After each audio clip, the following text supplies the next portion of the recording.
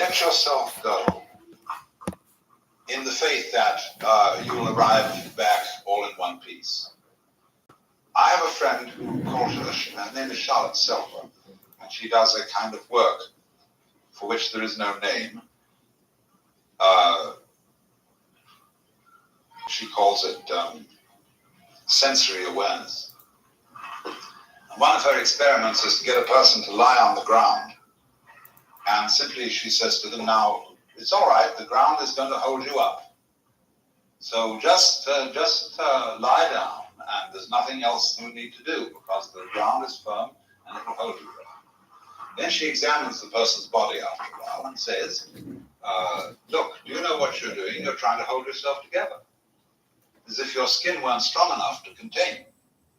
You're doing this all the time to keep yourself from falling apart. Why? You think, do you, that if you don't hold yourself together, you're just going to go bleh and disappear into some kind of frightful green jello? No, you won't. In the same way, a lot of people, that's why we wear such ridiculous clothes, especially women. Men are pretty bad, but women. But men do it around the neck. You know, that necktie, a symbol of slavery. There's a noose to strangle you.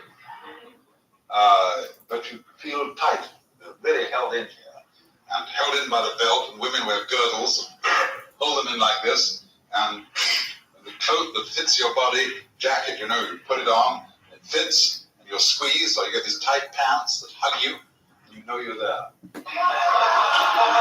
Other people, of course, don't know they're there till they're sitting on spikes, and they really know they're there. And a lot of people make trouble for themselves in order to be able to sit on spikes, so that they know they're there. Now, supposing instead you switch to another kind of clothes, you wear Japanese clothes. I often wear Japanese clothes because they happen to be, for men, the most comfortable form of clothing ever devised. There's only one place where it holds you, and that's at the belt. But you wear the belt not round your waist, but below your belly. And you wear it rather loose. Otherwise, the garments are flowing. They don't interfere with the nature of the cloth, because the cloth is woven on a rectilinear pattern. See, cloth is straight like this. So when you get a Japanese kimono, it folds up instantly for packing. But you try to pack a Western man's jacket or a woman's suit jacket, and there's absolutely no way of folding the thing at all. So it always comes out of your suitcase needing to go to the pressing. But you take a kimono and you put it on, and it falls exactly according to its own nature around you, and they're very dignified. And you feel, but you don't feel closed in. Now that makes some people terribly uncomfortable. If they don't feel pinched and pulled together, they don't feel dressed, and feel this is I'm going around the bathrobe. And a lot of people can't wear a bathrobe beyond a certain hour of the day because they don't feel that they're respectable.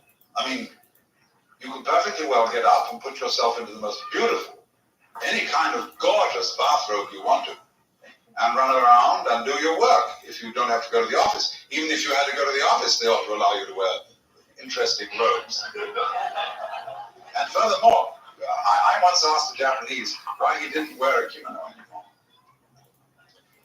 And he said, you can't run for a bus in a kimono. Well, it's perfectly true. Unless you hoist it up and tie it into the belt, you can't. And that's rather undignified.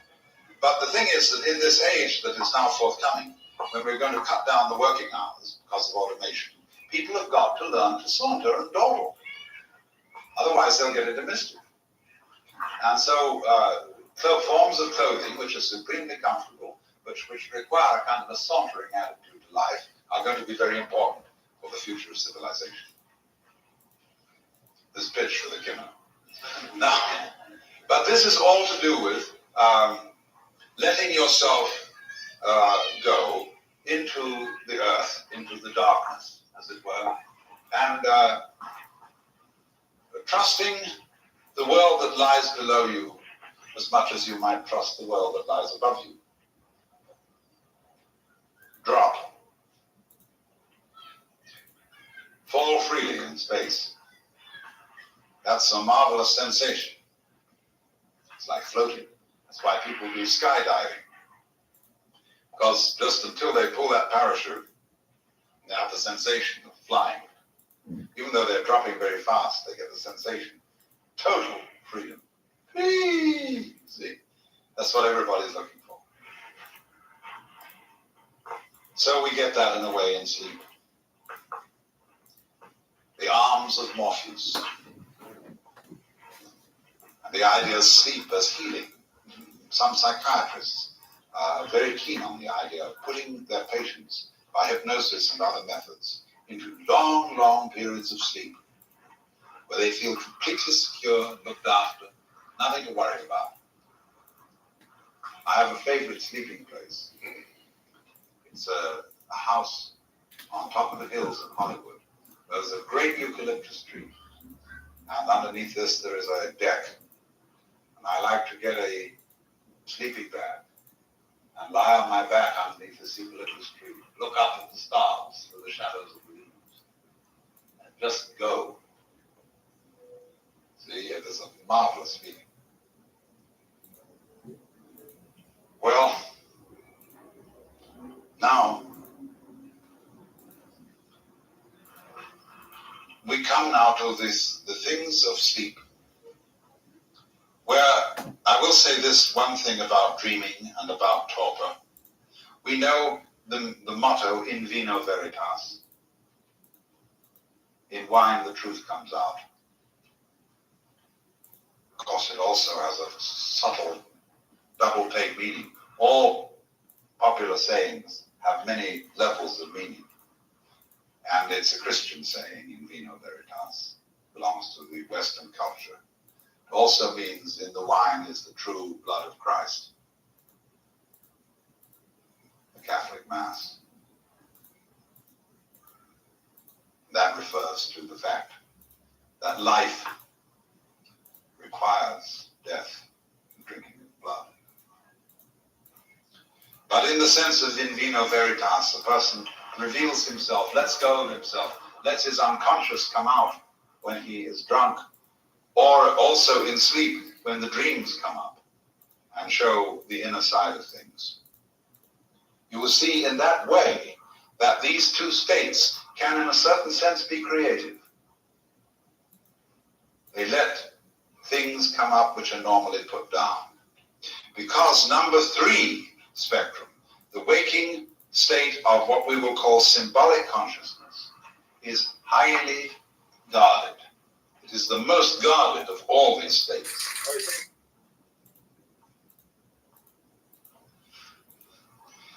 Now then, I want you to understand then that the ordinary state of consciousness, what you call normal consciousness, is by no means a frank objective awareness of the real world. Not by any means at all. It is a state of highly cultivated, hothouse reared, special ways of perceiving the world, in accordance with symbolic formulae.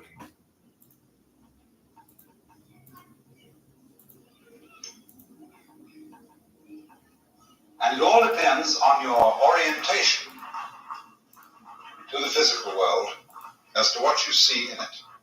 You know the story of the tailor who went to see the Pope? They asked him, what was he like? He said he was a 41.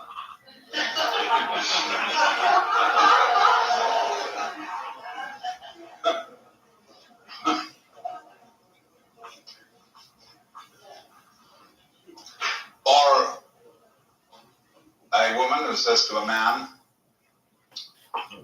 you saw Mrs. So-and-so today? Yeah. What was she wearing?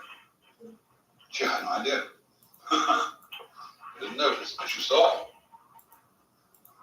But you didn't pay attention because you weren't interested in what she had on, but what she had off.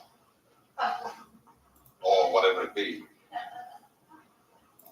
So we notice according to what we are programmed or conditioned to notice by social conditioning. That is to say, our upbringing, our education, our professional needs, our survival needs. So do we notice what's happening. Now, supposing somebody from an entirely different planet came into this room and started looking at us, and he wasn't programmed to notice the things that we notice, he would ask the most amazing questions about what we're doing.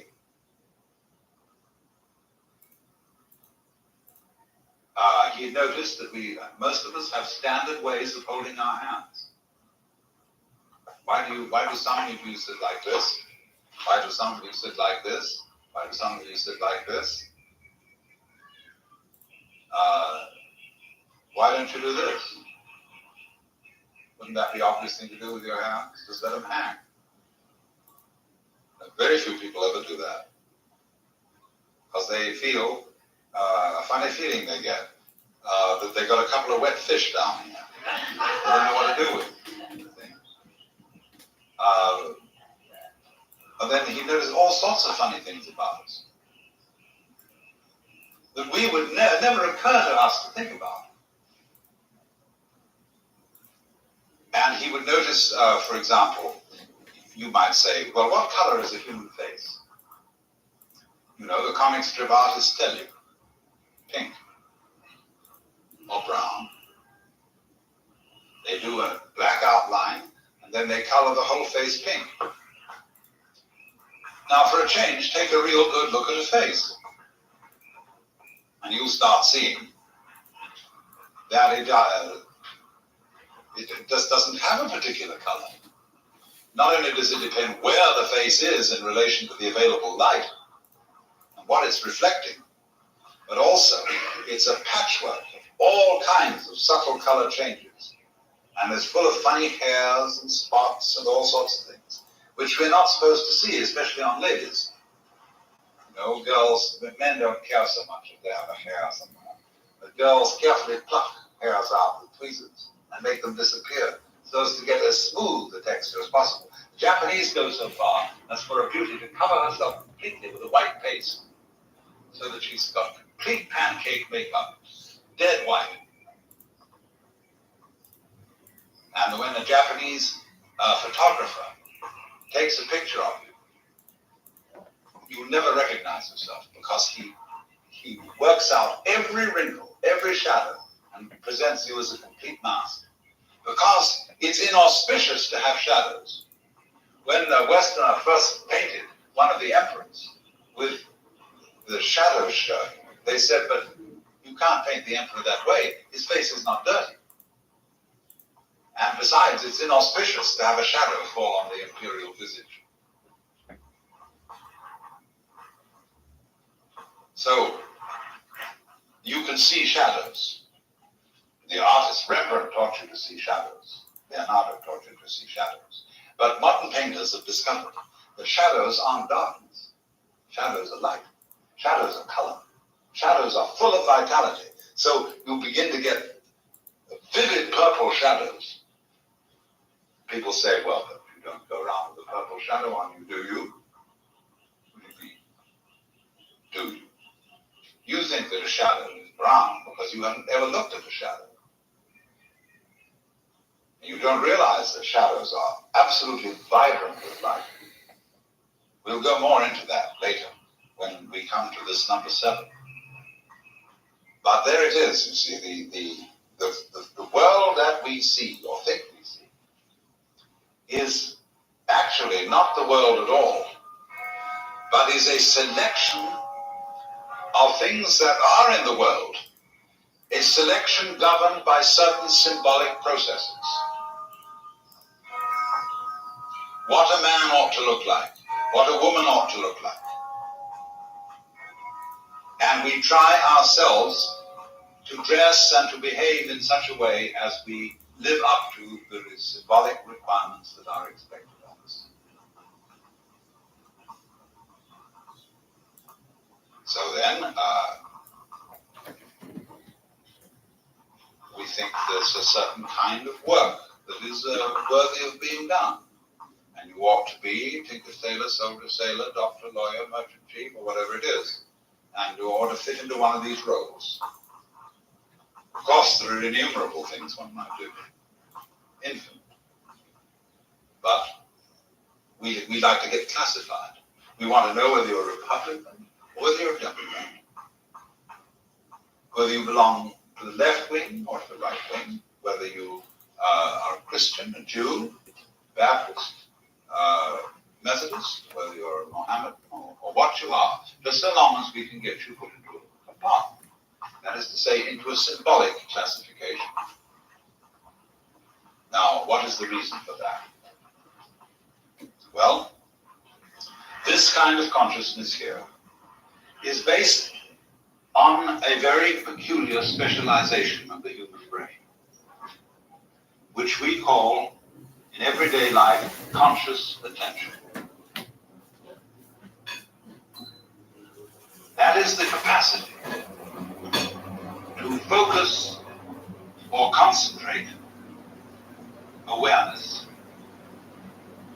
upon what we call any one thing at a time.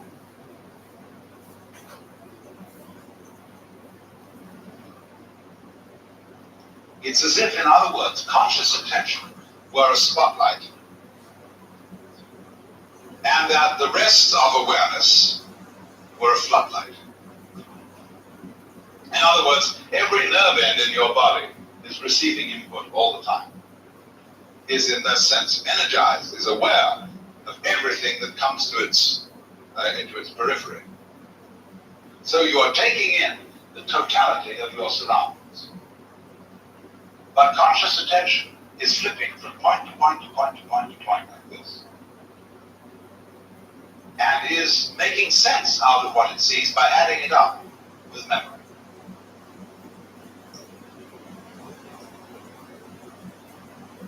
It's an immense advantage from some points of view to be able to have this faculty, because it does the same sort of thing for the human organism that radar does for a ship. That is to say, the function of radar is to scan the surroundings of the ship and watch out for unexpected changes in the environment. And radar is a scanning process. In other words, it is a beam that goes out and bounces against things, and feeds back the bounce to the screen. So in exactly the same way, consciousness or conscious attention is always scanning the environment, watching out for new eventualities that might be threatening or that might present favorable opportunities for some sort of advancement. Now, conscious attention has to be programmed as to what to attend to, what is important to look out for, so that we say to baby, now when we're teaching language, watch out for the cars on the street, watch out for that dog, watch out for this, watch out for that. This is programming the baby's radar. But we, as a human community, have put so much importance and so much psychic investment into our radar that we believe ourselves to be that.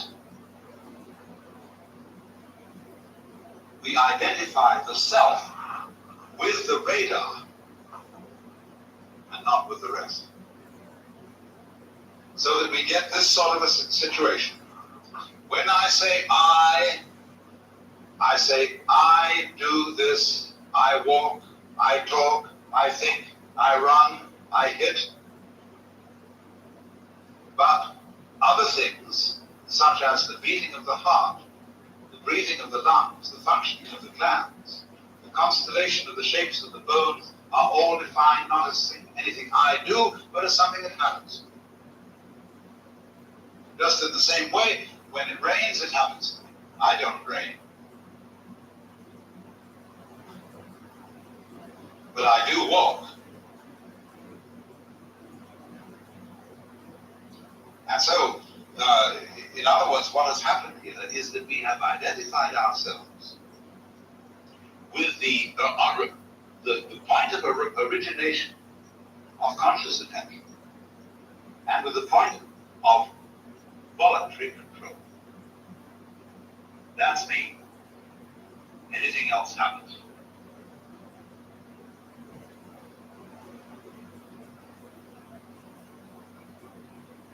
So in this way, we have disowned most of ourselves. It's not me.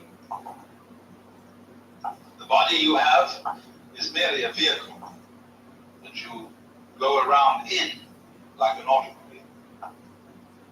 So if I would say to some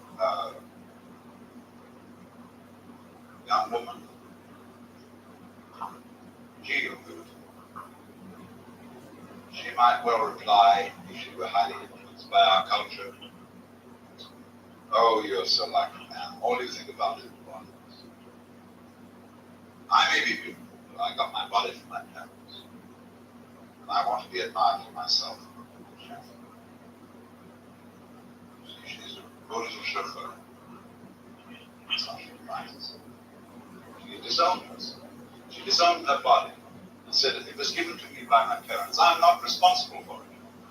Or a child in rage can say to his parents, I never asked to be born.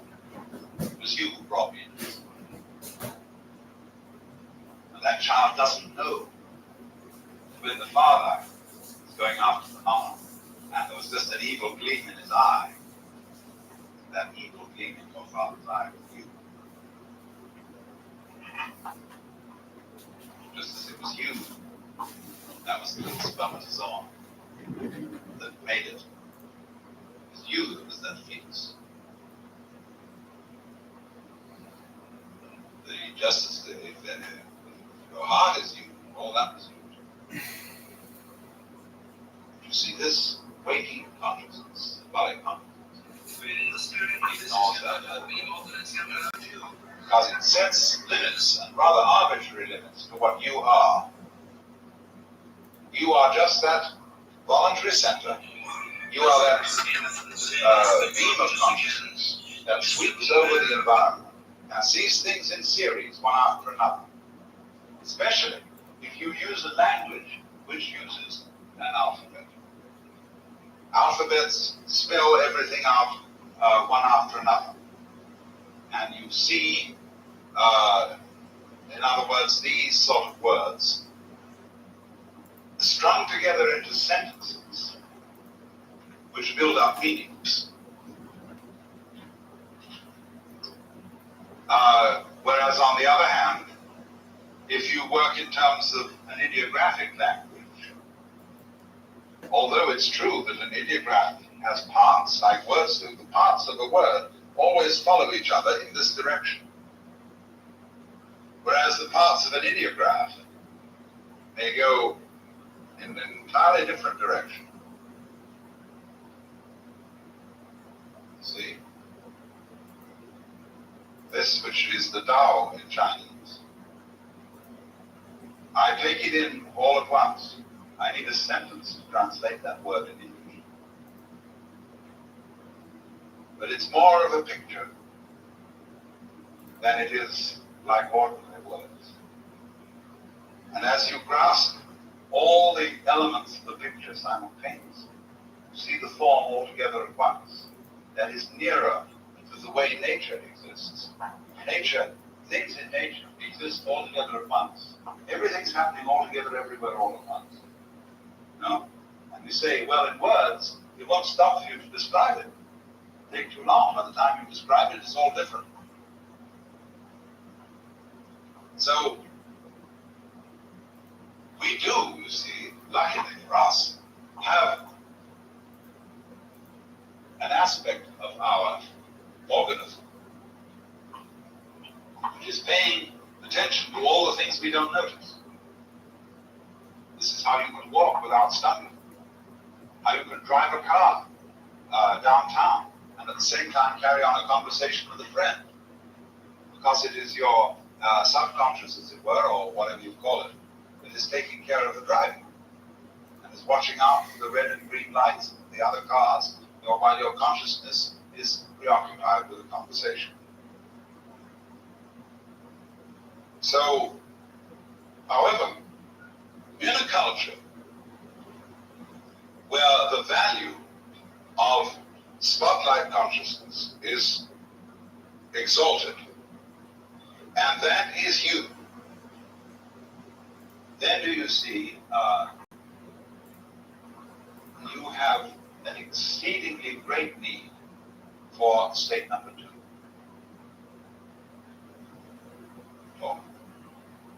Because the spotlight is so bright, and you can have too much of it so fast. And also, if you identify yourself with that only, you identify yourself with the troubleshooting aspect of your fortune, and you become relatively unaware of the amazingly harmonious and happy states of your organs going on all the time. And in times you see certain kinds of culture, certain epochs in history, people emphasize that you've always got to be on the watch. And they regard it as very simple to relax into the beautiful, wonderful processes that are going on in us that are harmonious and awesome. See, to enjoy breathing.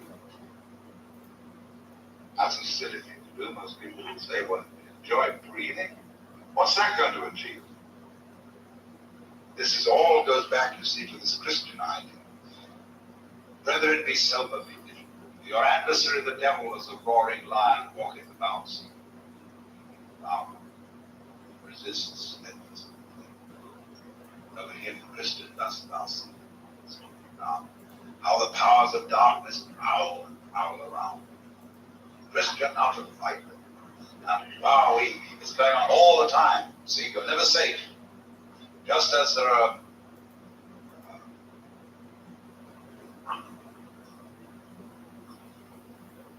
termites in the basement gnawing away, parasites in your blood, probably few little cancer cells kicking up somewhere. Go to the doctor, inspect, check up. Once every 2 months, watch, it's coming. See, it's coming. And you've got to correct it here, correct it there, keep everything going. Otherwise the weeds keep coming in. If you don't watch out, the birds are all over the roof. Birds, keep watching human beings. The minute the birds got any idea that a house is really vacant, they're going to move in. Squirrels, rats, everybody is waiting. So on the spiritual level, there are the demons. They're just waiting. Watching. So stay awake. Don't dare go to sleep. Don't ever relax. Because if you do, it will come. Watch therefore and pray. Never know what's going to happen. So this is the complete identification of man with his troubleshooting. He's got to be on watch. Now, the only difficulty about this is that when you manage to protect yourself so successfully against all the powers of darkness, you reach a point where you become the kind of creature that's no longer worth protecting.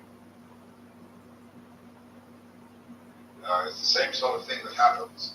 If to defeat the Nazis, you have to become Nazis, what's the point of the fight?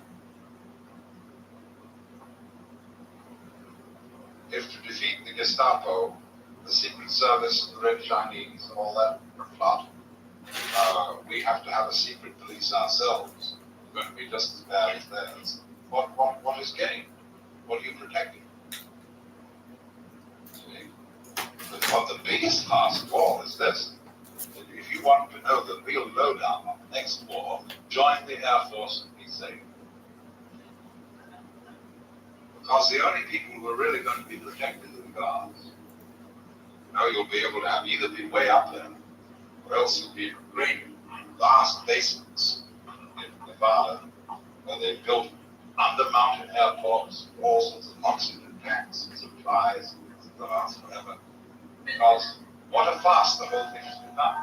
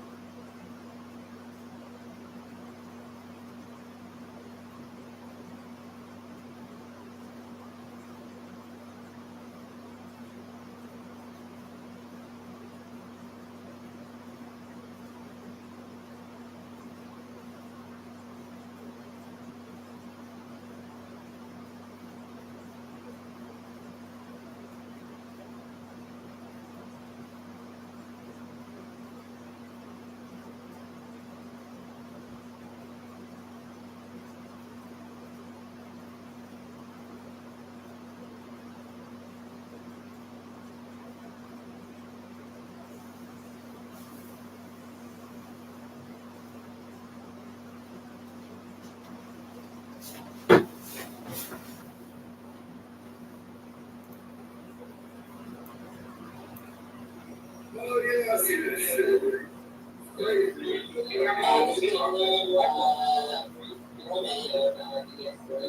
charged with one felony count of disrupting police services, one felony count of making false alarms, and 25 counts of misdemeanor misuse of 911 systems.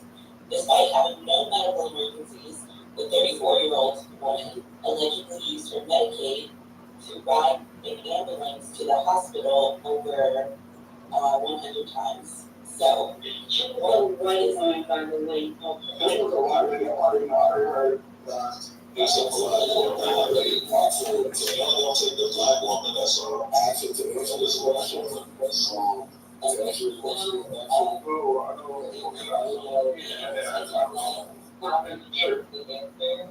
The appropriate thing to do would be to recuse yourself and allow other participants who do not know the story already to guess the race.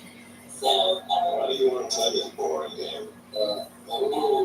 Studies that listen to people who are talking past each other, just like, yeah.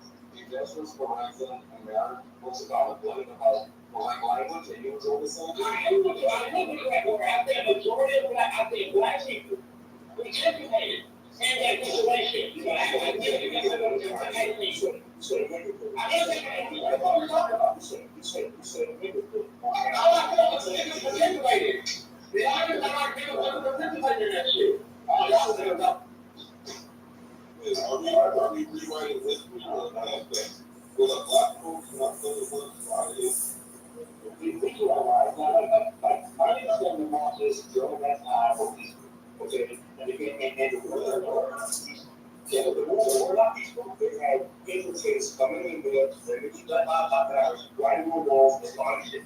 They do this one, they have a party in this one, the white guy. Okay, the biggest point out there, don't be that shit. It's not working. What's going with white people? You know what I'm saying? You want to consequences for white black people. When we talk about our city right now, one, first of all, this is not work that. Okay, you know what I'm doing there, the person who wants to one building, I also talk about that. One building, or two buildings in a whole city, but not equipped to a whole city or that. So when you say that, that's false. When we double down on that, say we're doing that shit, we're missing it. We're missing the point that these facts were getting like anything because they did not want the argument or the police to stick. Okay, that's what it's about. And black people, we need to take that shit with coding.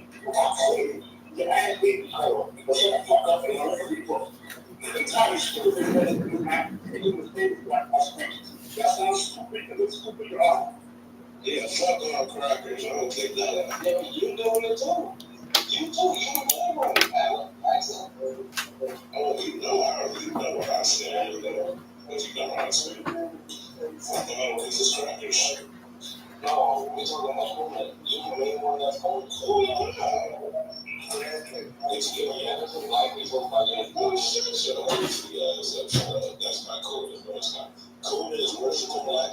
Cool is worse than crackers like you do, faggot. Oh, unfortunately, I don't know the definition of cool. Yeah, that's not another slack for us, but I know you like that. No, worship the Lord, he's a cracker, he hates you. Worship Blake, he's a cracker, he hates you. How much are you finished? 88. So culturally, that's when you make black people look bad in front of white people. That's not cool. Cool is a bad in the white people. No, it's an actually all people supported by international. When you're advanced, the white supremacy, the change of white supremacy, exactly. The change of what's double coolers. We need to change that this question.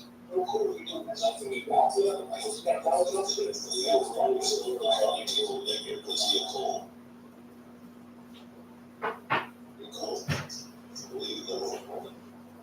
Black self-degradation is the only thing that really promotes the project. That's false. We're taking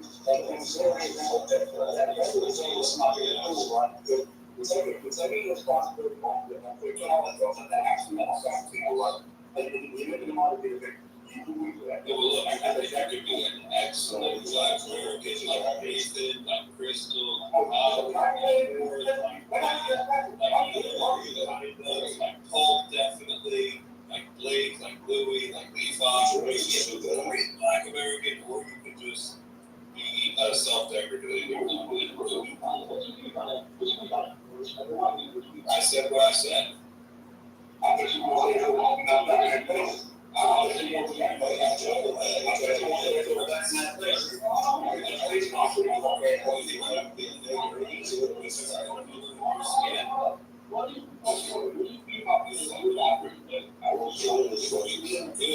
I mean, productive, good, and intelligent.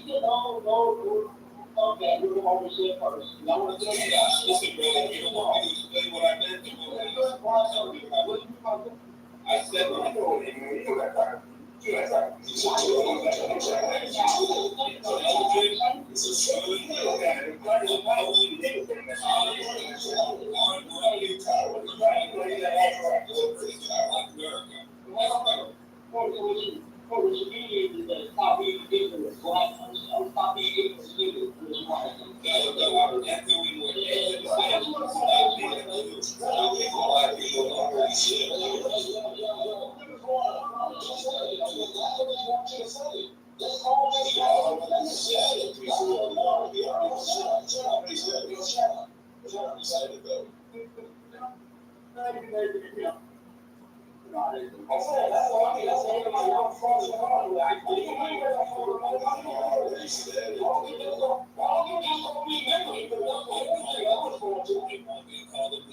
You already said the N-word, so yes, he did. You know, I didn't talk to that days ago. Yes, he did. Yes, he did. He said, he said it days ago. You fuck kids in the ass, you get caught in the ass all the time. You a fucking cracker. You fuck kids in the ass. How about that? It's good. I was out of the clear. So there's all white people who fuck kids. Watch that show. And watch the show. It doesn't look like you, chaos. It doesn't look like you. I'll tell you that right now. You know how many person you can check the way you are. Listen how you was scoring. You was scoring by the fucking room. Just like the damn concentration. Another fucking room.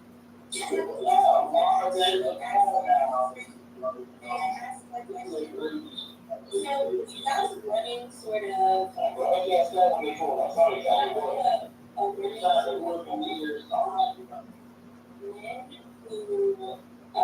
who use the R word as a sort of way to disparage men. We believe that all of those men have been to prison. So, Axel, how many times have you been to? No.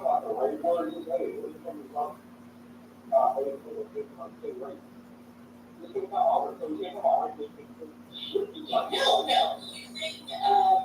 that as a way to disparage other men has historically in this room only been an insult used by men who've been to prison. Like the terror winners who were the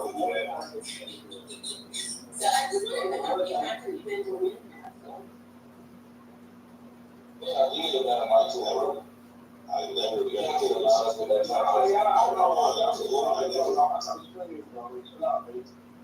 no, these are all you guys know, just all the paper towels inside your nose, bro.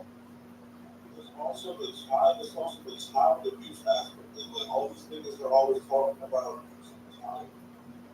Like I don't get weird ass niggas that whenever they're gonna set their mind goes to breaking joke.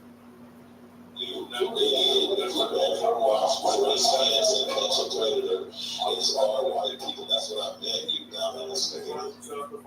Watching it, bro. That's exactly what I meant. That's exactly what I meant. That's exactly what I meant. That's exactly what I meant. All white people. His ass and catch a predator. He's a predator. He fuck kids in the ass. He fucks kids in the ass. He's a pig. Rogan is a pig. He fucks kids in the ass. Yo. Keep the fucking kids out of this, bro. Keep the fucking kids. Don't bring that fucking stage inside my name. Don't even use words like that on this fucking stage. Alright? I'm talking to you, man. That's so cool, man. I said it was like you did. Yeah, on the fucking stage. I was say this is a lot of people. No, chill out, bro. Leave us down. No, give me go left field. Give me some examples. I go left field. When you just detected, I'm like, you I'm being a football. I'm not that. I was being a child. I'm going to get a conversation. I'm trying to say to myself, that nigga calling in. Actually, the only nigga bringing up kids in front. Yeah, it's fucked up. I hate niggas whose minds just completely go the fuck away. That's why I'll get on that bitch ass nigga service that whatever he gets. These was blind. I haven't got the opportunity to talk. And a lot of these niggas.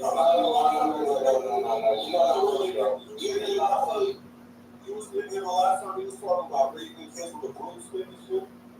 No, he was talking about that. No, he said that your name. He said you got when you were a kid. He said you got when you were. No. You weren't here. He said he was here. I don't have kids, but he said I would rape your kids with a broomstick. Verbatim is what he said to me. I would have to find that. I'm not big as nothing. The nigga was always talking about rape. Child rape. That's what I'm saying. Like, where do these things come from? That nigga said it. You know what I'm saying? Everybody got a lot of really goes to their mind really goes to that. You should be, you don't have to get nobody. If you want to play, that's why you have to get see. And it's so under the condition, fine. Not going to you and you can have an echo. As long as you like to say that, I would never put that on somebody, bro. Never. I'm just going to people are. I mean, never put that on them. That's crazy. You know that type of money, bro. You got that type of money.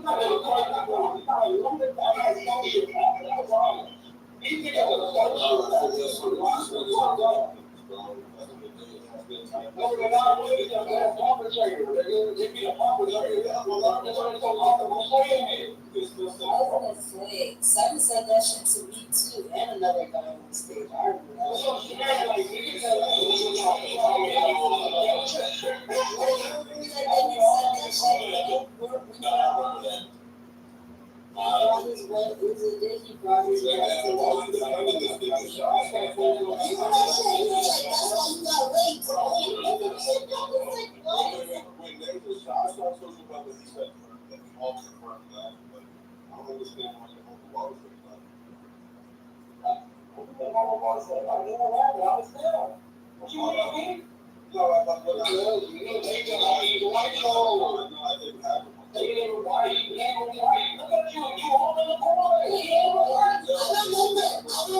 you said it to Florida too. You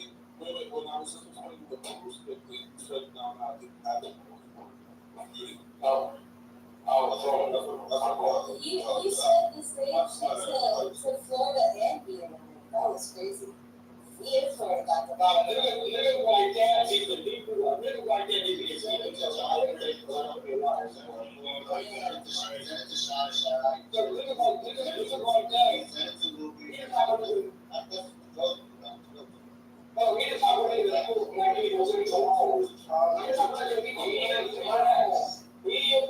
was angry.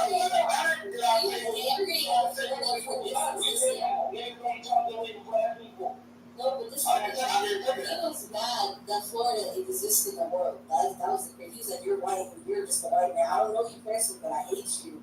And then he was like, "I hate you too, Tommy, because you date white men." And I'm like, "What?" Yeah, I remember when he said that in Florida. Honestly, I was laughing. I was going to protect my white brother at all costs. No, because I was going to protect Florida, my white brother, at all costs. I don't care who it was. I'm going to protect my white brother. I think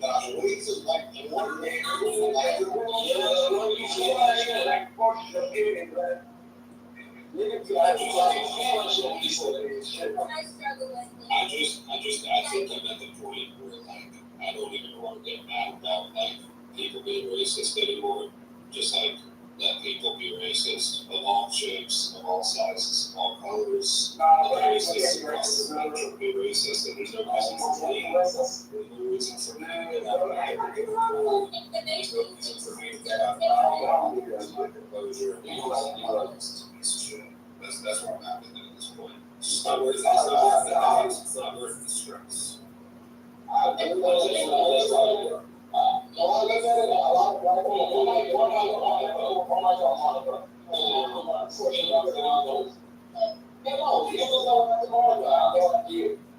where I struggle though, like the low expectations, right? We're just gonna let people insult us because we don't care enough to hold them to a higher standard.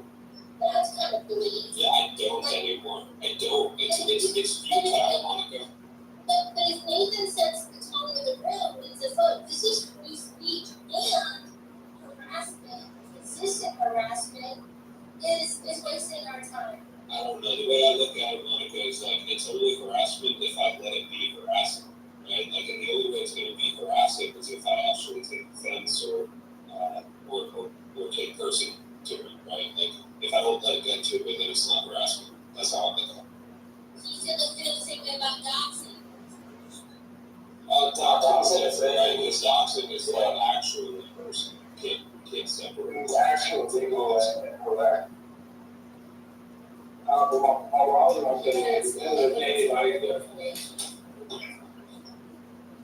Instead of doxing, remember well, this is public information. I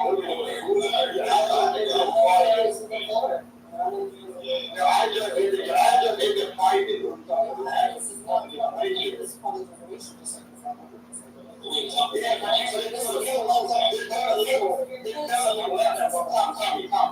it's still illegal for me to go and let's say I go to a doctor and we don't get to it. It would be illegal for me to put that out there for people to harass now. That's illegal. We're talking to public information or not. It's illegal.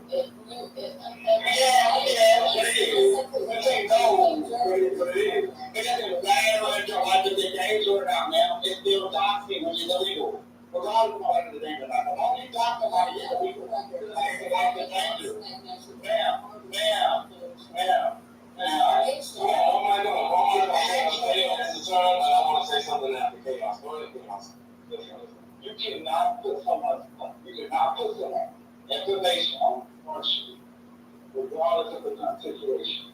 Because that gets his dog, which is illegal. That's all in the story of the answers. But I was going to say originally is that I get the idea, and I don't know where the idea came from, that black people cannot be racist. It's crazy. I understand that we don't have any institutions or systems set up or to perpetuate said systematic racism. I agree with that.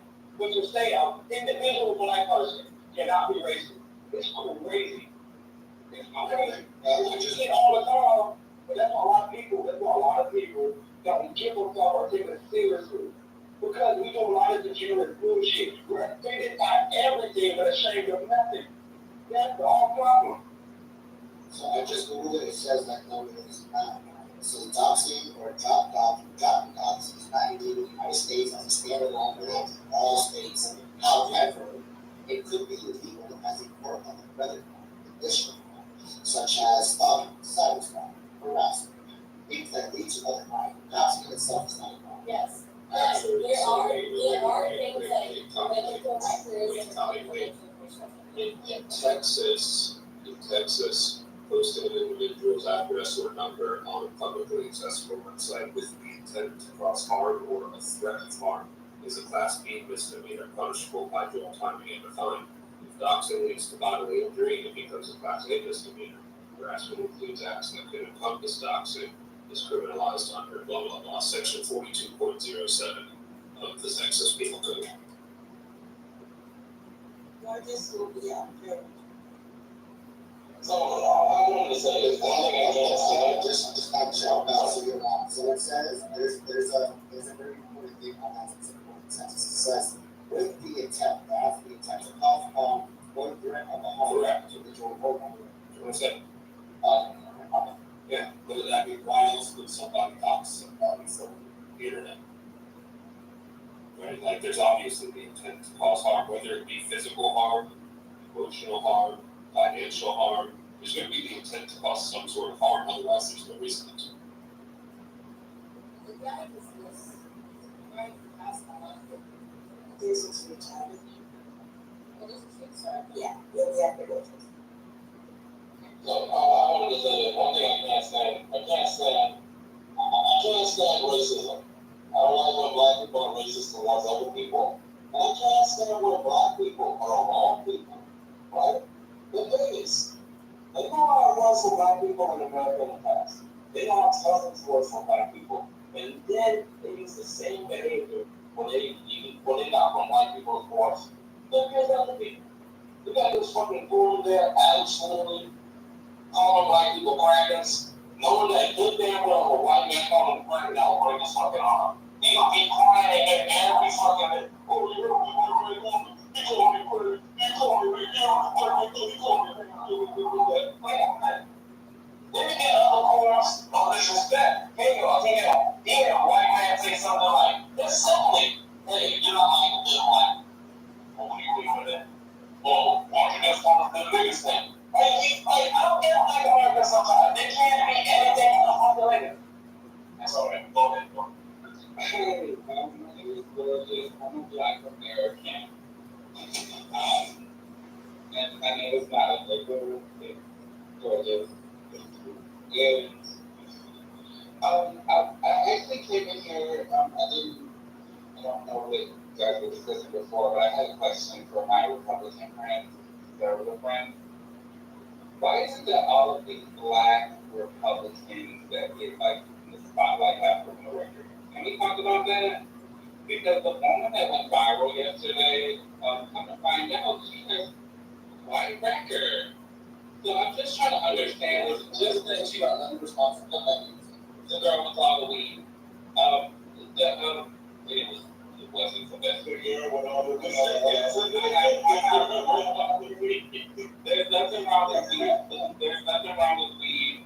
I'm pro-weed here, but I'm just saying, if you're gonna do it right. Anyway, The gays are so shady. this gives me who said I was gay. So, What incident he's talking about? Can you explain some more? yeah, the black woman that was in the Atlanta rally who went viral, you guys told me to go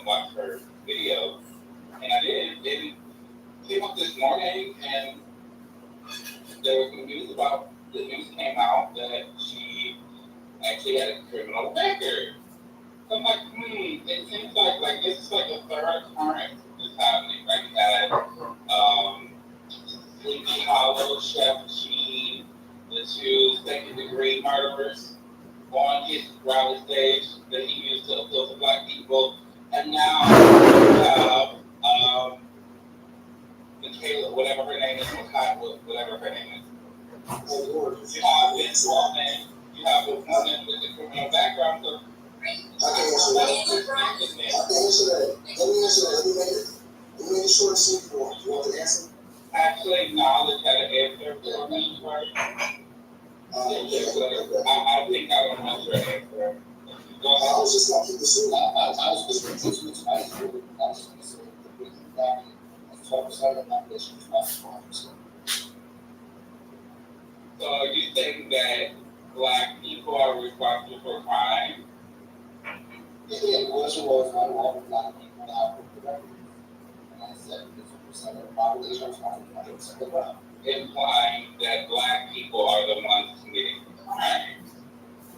Well, niggas say they are for the record. That's what you're correct. It seems like there are more black people that support the Democratic Party, and they seem to not have criminals on stages in the ways that Republicans have had them. So I'm just trying to figure out how Republicans like explicitly saying that black people are criminals, and so like, do you guys think this political strategy is going to work?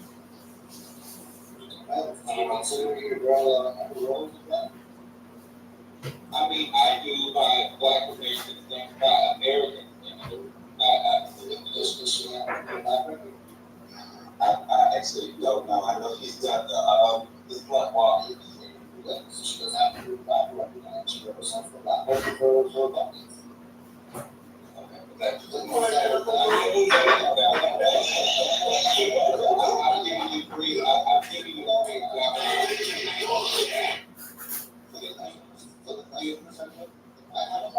I mean, I have to give you one more thing.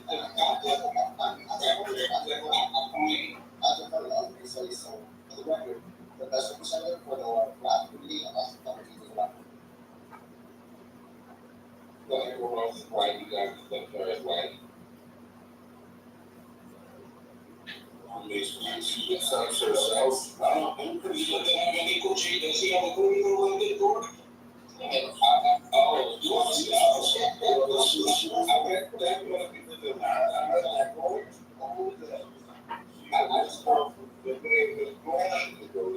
so can black people claim their whiteness now? Is that how it works? Because I thought the whole project was to make me white. Because I'm a quarter white. I'm doing it. I know it, bro. I know it. You don't know what it is, George.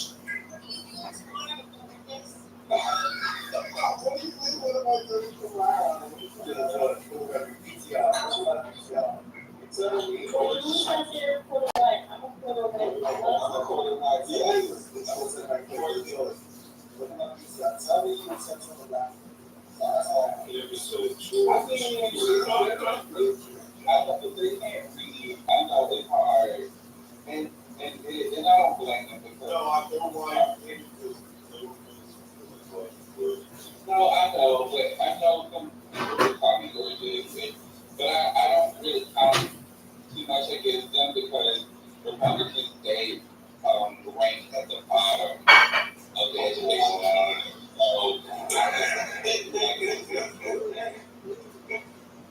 So, George, honestly, George, honestly, do you have a criminal background? I actually do not have a criminal background. Why don't you think the reason why is that 25%? And I'm not white because I don't have a criminal background. And, yeah. I don't have a reason why. So are you going to step me? Are you going to do 25%? He's 25% white. That's not white. I'm 25% white, but black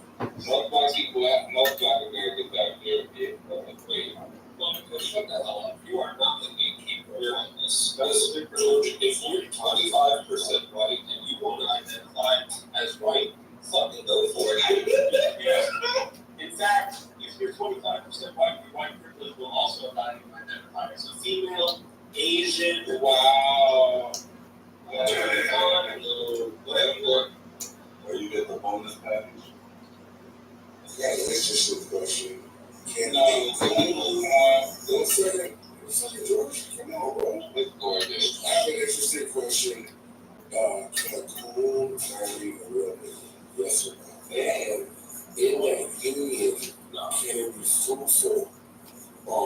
And I guess, I'm going to answer it to myself. Throughout the year, it'll be fine, but during the election seasons, you're going to have issues. It's going to flare up the quarter. Considering I am a real nigga, anyone in the black woman that marries me, you would probably consider to be a coon. So I think that's not true at all. I'm just trying to be an inbound. White people able to drop the inbound. What the hell is going on? It's a appreciation of that's crazy. That's absolutely crazy. Florida has a real nigga. I hope that you're on for the own benefit, it's not benefit of the world. I see Marshall issues.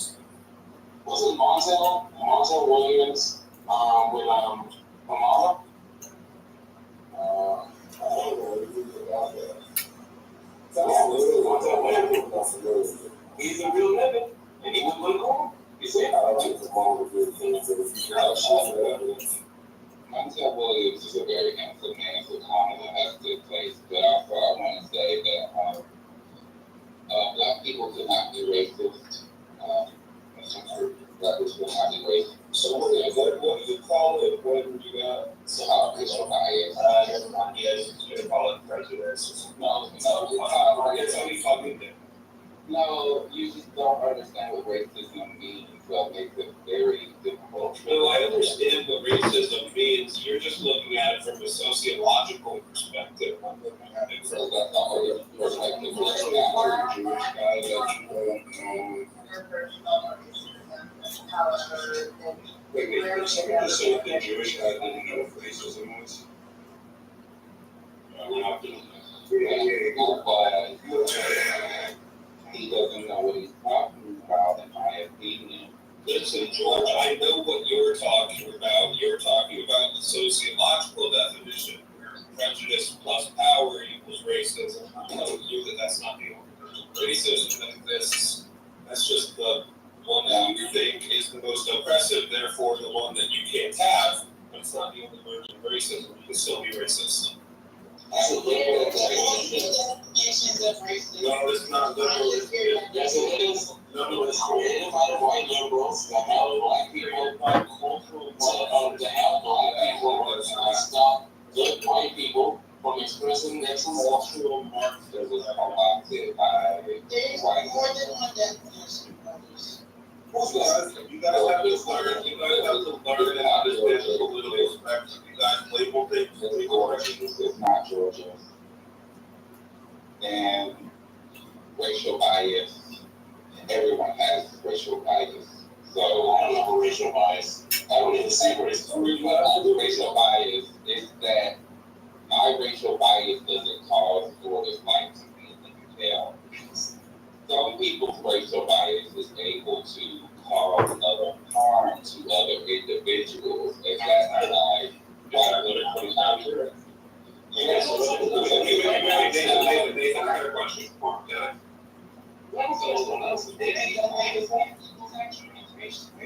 I'm not actually. Come on, go ahead for it. I guess it's good. Go ahead. No, I'm not finished, but I'm golden. I'm not like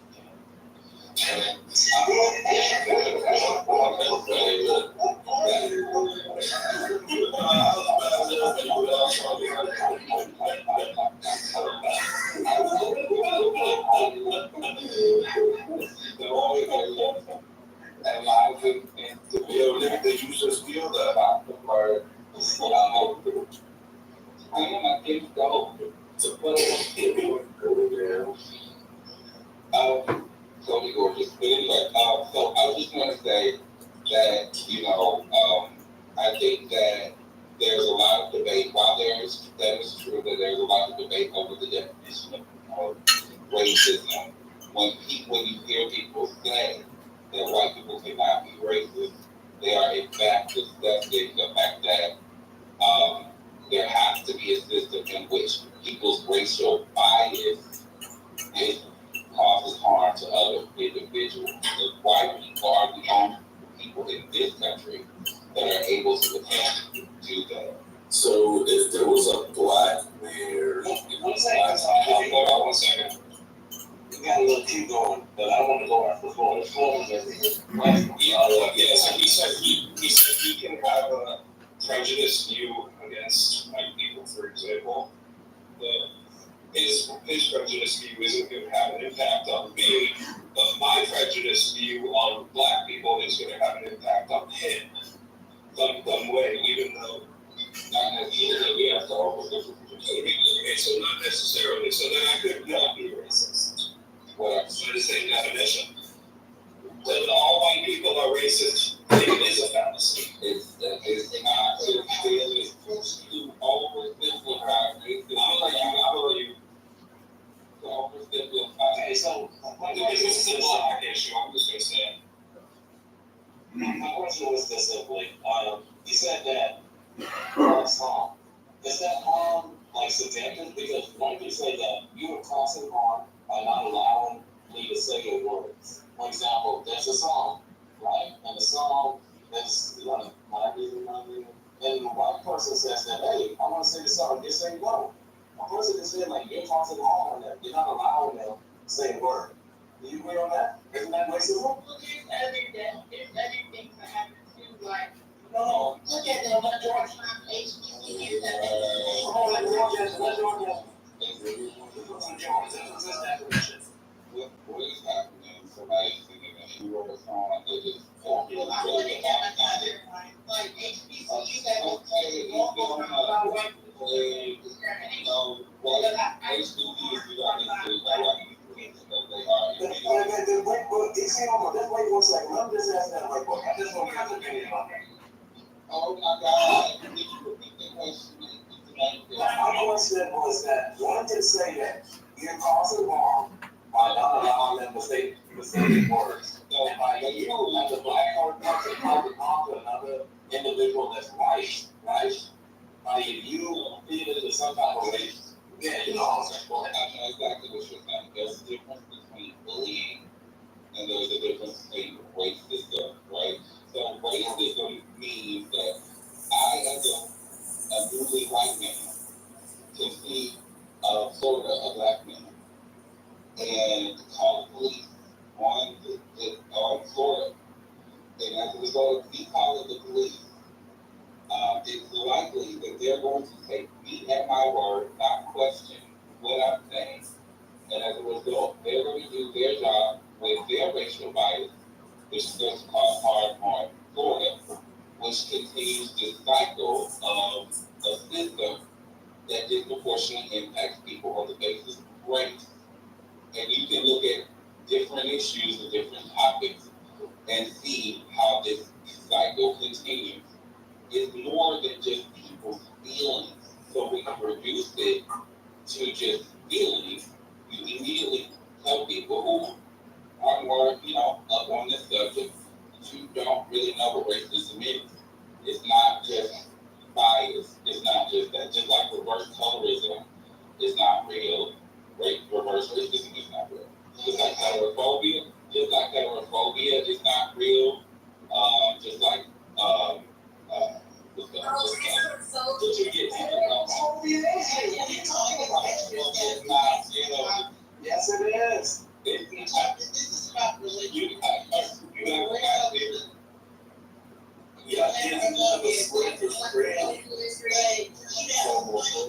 experienced it all the time, bro.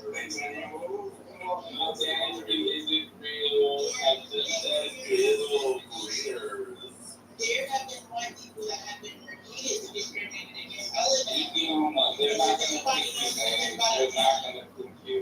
anybody knows anything about London, there's a lot of different police departments, stuff like that, sheriff's departments, government positions that are ran by black people. And there have been white people that have been discriminated against in terms of getting jobs because they want to keep their own black space. The same thing has happened with people like if you look at the numerous lawsuits that have been brought against HBCUs against white and black people. So this is something, we're white enough black people because they were discriminating. So even by your own definition, black people have been racist against black people, and reverse racism is definitely a thing. But does that mean if you're using the white boy to put a table in the ECU and to symbolize type of discrimination to symbolize people who sit, that's not a good example. Even though. But there are plenty of white people that say against the Hebrews. There are plenty of white people that are in the black fraternity. So I don't know which black people you know which made up in her head, but that's not true. It's definitely misogyny go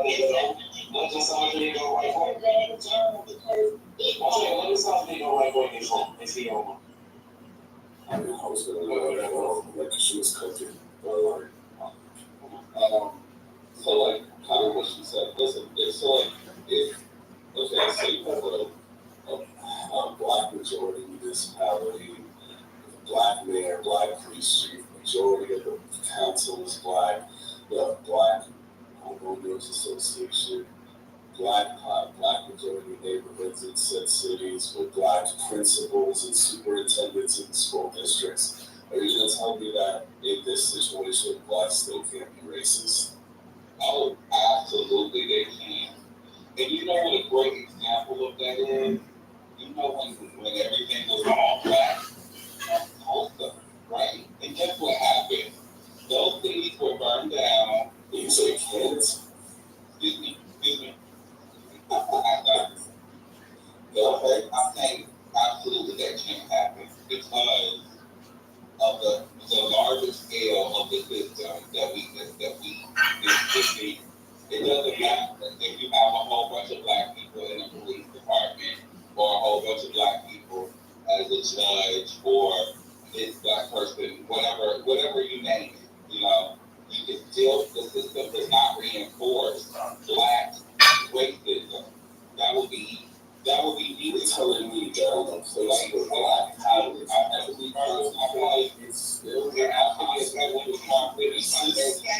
Like, what's that? And look, I don't need to do this. I just want you to cut down on the change. I have a conversation with one person. I'm having a conversation with one person. I'm having a conversation with one person. And what I'm saying to you is the system that is in place reinforces white racism. It would not reinforce my racism. I wouldn't agree. If I wanted to be racially biased towards you, I would be unsuccessful. Not if I was in a power base where there was more of you than there was of me. Yeah, but that power base doesn't exist, which is why I'm saying that it cannot happen with the same process, whatever pockets of black. You're talking about a pocket, though. You're not talking about the entire structure, which you're not. There will never be enough of you to permeate the structure. Therefore, we're literally creating a situation where you're the perpetual victim. Therefore, in a way, that's what the population is going over power in a nation. That just doesn't work. You just have to make yourself eternal. No, it's not about this. It's about that's not true if you're it's about picking your jokes. It's not about touch that. It's not about Just talk about my policy. I'm talking however stuff I want to. Make me sure I'm something. Gorgeous. You know what?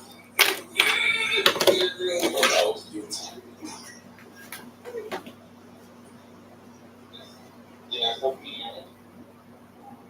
So it sounds like a one-on-one with you and Sophie and other people in person or something, but I just want to hear both of your points because I think Sophie is making, you know. Yeah, he cooked them. What? Okay, so what kind of word is it that is happening for yourself?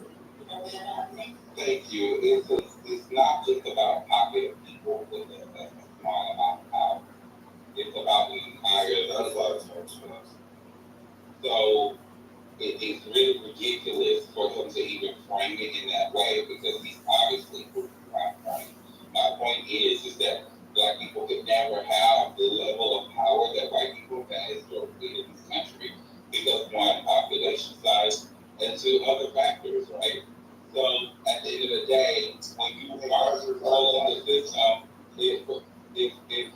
Does somebody play the Naruto sad music? Okay,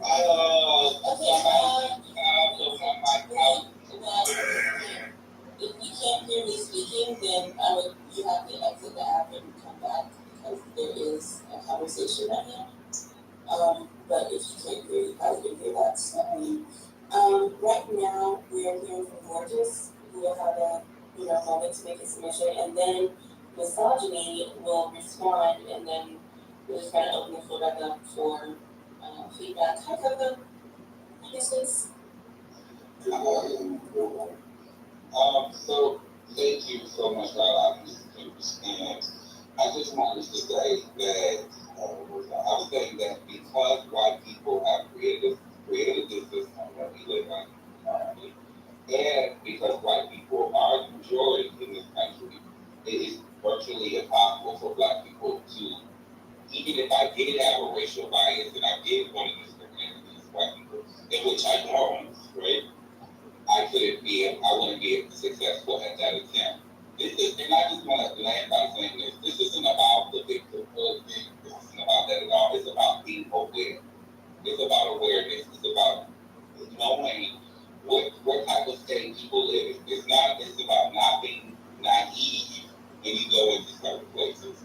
Because some groups of people have to think about other things other than just living their life. They have to be aware that some motherfuckers are racist.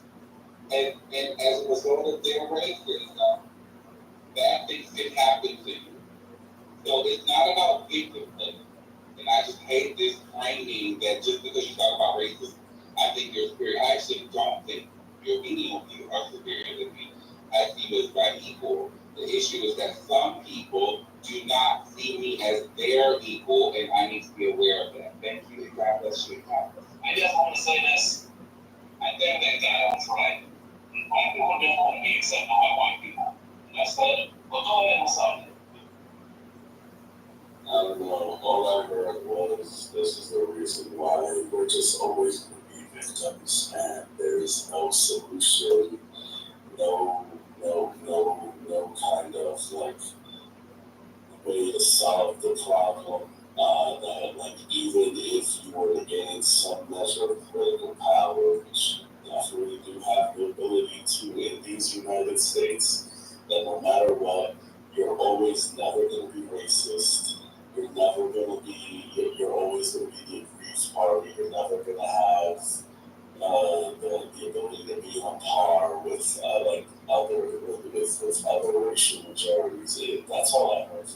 So I don't think you understood like there were words there that really highlighted. No, I heard everything. You heard everything. Let's give her summation and maybe we have some disconnects. Go ahead, so what do you think? They're like what he said. He's talking about being acknowledgement of it, and somehow he's saying, well, that's just showing that you are never going to be equal to the white people. Like he said, if you come into a room, there are people there. Look at you as equal, and not look at you and be aware that can occur. What is talking about? But just like if we acknowledge it, then we're just. No, that's moving the goalpost because that was the original conversation. That was the original conversation. The original conversation is whether or not blacks can be racist. And he used this argument to say that blacks cannot be racist because no matter even if they were to concentrate a certain level of political and economic power, they somehow still can't be racist in the systems where they actually eke out a position for themselves. And I think that is, and I'm saying that is, for lack of a polite word, retarded. But also actually being in high power, I mean in high power in a company, right? Or I mean, I'll get the multi-level system. So any high power area, just becoming in a high level of power does not mean control the system because the system is so big. And so you're saying like, oh, they're high power, so now they can raise. He's saying that I can have power, but I don't control the entire system. We don't You have. need to control the entire system. White people don't control the entire system. Yeah, a lot of You do. Proof. a lot of them do. You see that person controls the entire system. What is system is huge. It's leading. Talk about political control. Yeah, there was only one white council that we can be like, okay, this is the direction. So all in favor, like clap, right? Like it's It's not, so it's different nowadays, so it's not about the clan, about white folks. White folks, it's how it's built. You just don't have an effort of white people, just like there's no black people. The system is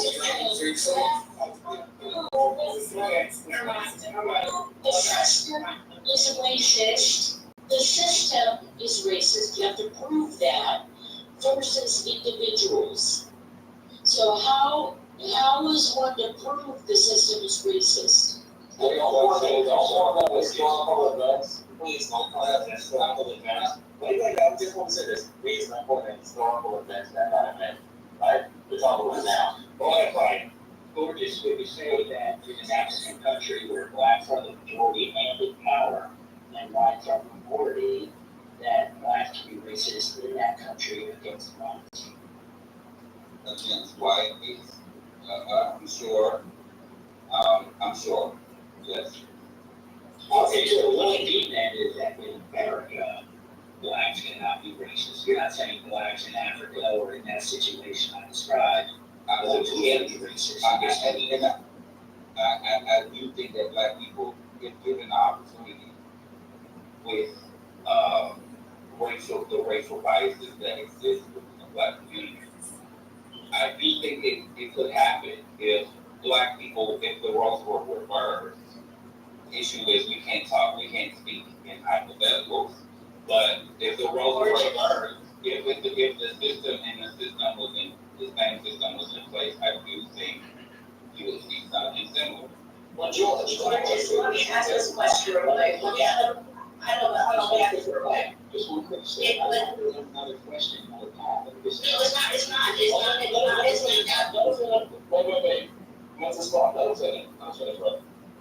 So if the principle holds that it's based on power, then I don't see how you can say that in a situation where at a government level, federal, state, or local, or even within a company or dealer, any kind of power dynamic, that black people can't be racist, because there are plenty of dynamics where black people are in power and can discriminate and be biased and prejudiced and acted in a racist way towards whites. So if the principle holds, then you can't just cut an arbitrary line and say, yeah, it holds in this way, but not in that way. So just to real quick, just to expound upon what the question Brian asked, and that's why I wanted to jump in there real quick. Gorgeous, would you say that it's really truly a level of racism, or would it be tied more to a level of prejudice? You're asking about what I said or what Brian said? What Brian is trying to allude to, because that would in fact be racist. That would not be. There will be. It doesn't mean that black people are not capable of doing racism. Like it doesn't. And just because we don't call it racism doesn't make it any better that it's prejudice. It should be condemned with the same fervor that racism is condemned. The difference is that racism is about a group of people. It's about the community at large and the outcomes that are produced from the systems that we have in place. So that would be healthcare, that would be the criminal justice system, that would be education, that would be all these other areas that would be racial lines. So we see different outcomes on the basis of race. And it can't, and we know, because I actually believe that you lot or you people are not any differently than myself, then I know it's absurd to see the outcomes where black people are disproportionately impacted by things when we do similar things. So my point is because of that belief, that people are not different, that I have to examine why we are seeing these outcomes that we're seeing in our That is whole because there are black people who are underprivileged, under-resourced, that's behind. So, but you gotta get that vote behind with medical outcomes.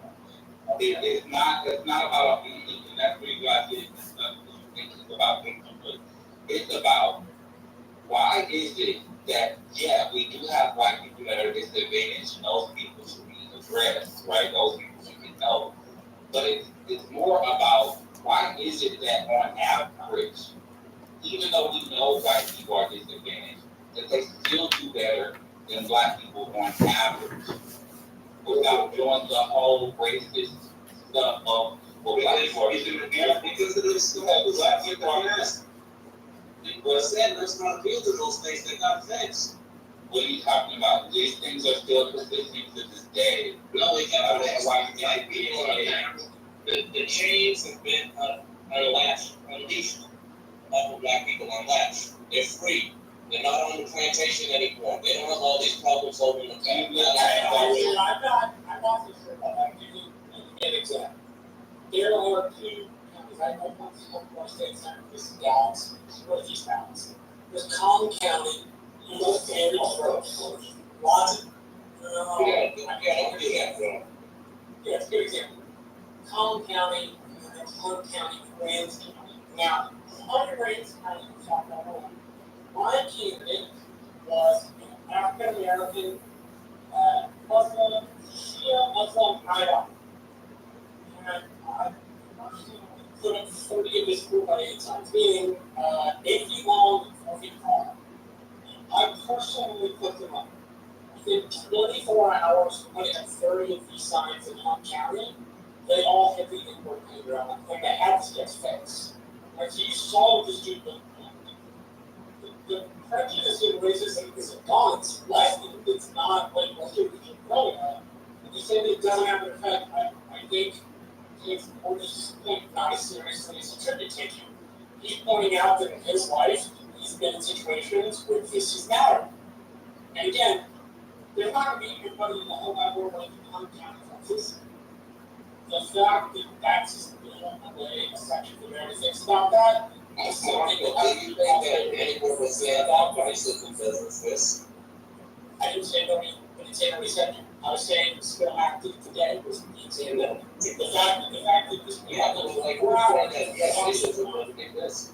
We're saying that it doesn't exist. You think nobody was saying that racism exists. What we're saying is that the institutions that actually the racist system actually talking about are not existing. Can we really say that they're non-existent because redlining is still a thing, even though it's legal, it's an outlaw, we still see it actively we still actively see it happening. There are studies, there are things going on where people go into offices, their retailers' offices with the same exact paperwork. You just had the case where they did the thing again, where they went to 32 different realtor offices with the same paperwork, the same job, the same information, the same credit score. Only thing different, instead of one saying Linda White, the other one said Juanita Rao or some shit like that. You still see it happening. Those are individuals. You know why we see that? Because we see that the system will be set in place to not allow this stuff, right? To happen in Rogan. That's why we don't do it. That's why you know that. So you're trying to say is you're trying to say that this is the institution. There's only a few people you can point at, right? And say, hey, you did this to this group of people. And you put a system that's doing that. No, that's the case. They should be sued. They should be. I think you're making. This is how you guys overemphasize. You're making excuses because you're not understanding that we're not talking about individuals. The studying racism is more about it's more about the individuals who are wanting upward mobility, wanting to have a decent life, right? We're not talking about the individuals who do not want upward mobility, who are not being productive. What do I mean by that? Oftentimes when we're having this discussion, when we're talking about race, people always bring up the fact that, oh, well, they're black people who don't apply themselves. Great, they are, because that exists within human nature, no matter what your race is, right? There are white people who don't apply themselves as well, right? But the issue is, we have an issue within the black community when we do apply ourselves. There tends to be a difference in outcomes on the basis of race, which is how we're able to see that there's something happening outside of just qualification. There's something in addition to being qualified that is blocking me from achieving this goal. And so that's why the important study is it's not about victimhood. It's just about acknowledgement of the circumstances that you're in. It's not about that. Let me just say this real quick, right? So other people are getting it as well now, right? So put your shoe on the other foot. Other people are getting one. Here's the other part. And you mind if I say this real quick though before we move back to what Gore's saying too?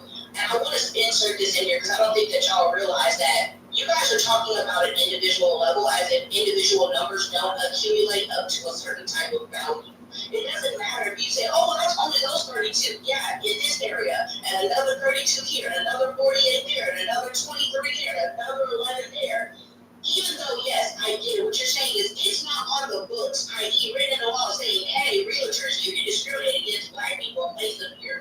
But it's still that the fact that it existed and people are still trying to live by that or incorporate that, which is the problem. And it's not this minute number that y'all are trying to make it be when you sit there and say, well, it was just those 32 people. Yeah, in this one area. So we account for it everywhere. Going everywhere, we see a much larger problem because, like I said, those individual numbers add up to a whole, a sum. Yeah, I agree with you. Yes, that's when you kind of consider people like statistics. What you're talking about is bad practice. Our system, what we're in, is not a racist system, so they don't allow it to happen.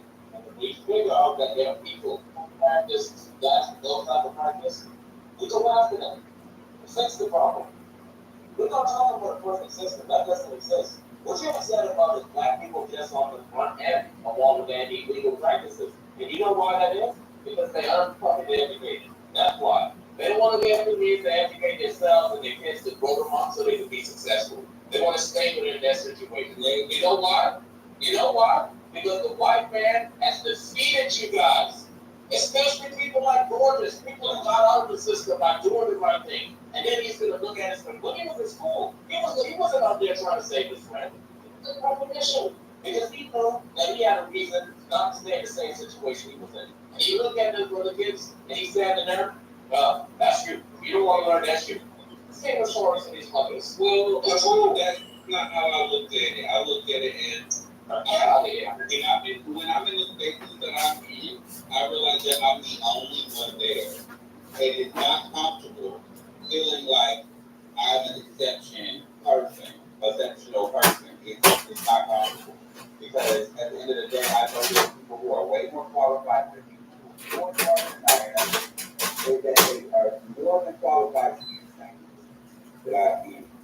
So that's my subject. I would just think that when it comes to this topic, people are not understanding the opposite. What we're actually saying is that we want what people who talk about race want ultimately is a space or a country where it doesn't matter. Like, I don't care if people are racist in their personal life. I don't give a fuck. Be as racist as you want to be. But the issue I have, or how your bias is what you want to have, the issue I have is when it becomes racist. When your racial bias begins to impact other people's lives simply because you don't like their race. That's why racism is important to discuss. Because we have an issue with racism in this country. Unfortunately, we don't live in a space where people's racial biases doesn't negatively impact individuals. And once must be a chief that go, we don't give a fuck. At that point, you know, do whatever the fuck you want to do in your personal life. That's it. It's not about controlling freedom of speech. That's what you guys said. It's not about any of that shit. It's just literally about leaving people the fuck alone and not allow your negativity to impact someone's life.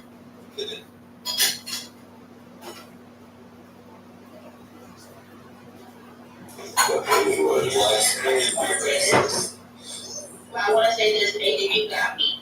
You pussy popper, you got me on this fucking stage today. But I won't let you be again.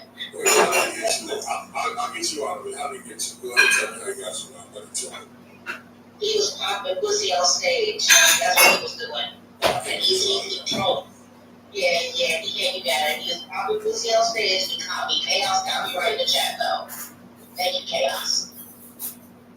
You just let us say you have to be signed on 12 times. She said pussy, and that's a very specific type of, no, I thought she said pussy. Hey, to respond to the kind of respond to Gordon's what he's talking about racism, I you know what I'm saying, I don't deny that there's like racism. I don't deny that there has been some systematic waste from that. You know what I mean? Like all the shit we've been through wasn't gonna, as a nation, how we got here and our relationship to this country, like it ain't just gonna wash away overnight and shit like that. But when people like me, you know, get accused for being called cool about it, it's like, I understand all that shit. My family grew in Mississippi the whole nine, bro. Like, but we took it like life ain't never been fair nowhere on this earth. And all we trying to do, like people like me, is just trying to fucking survive, raise our kids, keep our kids safe. And we find that like harping on racism as a priority over some of the more in-your-face issues, like more in-your-face issues that do affect us as black people, like our sons getting killed in the streets by our parents' sons. Like the fact that something as simple and petty as like car insurance is high as fuck because of somebody else's black retarded ass son that they can't keep in line, stealing cars. It's stuff like that that affects us financially. It's like the fact that crime happens in a neighborhood and we pacify it over and over again, and then wonder why we can't sell houses that we own for a price that a white person in a better neighborhood or even a black person in a better neighborhood can sell their house for, because the property's values went down because of crime. And all we saying is like, look, there could be some systematic issue why that trickled down to this, but to this day, we just keep on ignoring people's agency. Like a black person in any kind of situation doesn't have the agency to tell their son, like straight, like, you're not going to be stealing cars. And if you are, then like when you get shot in the streets in the line of your work, when you go to jail in the line of your work, that's just what it is. But what we end up doing is ignoring all of the sort of issues that's going on that's affecting us directly and only focus on that child when that child gets shot by a cop, and not when he gets shot by his peer. Not when he dies in a car accident and took a family out because he was riding a kid in the middle of the street at 100 miles an hour. Like, these are the things that affect us daily. Not when white folks far away with their lofty idea of white supremacy. Wait, wow. No,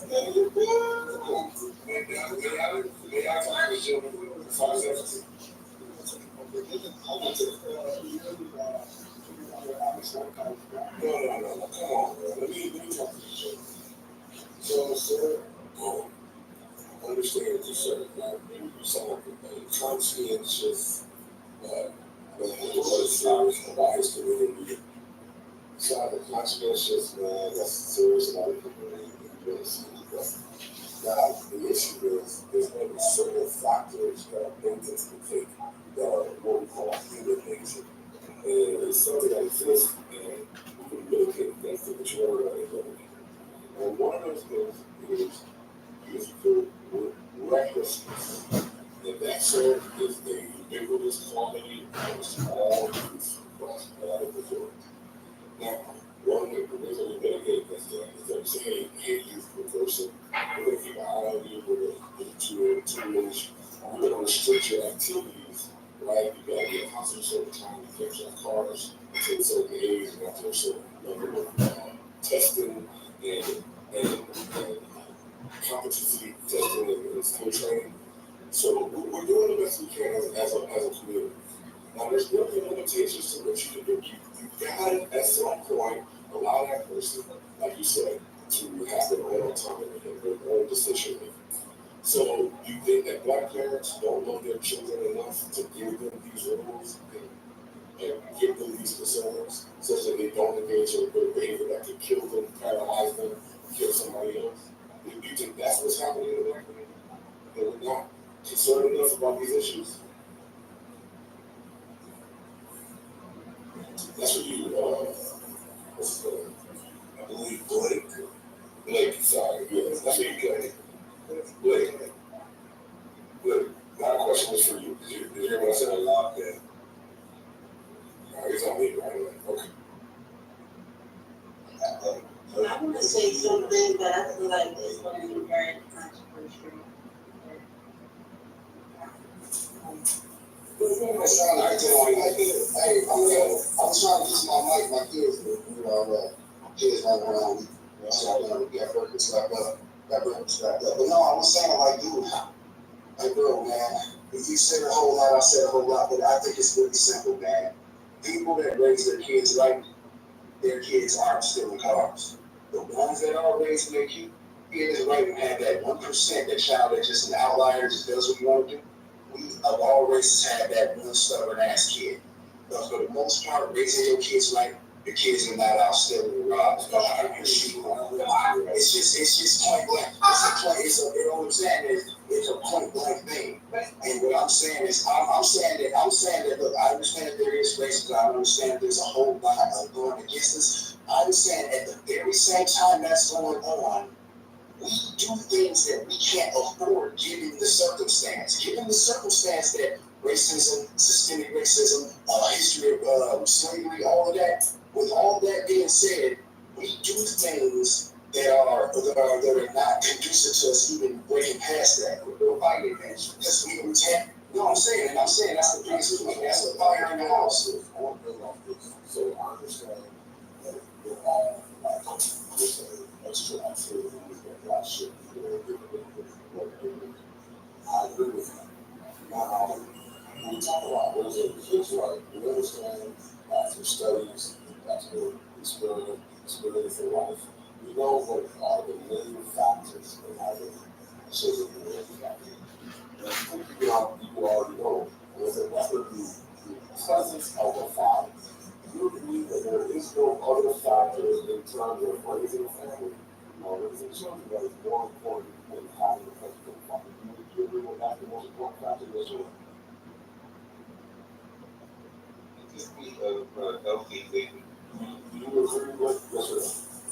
Are you talking about this people?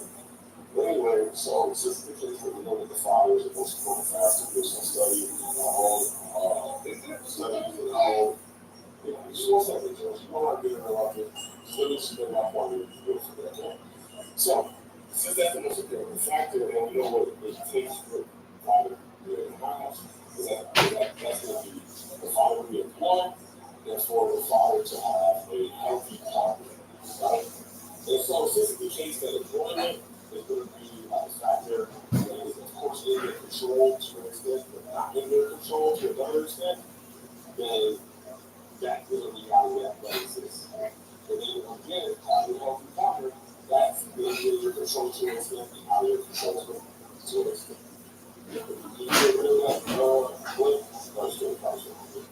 Anyway. So I put about education, and I we didn't see in that conference that it was alluded to and stuff like that. Single hospital chocolate father is a factor, but in by itself not a factor. So what's a factor? We correlate with other things is that the mom isn't. So here's what happens. Wait, one second. I'm trying to figure it out because I'm trying to say it a certain way. You don't know the point that you want to make? That's not what I said. I'm just trying to ask you, what is the point you're trying to make? I'm saying that men in the house are not. I'm just saying men in the house are not the most important factor.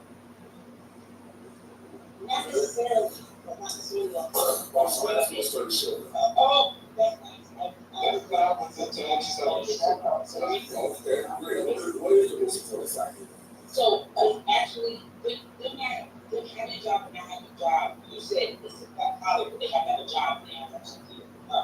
What I'm saying is there's hella more to it. Just you right there, you're talking about blame, not talking about the system.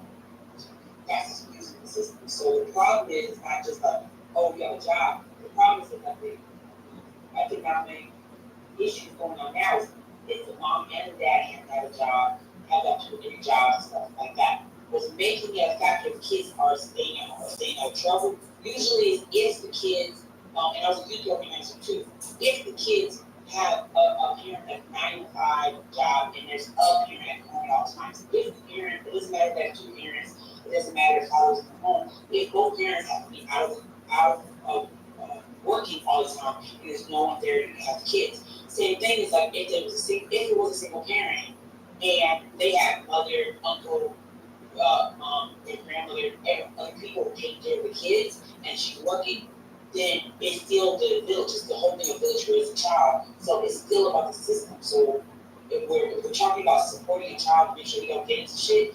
It's always about who's going to be there when the parent gets home, when the kid gets home.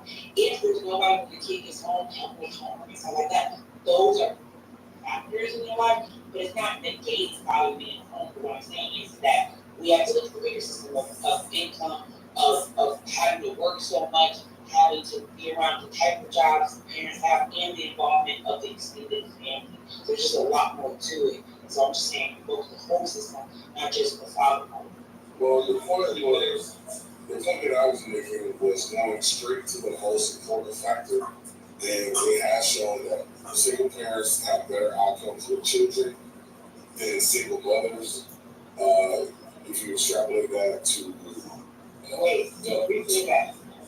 excuse me? Can you repeat that? Studies have shown that single fathers have better outcomes with their children than single mothers. So from that, you understand, one second, sir. From that, I draw a conclusion that it's better for the most. From that, I draw a conclusion that a father in a two-parent home is the most important factor for the outcome of the children. It's basically like still like math. You're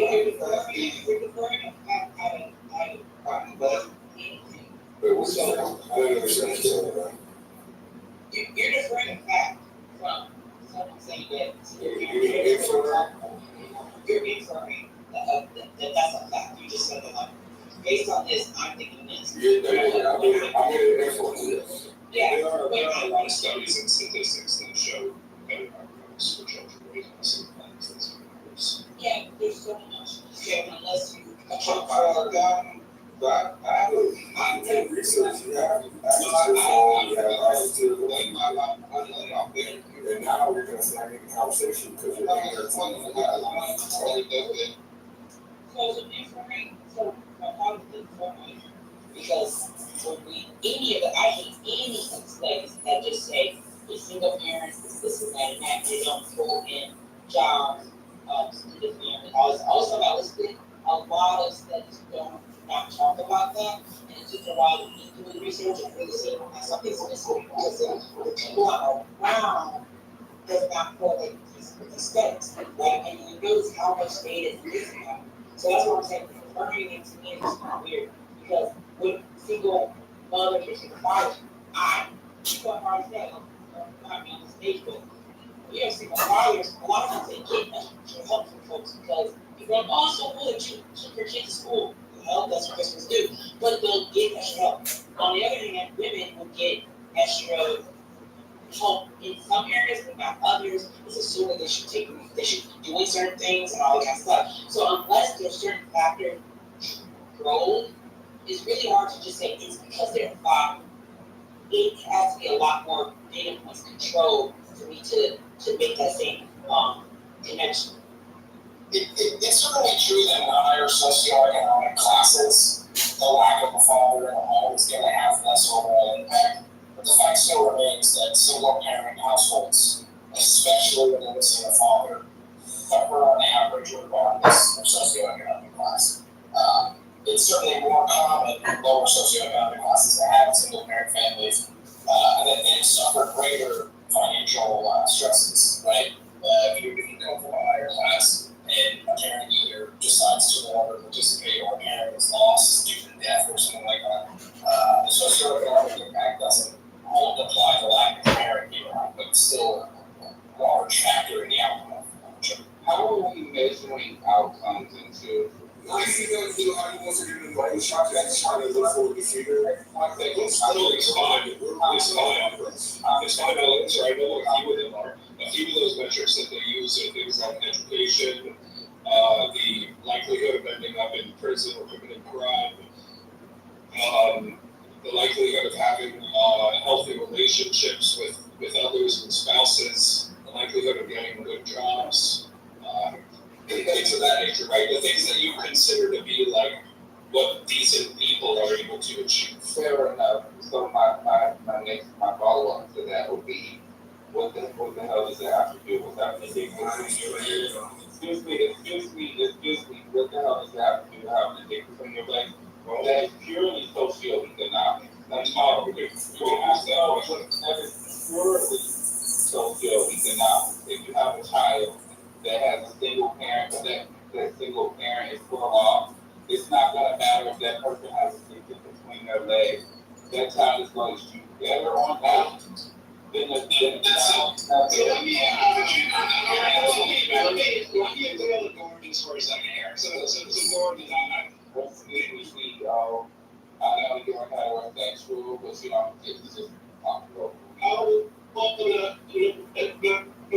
I wanted to try. I heard you in rooms, and I just wanted to feel you for a second. You don't understand. I don't yield to heterosexual.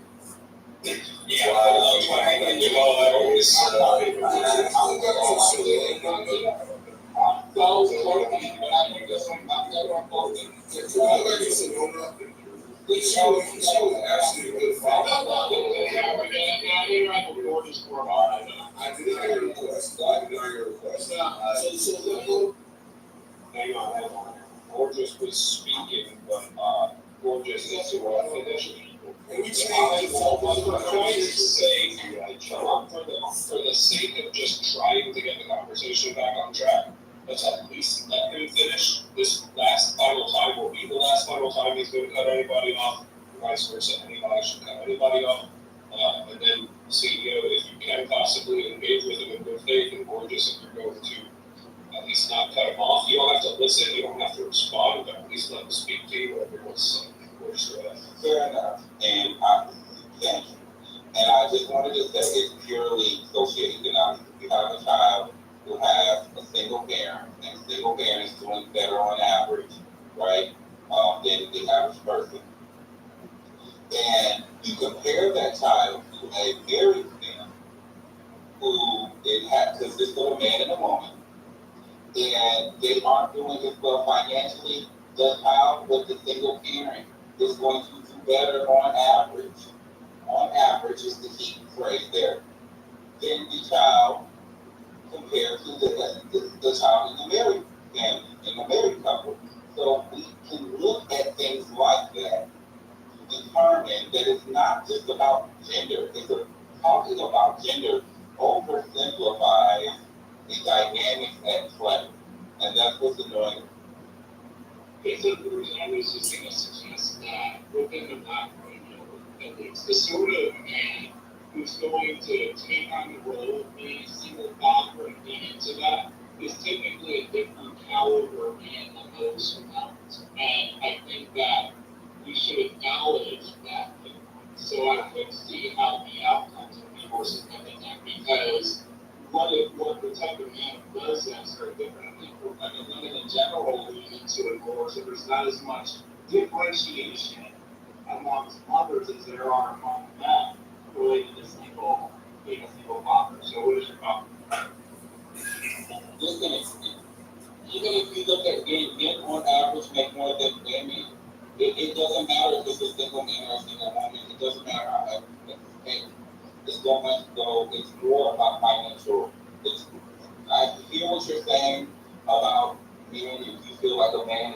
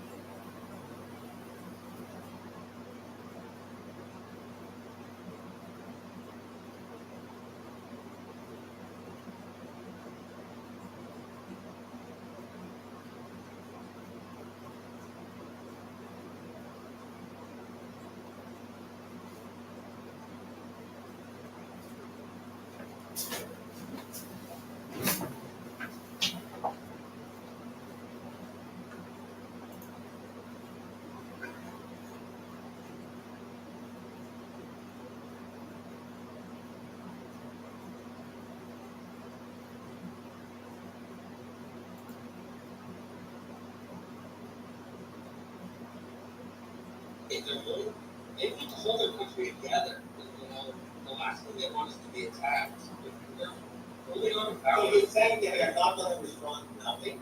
They're not going to take it in? Oh, maybe they'll shoot a missile or two. I don't know. Who knows? Maybe they'll shoot 300, but the end result will be nothing will get through. It will be a huge retaliation, and it will be a net negative. Okay, so you're saying there was a massive destruction. It doesn't matter. It's the launching requires a lot of missiles. Doesn't matter.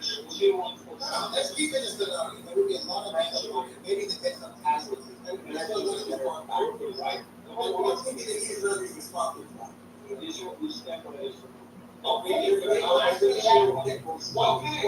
A statement out of Israel was if there's an attack, all of Iran's nuclear facilities will be attacked. Okay, fair enough. So Iran's response, there will be some casualties. Obviously, Israel will respond by ensuring that Iran's nuclear attacks, right? And then what would be Iran's response? I don't know. We'll keep on playing this game. You know what? Iran That's right. Yeah, the closest that they've ever used. I know. They would just use it. And you're talking about it when you trust them. To be honest, you would have to be a bad man. You know what kept us alive something called game theory. Okay? Game theory was rest of the philosophy of mutually assured destruction. Means we could never launch a first strike at the Soviets, and they couldn't do the same thing to us, because if we launched to them, they would have enough time to detect it, and they would launch a huge salvo at us, and we would be destroyed. So therefore, nobody would initiate it either. Right, but the same way, if Iran would never initiate a nuclear war, we could respond chemically quickly. Yeah. So it doesn't just having a bomb means nothing. Hang on, it means something. It's nothing. When was the last time the U.S. or anyone did any sabotage inside?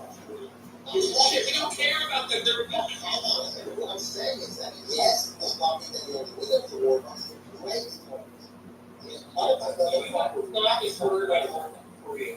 Right now, as long as they don't do anything to South Korea, it doesn't matter. They can It can do all the entire business over Japan and they want all that they want, but it's not correct. That's the problem. That's why many people think there's that's why we have to Who was afraid as a kid? Yeah, the big scenario that you gotta make it the right people say. I was afraid of that. Who gives a shit? Talk about the politics of it.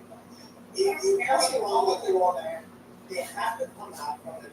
Let's not forget what people say about respect. The airport. I don't care about this. Talk about you cannot make a law put you on the border. So come out from the biggest pressure leaders into actual leaders. You're gonna want to be a nuclear guy. All of the matter. They're gonna do it somewhere. So whether they exactly matter. One doesn't matter. Like you want to do it. Oh, we're gonna come out here and do one thing. But you gotta do it. First of all, you make the assumption that Israel did this. That therefore Iran has to retaliate. It could have been a target. Guys, I'm scared to sorry to say RGC. He has the RGC.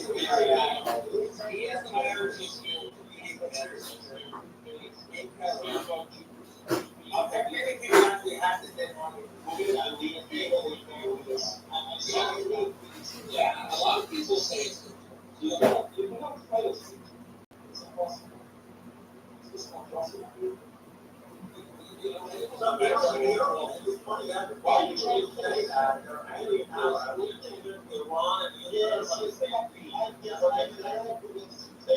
Israel and Iran are the same league. In reality, they're allies. These are the people that will promote it. You are promoting the vision.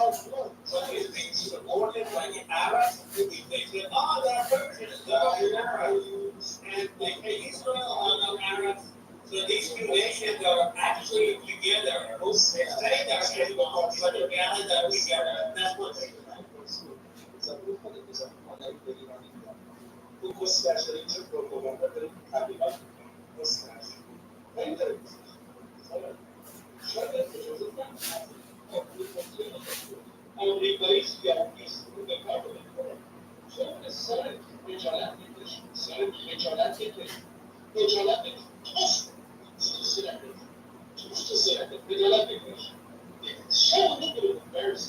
You're using a Jewish act to attack Jewish men.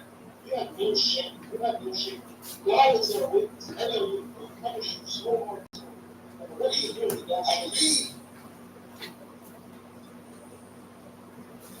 Elohim sees men. Elohim knows everything. Elohim is the creator. Elohim has created the creator of things. Esther and Xerxes observed the Jewish race in the land. Believe me, son, you cannot believe us. You know, I am Jerusalem. I am Jerusalem. I love Jerusalem. I love Jerusalem. I love Israel. I love Israel. It's worth, yeah, you think you can just delete us because what happened for us. Elohim is not in our lives.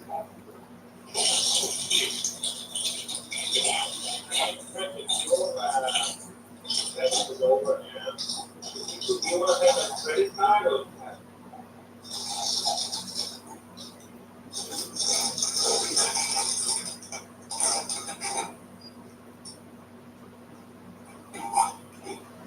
great.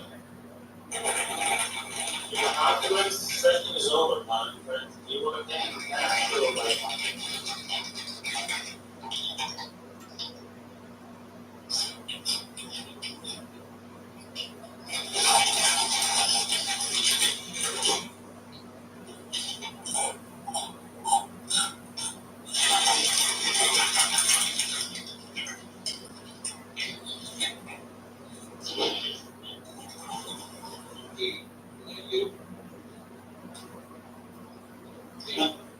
yeah.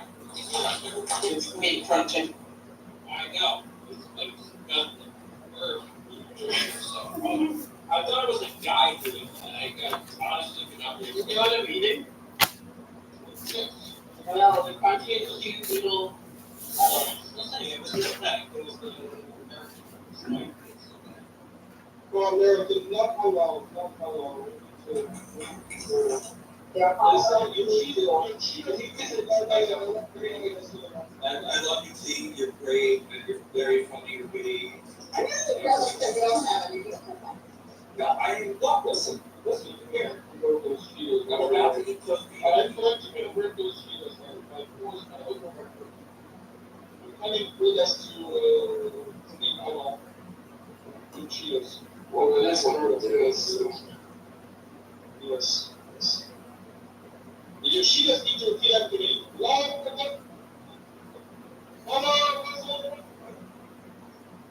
You Cheetos speak. Yeah, there's a ton of people that support Zionism. I mean, as far as Zionists, yes, dude, why is this a secret, right? If anything, Yeah, that's these are the support of the Zionists. Wait, can you get that for me? Hold on.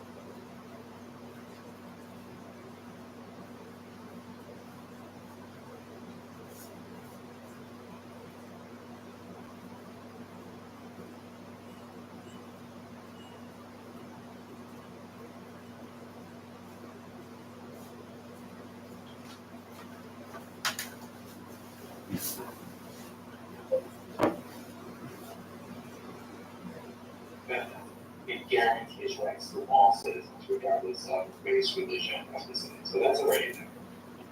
If you consider America, I mean, America was created by Christians and, but I mean, it's a secular state. And do you think regardless of what its laws allow for and who comes against, would you consider it still to be religious?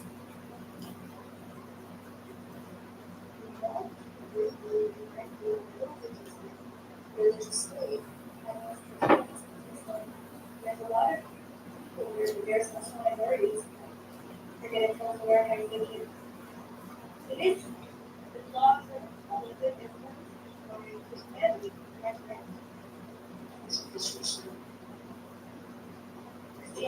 You still can't violate this establishment. You did say. Where is it? Yeah, but the laws say that it's granted. Is there a lot of the legislators who influence like Christian, that's fair to say, you cannot put Christianity in an argument. Or the argument was that. In a law, because we have, in the First Amendment, there's something called the establishment clause. The government cannot establish a religion. Yeah, and so as of like 2016, I think the majority of like adults would, it was either who identified as religious or just the majority of adults, I think 75% were Christians. So if you apply that, I know that number's not, 80-20, I think it's in Israel, but the difference is that Christians, once they become, atheist or agnostic or however you want to look at the traditional religion, they don't stay Christian because they're still an ethnic thing. So with Jews, you could say that sort of 80% Jewish, 20% a mixture of other religions, or is it 20%? It's about those, slightly less than 20% Arab. There's a very small fraction, very small percentage, less than 1% that are Christian and other things. But that Jewish number, even if people are secular, they're still Jewish. Yeah, so in America, if you didn't have that option in America, very similar. And it's like I think maybe the perception of Israel, I think it's reasonable to see it as similar vein, considering they make allowances for all the other religions. They don't have laws preventing people from having other religions. It is essentially treated in the same way. There's influence, right? The way the government was created, the population in and of itself certainly going to be influenced by any majority religion, but that doesn't make it a religious. Other than 80% Jews, the majority consider themselves traditional. So they consider themselves like Jewish, but not without religion. There is a loud, but very small minority that are secular. They don't want religion at all. And then there's a sizable polarity that is religious.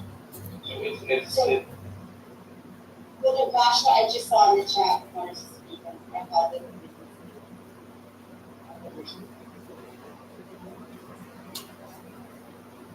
Yeah, I sorry. Actually, I just I have to put my nephew to sleep, so if I can 3 minutes while someone's here, I would appreciate that.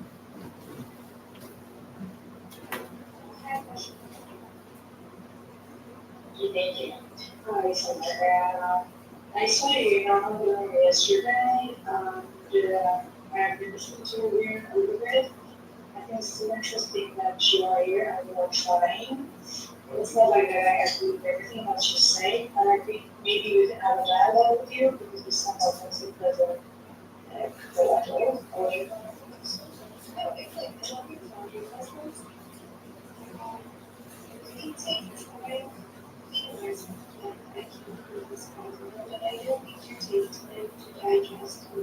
observe things, given that you come from a very upward, culture that doesn't really to absorb all the ideas of others.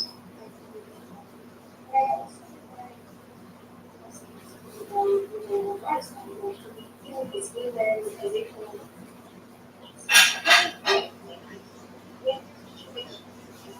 that's what I want to include in podcast. I bet teachers are there to really change your idea of horizon and your needs and everything. So I really too much for the peace. So there is a lot of levels and equality. So that's what I think. Thank you. You're welcome, and thank you for explaining. I just want to help as well as I'm here just to talk a little bit, and I think this is between an ex-Muslim and another Muslim, and what I've had is really cool. I'm not the same. I just want to, I'm gonna ask you something, please. Yeah, I'm just gonna let you know, my mom went to South Sudan, my grandfather had a massacre in Kurdistan, okay. I'm Kurdish. Yeah, I'm Kurdish. Where are you from? Yeah, okay. Because I could let you, you didn't, sorry, don't mean anything disrespectful or negative. You didn't really like to me to be honest. I was like, with this eyes, she probably has something Kurdish, but you have your beautiful eyes. I'm not going to just go to the point, so I didn't want to say. My grandparents want to make that. Yes. Yeah. Yeah. Yes. But the thing is, I completely don't you agree that Muslims are very hypocritic? There's much hypocrisy when it comes to Palestine.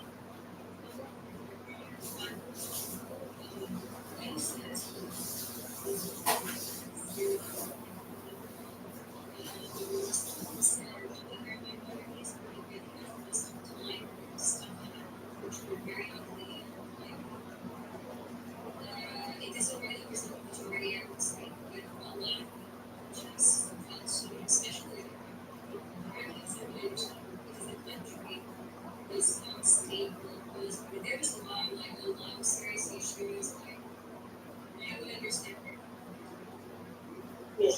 So now let's get to the point. With that said, I told you about my background. So You understand, I am not here to discriminate or belittle or disrespect anyone's belief or anyone's background, because the Muslim, like I was born as a Muslim, whether I want it or not, certain things in my upbringing is based on the Quran, but also I see the Quran to a certain degree. Like I see Judaism first, and then comes Christianity, and then comes Islam. We have a lot of things in common, but also, when I was 12, I already went to I think it was the 12th or 14th chapter of the Quran. I read it, but I could not understand Arabic. And I'm going to be honest to you. With that said, that's why I want to maybe tell everybody that majority of Muslims are not really Muslims, the true Muslims by the Quran, in my eyes. And I'm going to tell you why, because majority of us are to such a degree secular, we are peaceful, we have decided, with common logic, with a good heart, we have decided to be a good person. I always said we try to follow a recipe how to be a good, decent person and come to heaven, right? That's what I was taught. And that's what the majority are secular. But we really need to differentiate between that. We need to differentiate between that, regular Muslims. We should not pay for the crimes that Hamas, Hezbollah, Iran, Saudi Arabia, Saudi Islam, Hashd al-Shahri, all of these people did. And I'm going to get to that point. And one of the biggest terrorist Muslim cases is Iran. By the way, many Muslims don't talk about that one. And let's say Hamas. We need to be true to ourselves. And Salah al-Ayyubi, he was Kurdish, and you have Palestinians with the last name al-Khudi or other names which are not even Arabic.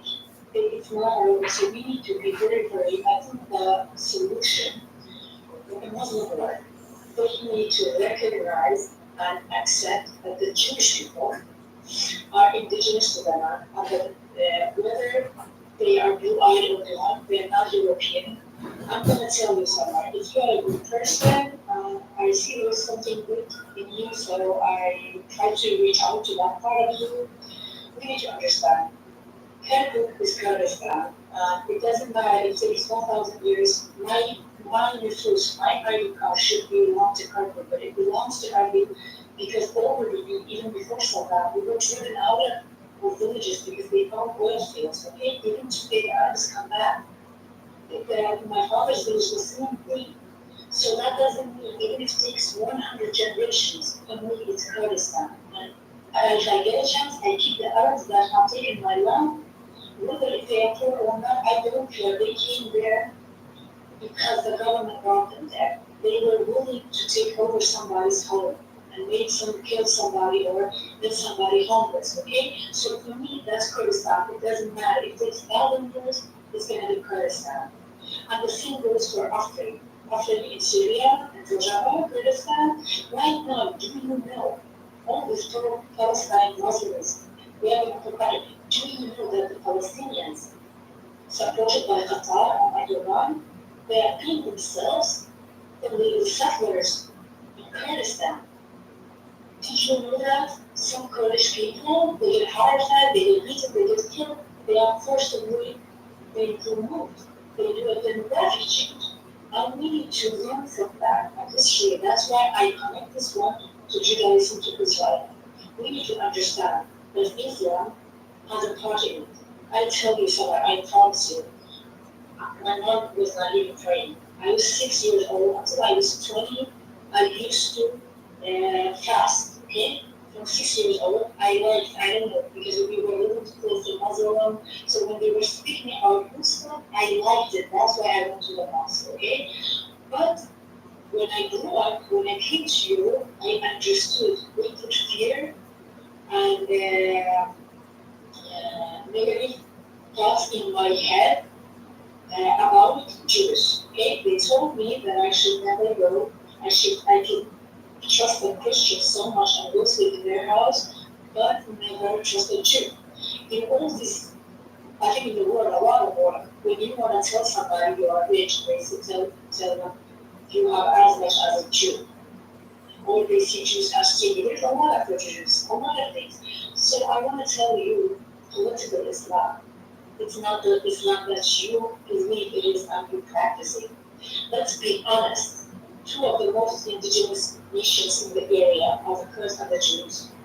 And they do everything to kill them and make them like nobody, gypsies, Europeans, everything negative, okay?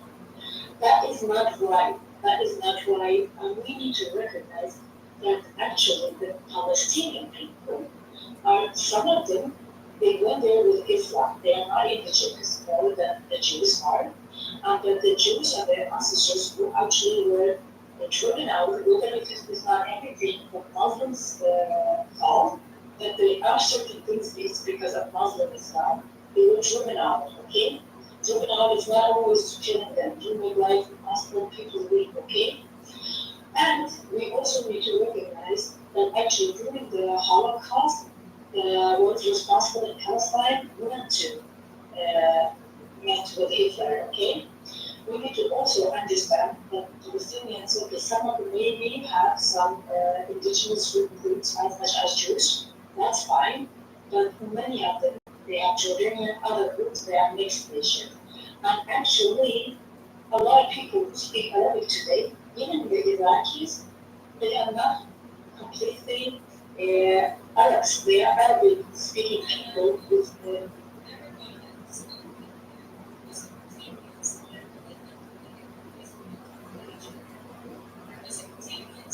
yes, yes.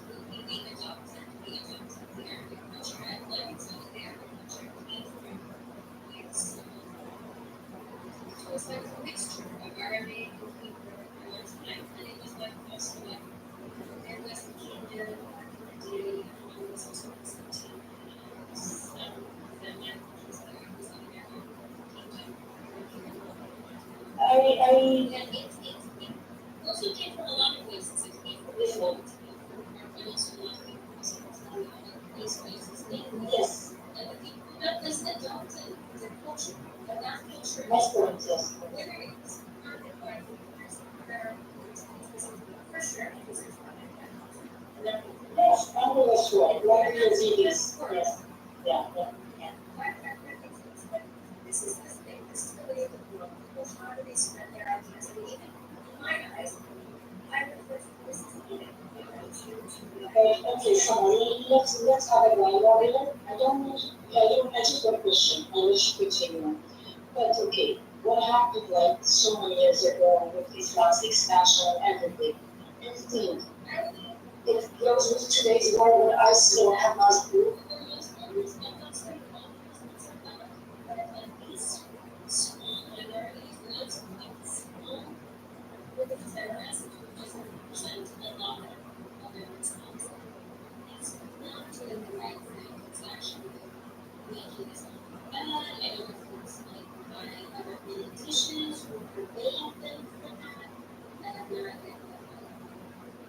It's not essentially the idea. I mean, there's a lot of people who are opposing that, and we can oppose each other until the end of time, but like, it is what it is. Some people believe in that idea, we're going to believe in that idea, and it's for the rest of the day. So we get that question, well, right now, kill each other. Okay, but the thing is, let's be honest, Summer, because I don't want to take too much time also before my nephew gets to this for him. My point is, the solution, I don't think it's in the Jewish hands. The solution is in the Muslim leaders, in the ones and the other ones' hands, yes. We need to recognize and we need to stop with this bullshit that is why some of them are European, they are not, and believe that Palestinians are more of the right because they don't have. And per DNA, and one more thing that you mentioned that per DNA you did not answer things, I just want to say, a lot of us are Mesopotamians, and we Kurdish people, I have my channel group is G1D, and a lot of us should carry, I have more Jewish DNA matches than anything else. Yeah. So I'm very proud of that. Actually, my grandmother, she went to market 2 times, and I was like laughing. I said, "Wow, grandma, you are Jewish." She was like, "What?" And she always said she's a grandchild of a saint or sheikh. Probably they never even told her. They became Muslims and they never dared, or maybe it's because the connection forever have you know. But we need to understand that is where it's not the see me not knowing my grandmother not knowing something that we have something Jewish, it's because there's something wrong with the governments, there's something wrong with the society, and especially in Kurdistan and the Kurdish regions, it's like one of the best environments for people with multiple faith. It's very open, so like we have helped each other to protect each other and people with different religions. So still, but still something she didn't know, and we find it out through DNA test. Just if I get to the point, we need to understand the we need to change the mentality of our leaders, or they are not actually my leaders, but since let's say we consider that I act one as a Muslim, since I'm not even a believer, but let's say our leaders, they need to. Iran doesn't care about Palestine. Okay, they care about their ambition. Iran are destroying Iraq. Okay, yes, they have controlling Iraq too. So, and Hezbollah, Hamas, and Ansar Islam, they have killed more Muslims. And even ISIS, all of that, you need to summarize. Yazidis, what are they doing in Gaza and in Palestine? The Palestinian people are not that innocent. I don't talk to say all of them, but somehow the governments there and many people have to think. I don't know if it's something with Islam or what it is. Why is it okay? Why can they help the Yazidi girls? Okay, it's not okay. When I saw the Jewish woman with the hands with blood on 7th October, to me, they are like Yazidis. That's it. I don't care what religions they have and what religions Palestinians have. Wrong is wrong. And the way that people are cheered, it is wrong. And I'm going to tell you, the Palestinians support Saddam Hussein. They rate, and this is our writer has written a book about it, how they read something very about Kurdish people who come to love from Kurdish women, the rape presence. We have so many sex that they. Did you know how many Muslim Kurdish women were became sex workers and sold to the different Arab countries? There is something wrong with Islam. I'm going to tell you this beautiful is not on the leaders.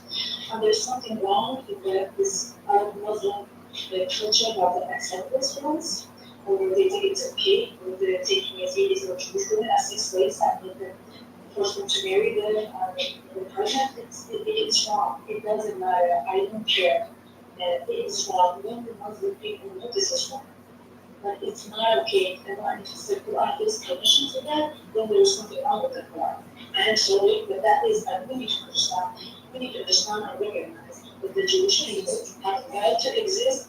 Yeah, I'm just going to say that because I don't think we need to say, and I think the Jewish people, that this happening, they didn't wake up. Because as a nation, I survived that genocide. I was able to be genocided when I was 6 years old. When the Kurdistan nation got liberated, my name was on that list. Okay, there's documents, proofs of that. Okay, they were going to genocide all Kurds, women, and even somebody related to. Yes, it's sick. But my point is, I use the Kurdish one as examples to Muslims, but there is hypocrisy. Why people such a hype about only the suffering of the Palestinian people? No, there's something wrong.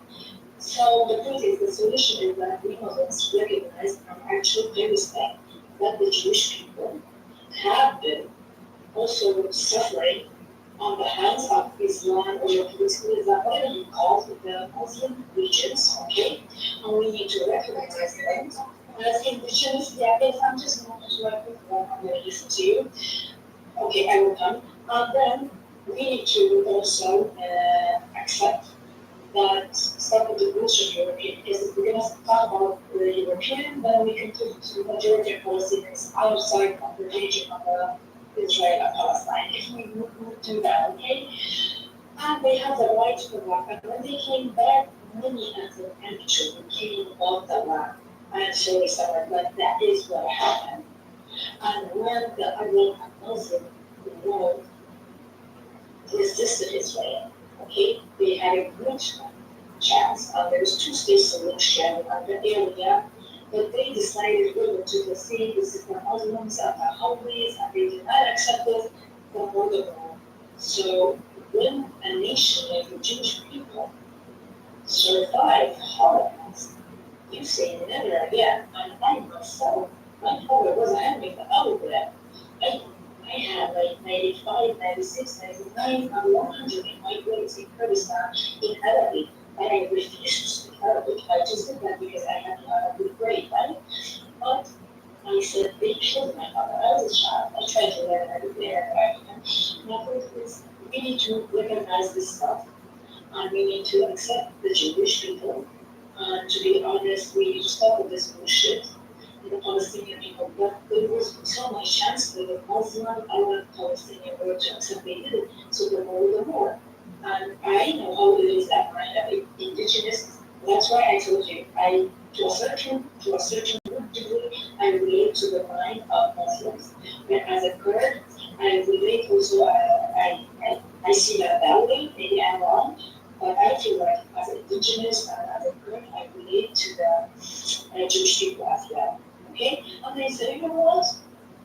I have more indigenous rights to this one than they have. And it's a decolonization, and that they can do this one, and when you are the one now is the one with power and strong, you will not sit back. And I met the Jewish last year in California. We talked about, I say, no one thing is different between Jewish Kurdish people. Every Jewish life, they decide to take several more.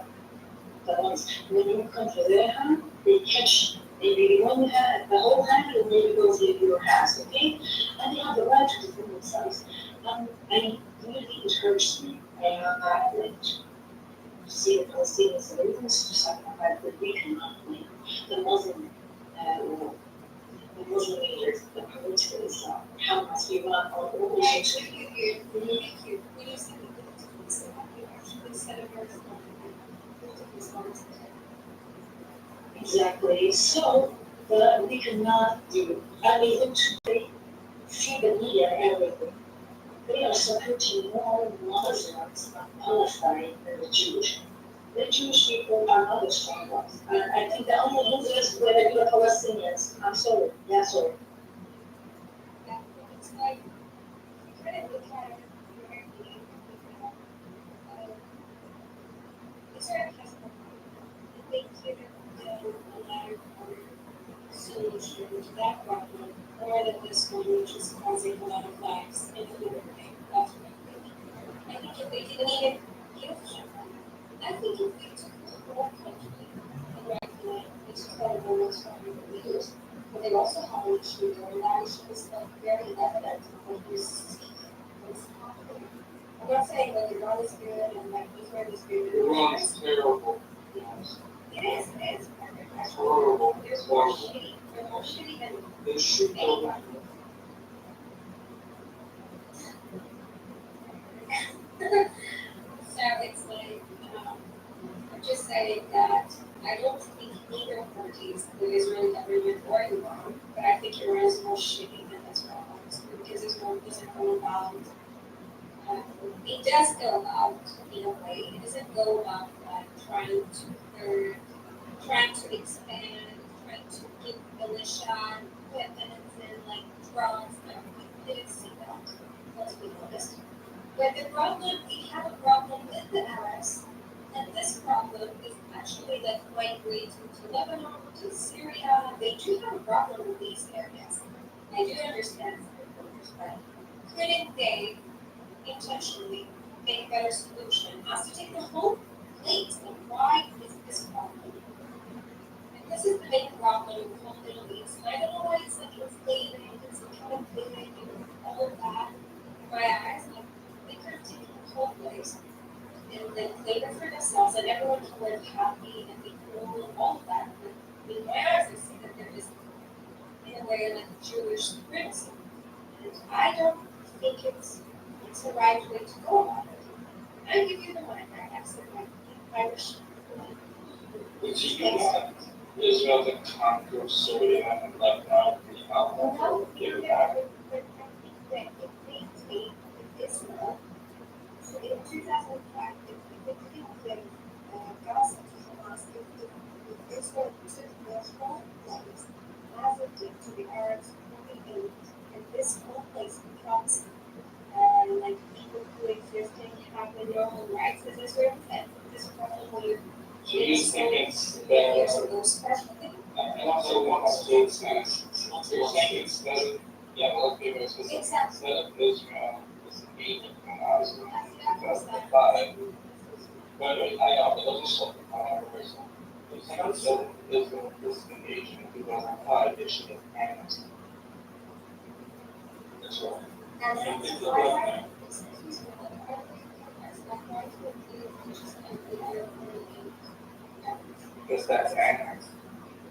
That's the difference. And that's what I'm trying to get you to understand. Gaza was a part of the 48 borders of The Israel. 48 borders of Israel, which is Armistice line, that means like where the Middle East strikes were stopped from telling everyone that we're coming. These ships to the Virginia Army. The 5 army that attacked on that line, everything within that line became Israel. Every person living there became a citizen with full right to citizenship, and that is part of sovereign territory. Market was grabbed by like this is the thing why are these citizens because they didn't sleep. Because they didn't sleep. So the ones that left, they left with their so you mean like they were supposed to be, I mean they were supposed to be No, that's- responsible. no. They weren't supposed to sleep. They weren't supposed to fight. The ones that fought and tried to, the ones that fought, listen, let's go very far. The ones that fought and tried to kill the neighbors, if they weren't soldiers, they got out of the way, so they harvested them. Well, the point displaced a bunch of soldiers, not pretended it was zero, but it was minimal. Most of the people that left with the intent that the legionnaires can come in to wipe out all the Jews. That's what happened to Shittim. Every Jew was burned. And the old city fared a little better. Short was pretty bad. People just got like slaughtered. So you have to go through, so once that didn't do that and stayed and were like, we will be okay to live in a Jewish state, they got citizenship. The ones that moved to the area that we have the majority or Gaza, which is part of Egypt, they got their citizenship. In 67, Egypt, Jordan, and Syria decided to annihilate Israel once again. They, due to good intelligence, Israel struck Syria, did Egypt first, wiped out Libya first on the ground, pushed as fast as they can to get to the Jordan River, because the blocks that are going to join the war, and do not want that, so we got good, and managed to take it all at heights, also due to strong intelligence. They had a mole inside the Nazis. So that war was not really won in the 60s. Now, the point here is that area is never ends. Now, we can have this conversation online, but you have to understand the politics you're asking. If you want Israel to control the area where they have their hands, that means they have to go against the UN resolution that said the area should be given back. That was Israel agreed after 64 that some area will turn into a state of Palestine. And they have to annex. It's like, I would say, it's very evident to me that people in Gaza are not happy with humans. I can see it. And all of them, like most of them, who work in Israel. And the ones who then left in Israel itself are like way much more satisfied, way much more educated, like really, it's like another level of education. It's like out of this world. I get that, that's a good observation, but what's not fair is, Well, I'm trying to get through the jam of one question. that's the whole thing. In my case, it's not that changing the reality. No, I understand what you're saying, reality is a situation. Reality is a picture, I'm trying to. But the issue is, what you're asking for is not supposed to be saying. So you're making a good observation, but it's not fair that the entire thing is Israel's problem. So the only way to do what you're talking about is to annex the Gaza, which would cause international shock of this. And then to give every person there citizenship, control the threat. exactly what comes like this Also, win-win situation. so last one is getting this away. Exactly, this is what I'm saying. Like, you should have like a win-win situation, and then everybody is happy, everybody is like making money, everybody is moving forward. It's better than all this medieval stuff. Which is not helping anyone in the region. In the region that was with the region, so many problems that make it so. Here's the problem. This is what you're describing is the one-state solution. Everyone wants it. The Arabs would demand that all of the refugees and the children and grandchildren, great-grandchildren of the refugees that are living in Syria, Lebanon, and other places would return to Israel. The numbers would pretty quickly, not immediately, but within a bunch of years, would create a Jewish minority. The problem, as I see, this is what just a personal opinion, is that I can't point out a Middle Eastern country that has a Muslim majority, that has a thriving minority religious population. Thriving meaning it grows year over year.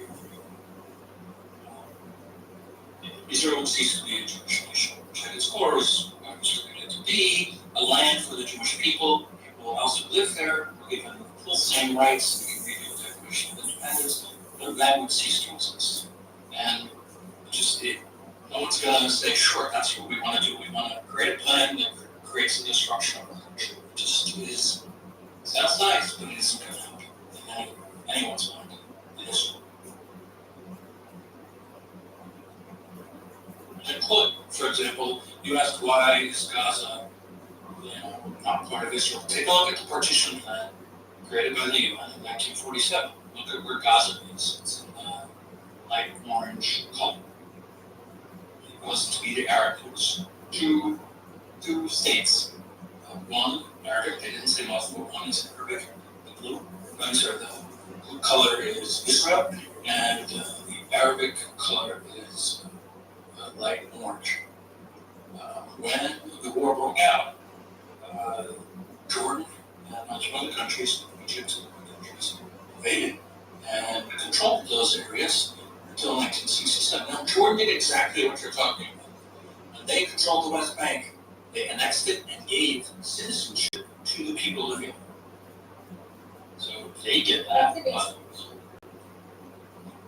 it's not going to work in the reverse because the 70% of Jordanians pretty much look like the people on the west side of the river. So they're just the next piece of property, a bunch of people who are very similar to the people on the eastern side of the river.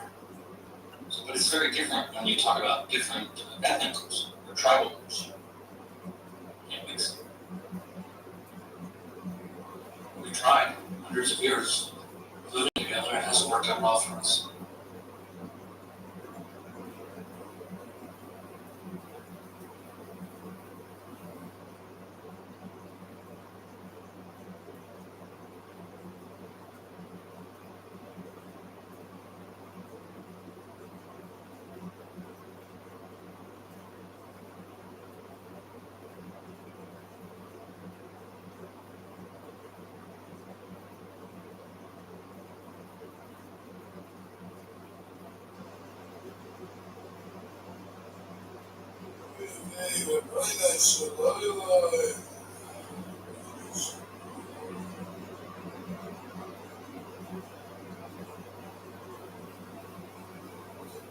Channel's dying out. Sure. Coming. I hope you come again.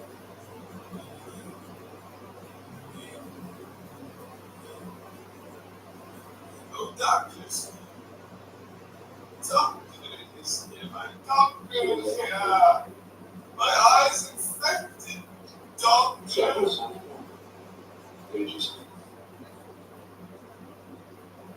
Even said he found a video. It was 99% sure convinced him that his position was correct. Our system's social description. So he was going to send it to me. I'm still waiting for it.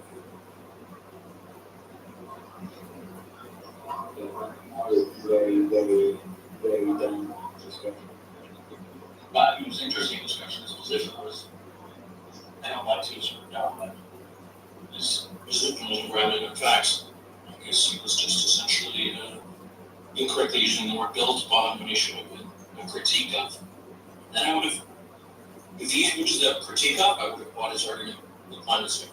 He didn't, he built upon. Sorry, I'm going. No, sorry, I thought I heard you say everything he said was done. No, I didn't say. Those are your words. So that's all I heard you say.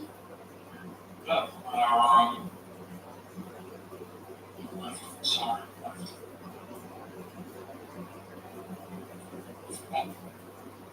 My question is formed is essentially their statements. That couldn't let me undo them. I'm very disingenuous. I do count.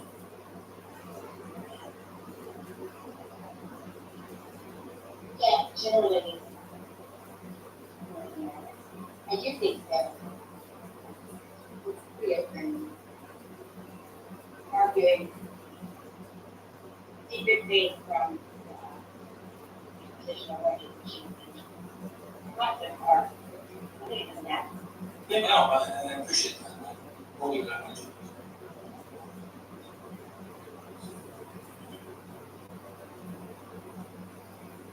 Actually, I was surprised that I think the only Muslim I believe in practicing Muslim I put most time.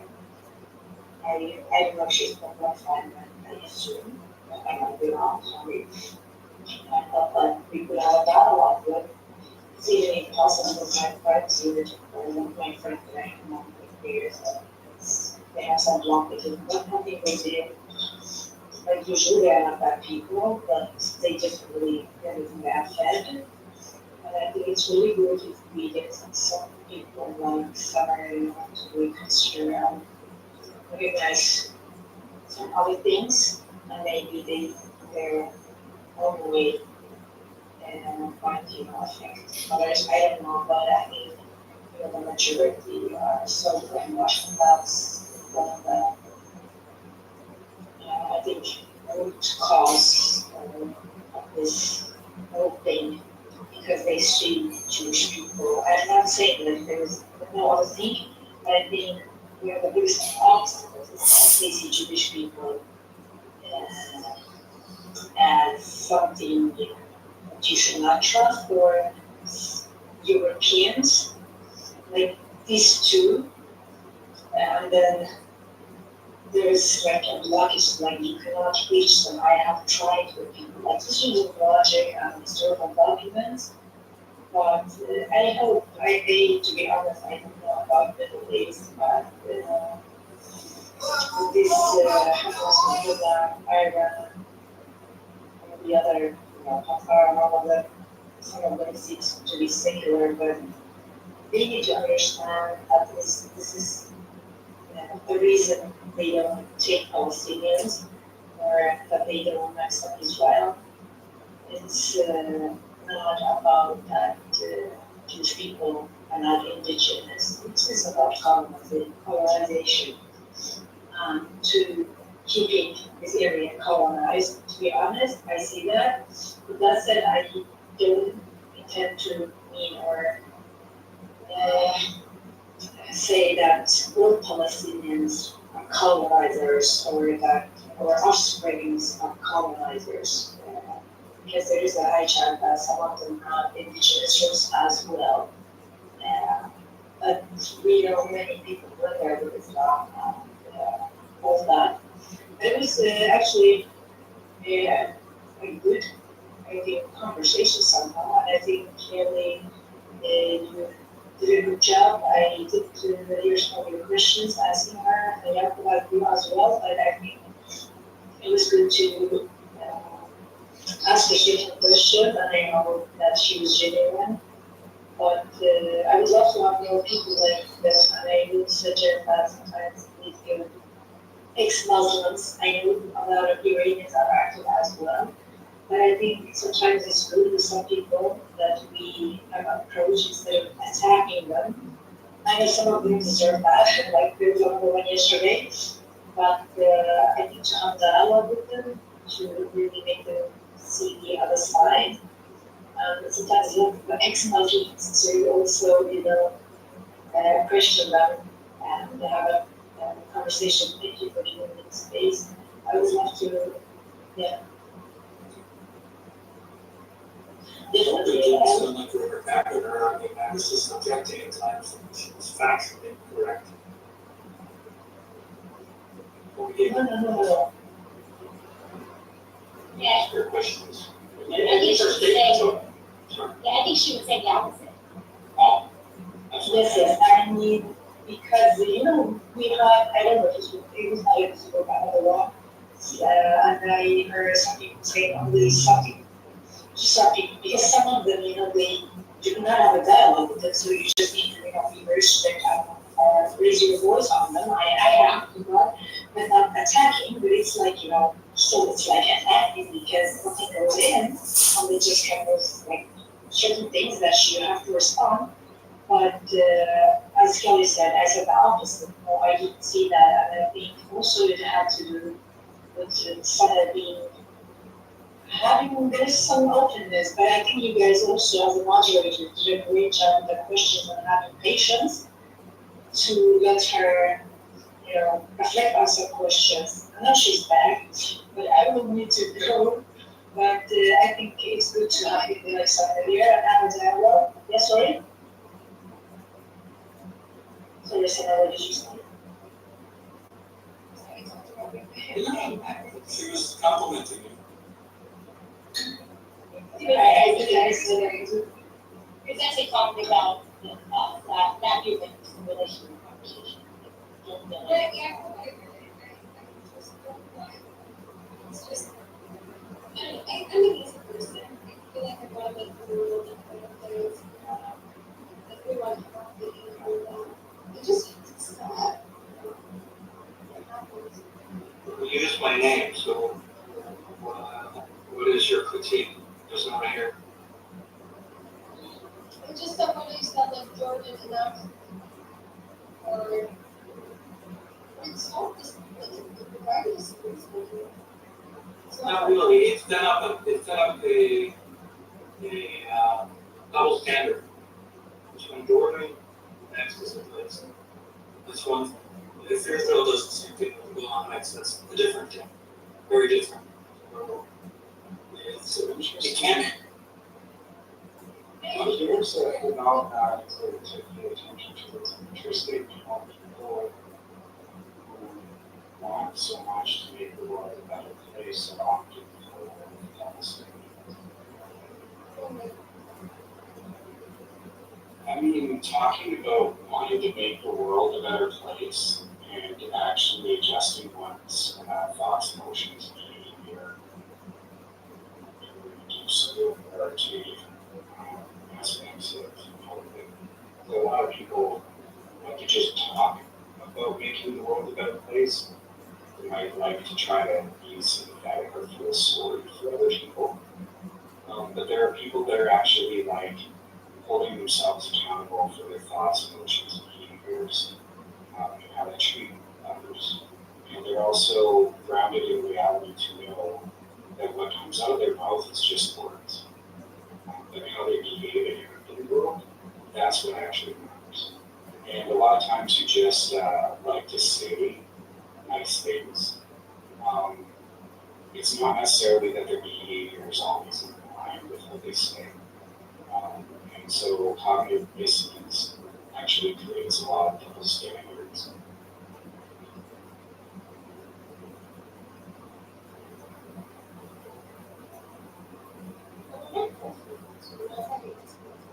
That's a platitude that rationalizes. Kyle, let me speak. I think I'm having an issue about that. My apologies, it's just ways in which I've observed so many people in my life rationalize behavior, and that's one of the things that is the first thing that I hear you, but it's the whole point of functional asking the reason that she may have thought that people just like her, we may even know more respect on conversation. A very good point was made that just because we've had interactions with people that share some kind of identity, even if we've had only those interactions, we should take a breath and acknowledge that maybe the momentum in our head is making us treat people a certain way. And I think Summer has been really open to the conversation we've had in ways that aren't typical. And we should try not to put onto her behaviors of people on the back. Yeah, I'll just say something. I wasn't personal. It's I was just like, this is the thing about having not being the typical houses on the house. They feel like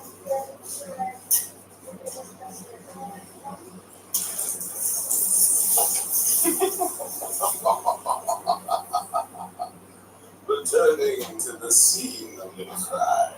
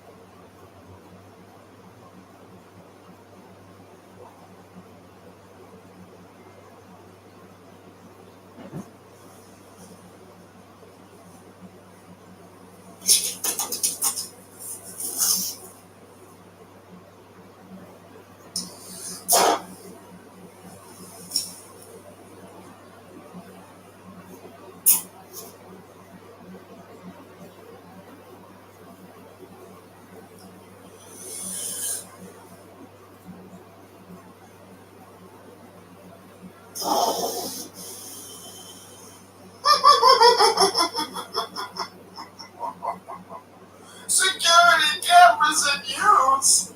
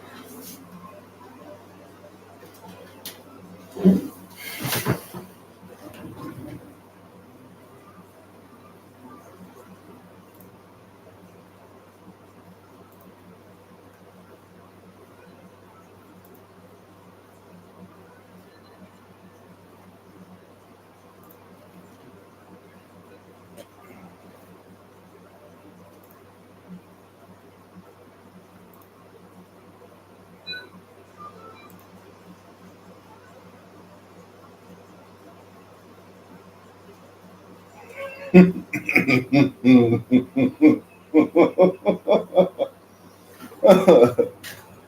in my office.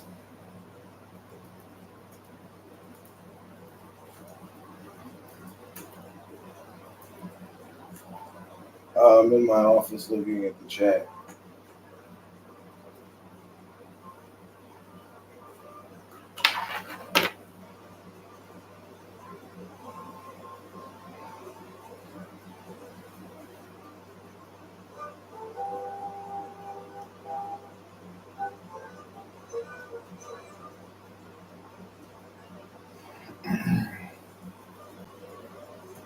Oh, check me out on here as well.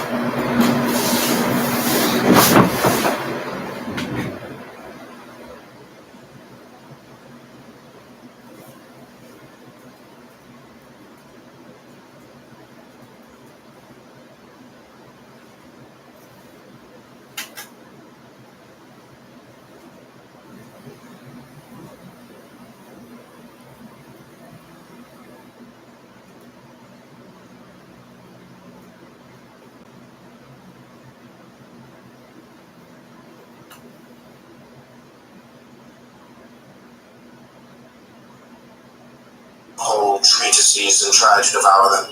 Accordingly, they either vomit them up again or suffer from indigestion, whence come gripings, fluxions, and fevers. Whereas nations have stopped to consider their capacity. In theory, it is easy to convince an ignorant person. In actual life, men not only object to offer themselves to be convinced, but hate the man who has convinced them. Whereas Socrates used to say that we should never lead a life not subjected to examination.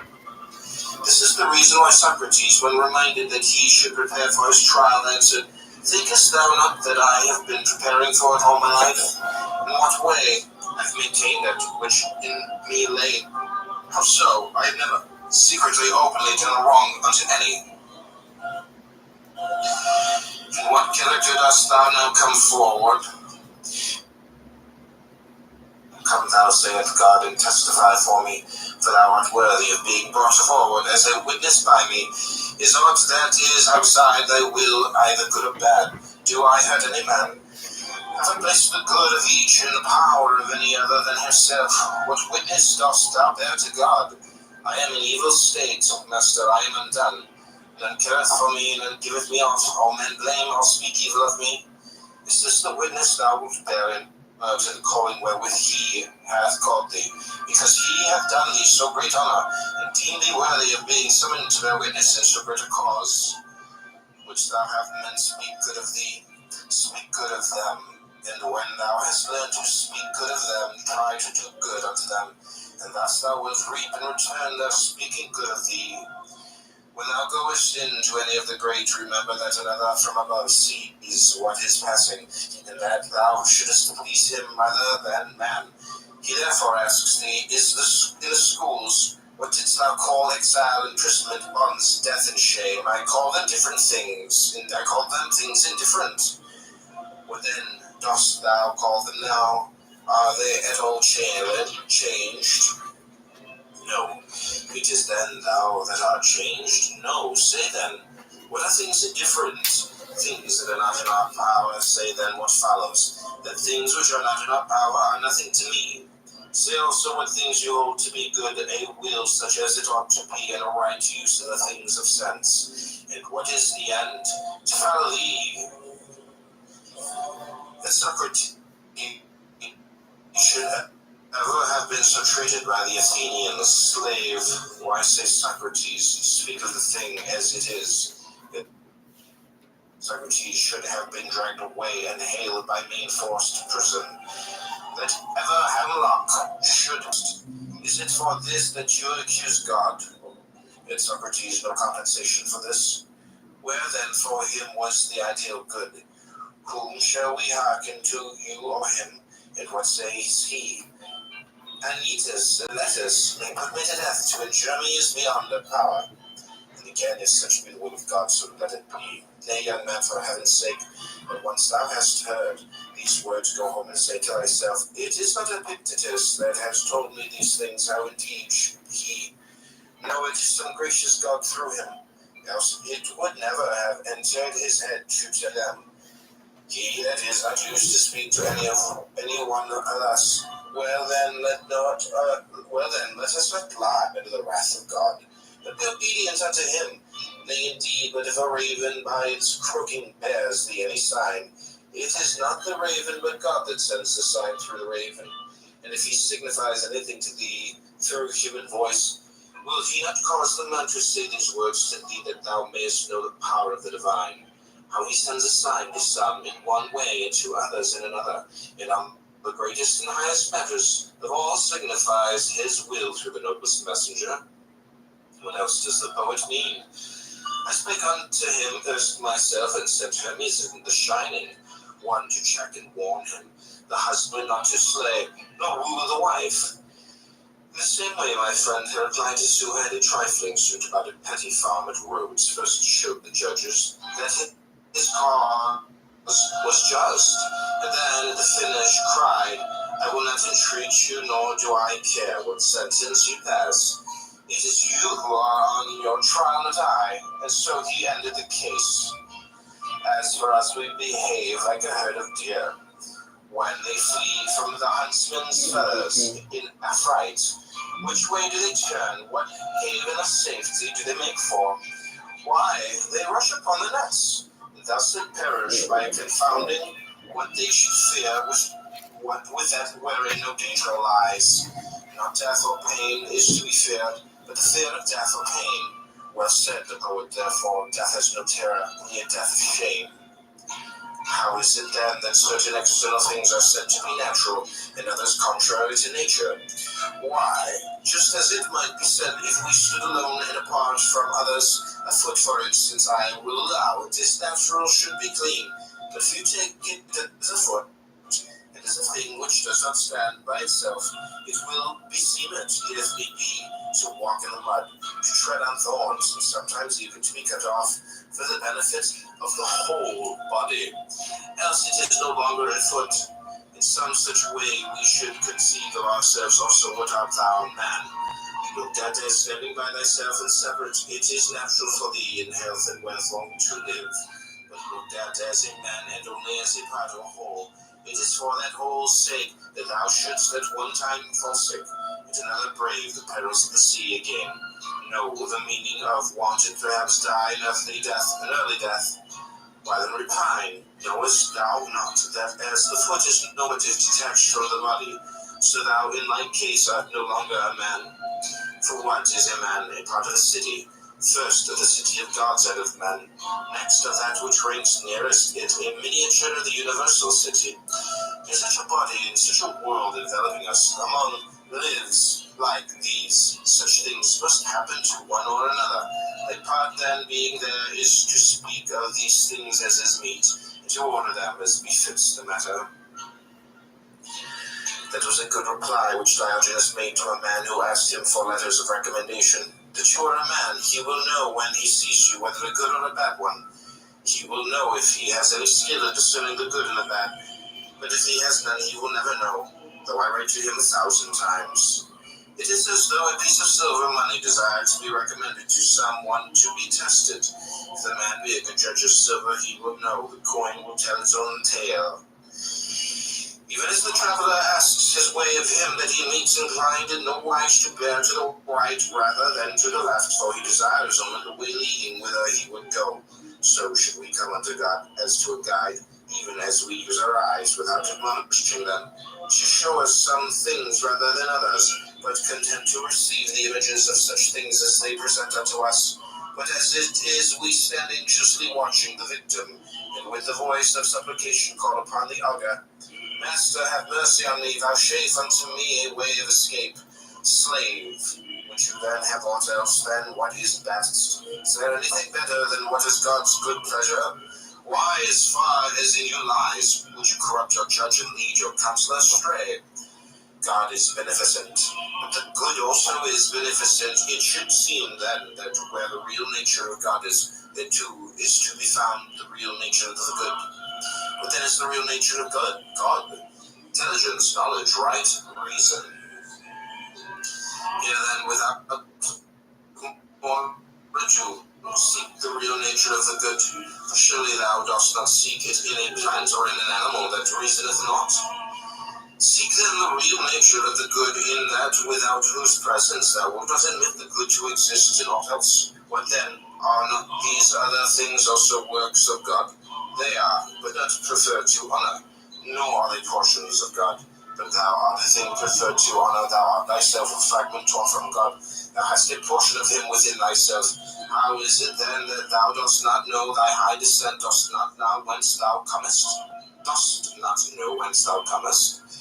When thou eatest, wilt thou not remember who thou art that eatest and whom thou feedest? In intercourse, in exercise, in discussion, knowest thou not that it is a God whom thou feedest, a God whom thou exercisest, a God whom thou bearest about with thee, O miserable, and thou perceivest it not? Thinkest thou that I speak of a silver or gold that is without thee?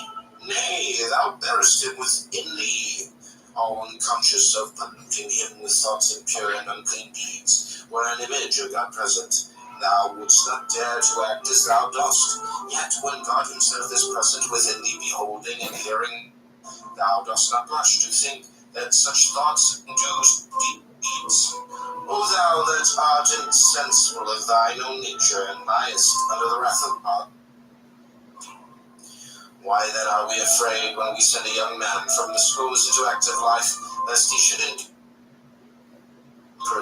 lest he should hasten himself by a ragged cloak, puffed up by fine raiment? Knowest he not the God within him? Knowest he not with whom he is starting on his way? Have we patience to hear him say to us, would I had thee within me?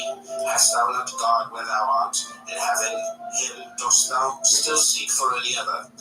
Would he tell thee aught what else than these things? Why wert thou a statue of Phidias and Athena, or a Zeus? Thou wouldst bethink thee both of thyself and thine artificer, And hast thou any sense thou wouldst strive to do no dishonour to thyself or him that fashioned thee, nor appear to beholders in unbefitting guise? But now, because God is thy maker, is that why thou carest not of that of what sort thou shalt know thyself to be? It how different the artists and their workmanship. What human artist's work, for example, has in the faculties that are displayed in fashioning it. Is it aught but marble, bronze, gold, or ivory? Nay, when the Athena of Phidias has put forth her hand and received therein victory, in that attitude she stands forevermore. But God's works move and breathe, they use and judge the things of sense, the workmanship of such an artist. Wilt thou dishonor him? Aye, when he only fashioned thee, but placed thee like a ward in the care and guardianship of thyself alone, wilt thou not only forget this, but also do dishonor to what is committed to thy care? If God had entrusted thee with an orphan, wouldst thou have thus neglected him? He hath delivered thee to thine own care, saying, I had none more faithful than myself. Keep this man for me, such as nature hath made him, modest, faithful, high-minded, a stranger to fear, to passion, to perturbation. Such will I show myself to you all, but exempt from sickness also, from age, from death. Nay, but accepting sickness and accepting death as becomes a god. No labor according to Diogenes is good, but that which aims at producing courage and strength of soul rather than of body. You will so much know the unlearned man the truth, and you will see that he will follow, but so long as you do not show it to him, you shall not walk, but rather feel your own incapacity.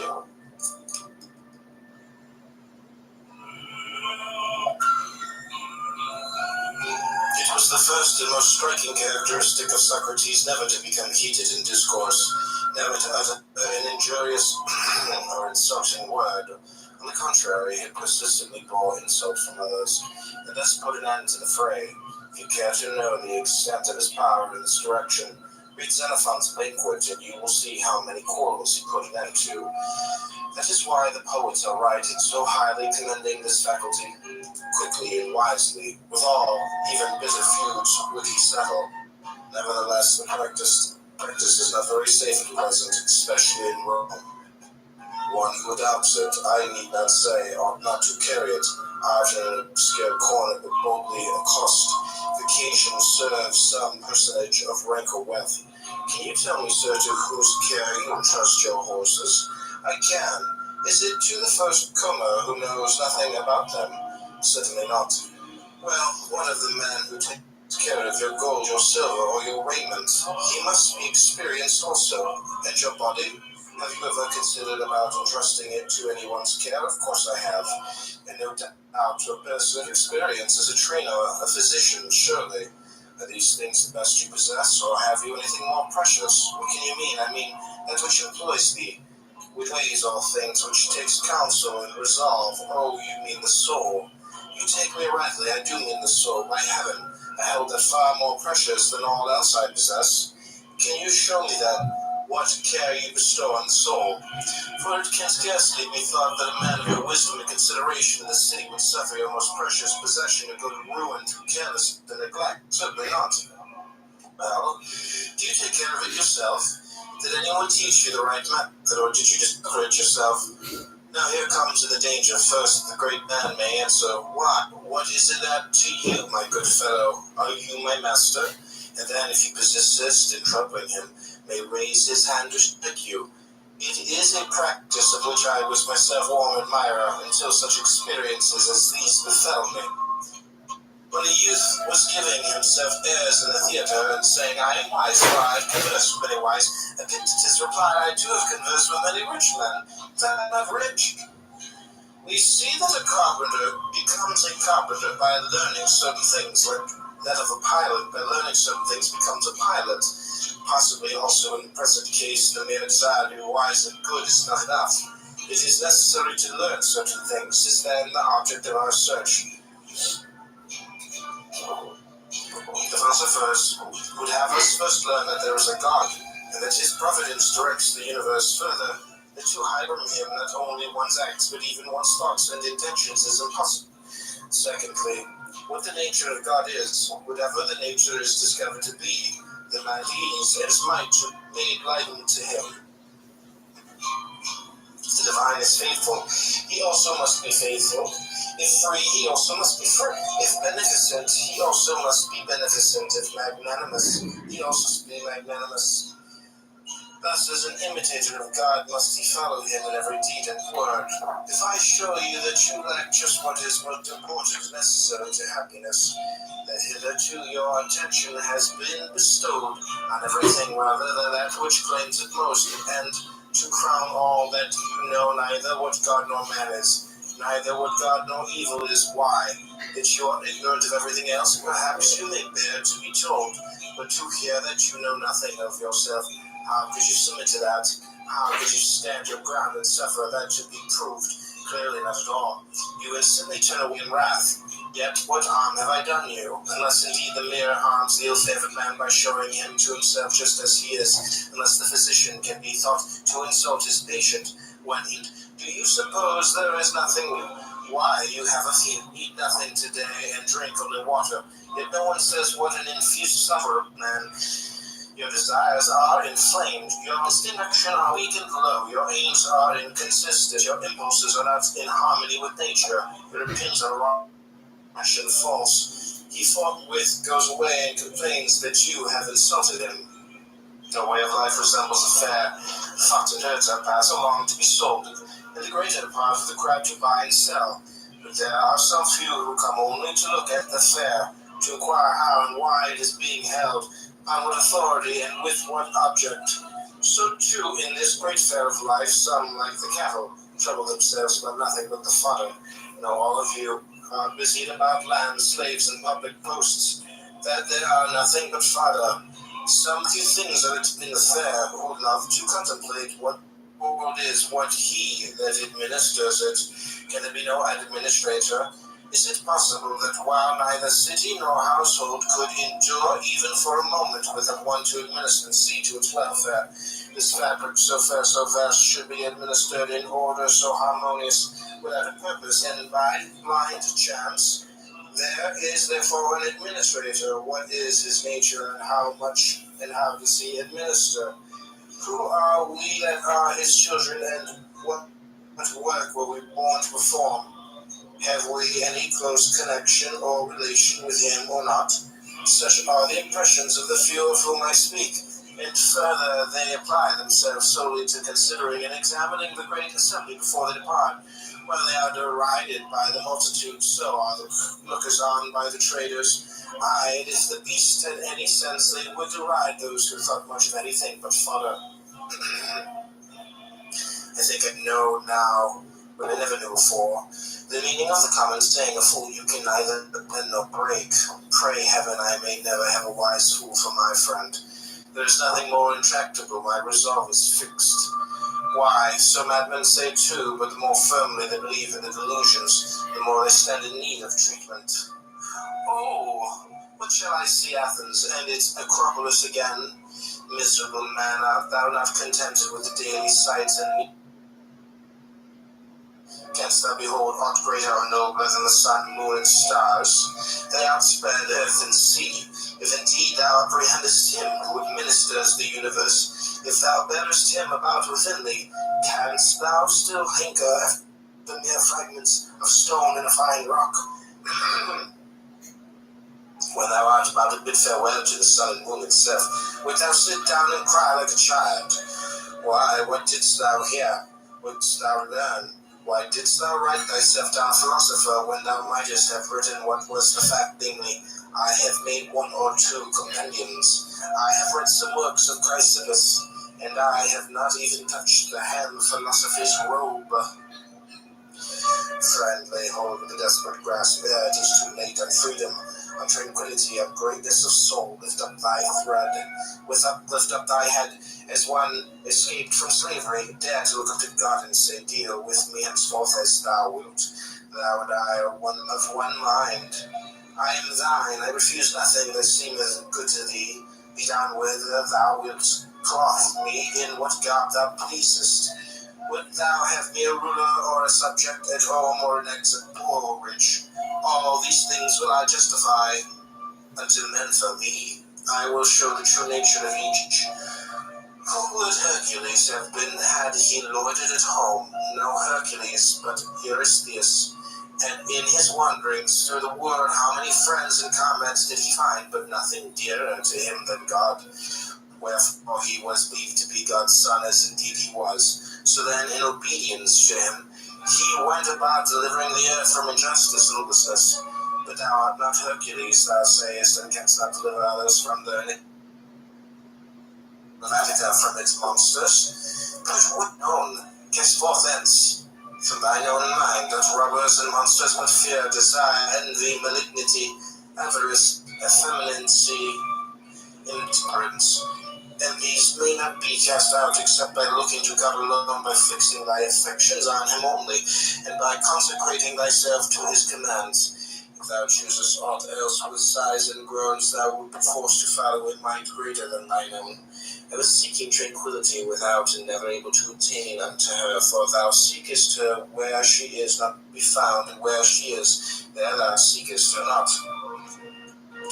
If a man would pursue philosophy, his first task is to throw away conceit, for it is impossible for a man to begin to learn what he has a conceit that he already knows.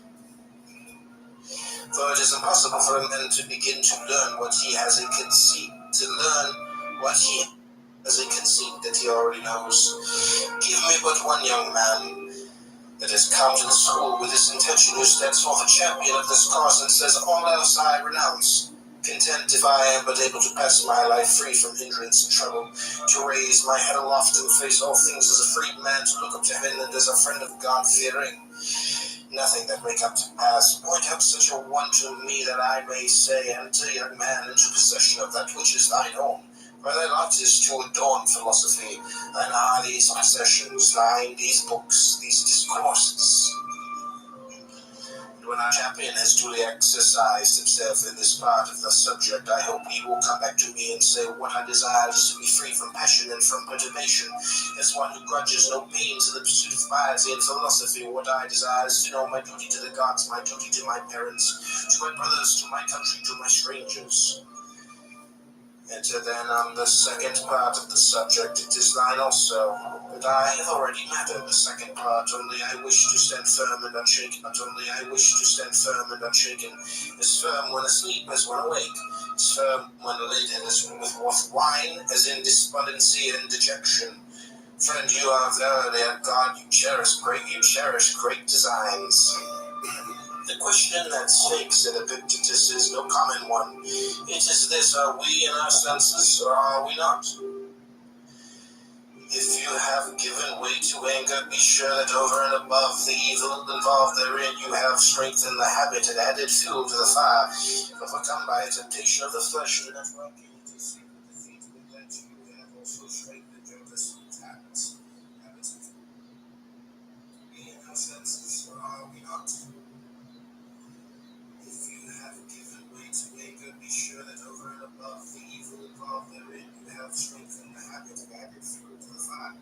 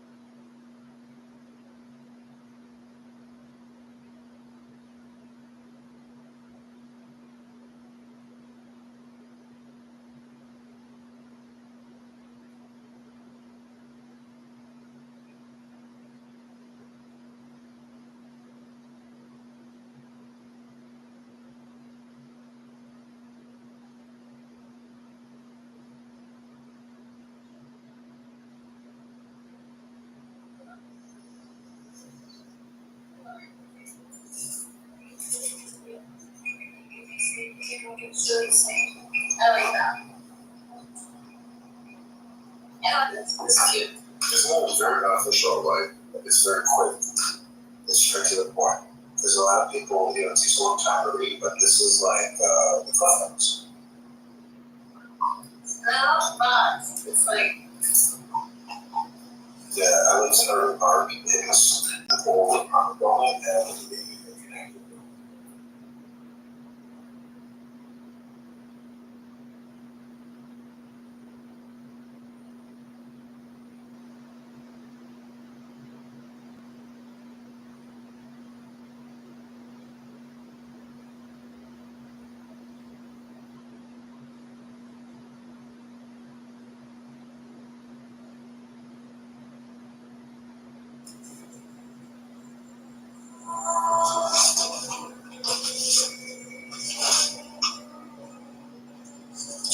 eternal companion, help us pour out our hearts to you honestly and sincerely.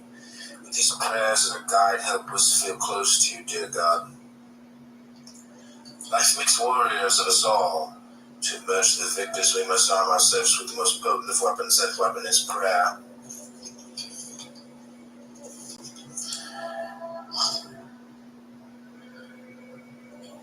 Actions. No place too far. First tell me this. Is there some secluded spot in the vicinity where I can go to pray? But Dittmann asked. He had just arrived in Breslov, the town whose name the Breslov movement has borne ever since. I know the place that would be most suitable, the Chassid replied, but it's quite far from here. Father, Rebbe explained, what do you mean by far? Far from the mind or from the heart? But Nachman later taught, when your heart yearns, distance is no obstacle. Praise my God, I work and I strive, never knowing if I will succeed. You and only you can give hope to my dreams. With your help I am spared wasted efforts. With your blessing all hardship I endure can bear fruit. You and only you are the key to success in all that I do.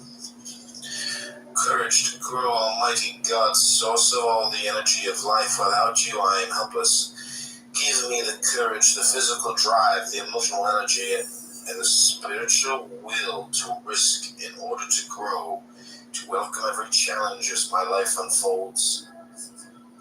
Full life. O life of the world, grant me a full life, a life which may be considered long because it has been filled with right living, and considered rich because it has been filled with holy acts. Making ends meet, source of all sustenance, sustain me. Nowadays, I even living simply, working only to acquire life's most basic necessities demands so much. In the black, help me see my way out of this monstrous tangle of debts. The inevitable outlay for my children's needs, those over expenses and bills, those inescapable medical expenditures, but most of all, dear God, help me keep my account with you in the black. Body and soul, Holy One, grant me the strength to cast off the spiritual sluggishness and indifference which encumber my body. Let my body, together with my soul, soar ever closer to you. Teaching by being, dear God, teach me to embody those ideals I would want my children to learn from me. Let me communicate with my children wisely in ways that will draw their hearts to kindness, to decency, and to true wisdom, dear God. Let me pass on to my children only the good. Let them find in me the values and the behavior I hope to see in them. Wholeness and well-being, God of wholeness, God of healing. Envelop us with wholeness and well-being.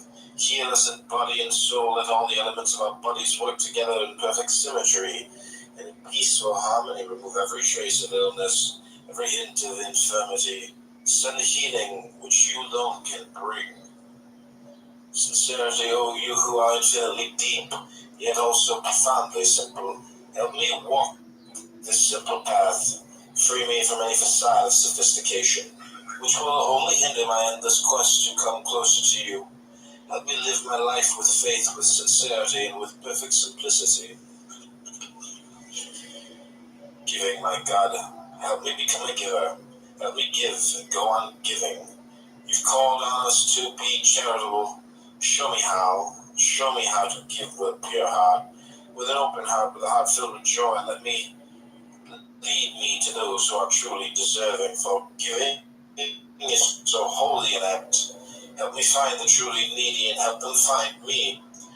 True nourishment, dear God, teach me to eat right and to eat for the right reasons. Keep me from eating the wrong foods and from eating more than I should. Let all that I eat nourish me, never weaken or harm me. Let the food I ingest create a perfect balance within me, in my body, mind, and soul. Gaining perspective. Dear God, I need your guidance. Bring perspective to my life. For the meaningless allures of this world control me. Let me see beyond the coarse requirements of my daily subsistence. Let me bask in that which is truly precious, in the beauty of my relationship with you, dear God. Working to live, though I have no choice but to work to support myself and those who depend on me. Let my job never dominate my life and psyche. Let me never be so caught up in the pursuit of my livelihood that I stoop to dishonesty in order to get ahead. Let me make no transaction without recognizing that any measure of success I might find, I can come only from you. Oh God, see my pain, see the constant tension and anxiety with which I must function, with which I don't function. Touch my life with your love and your strength. With your wisdom I have more than I can bear alone. Kind, loving, mighty God, stretch out your hand to lift me up from my abyss, right my wrongs, turn my every failure into success, look upon all my troubles and say enough. Priorities, oh God, help me fix within my mind the enduring truths of life. Let my every action be directed towards life's ultimate goals. For how can I face you, my Creator, without having invested all my days in preparation for that moment when I will meet you? How can I face you, source of my life, so long as I remain naked and barren, mired in the fantasies that form the substance of life's illusions? Living to the fullest, dear God, as I age, as hours turn to days, days to weeks and weeks to months and months to years, let none of my time be wasted or lost. Let me use my life to the fullest to become the person I am meant to be.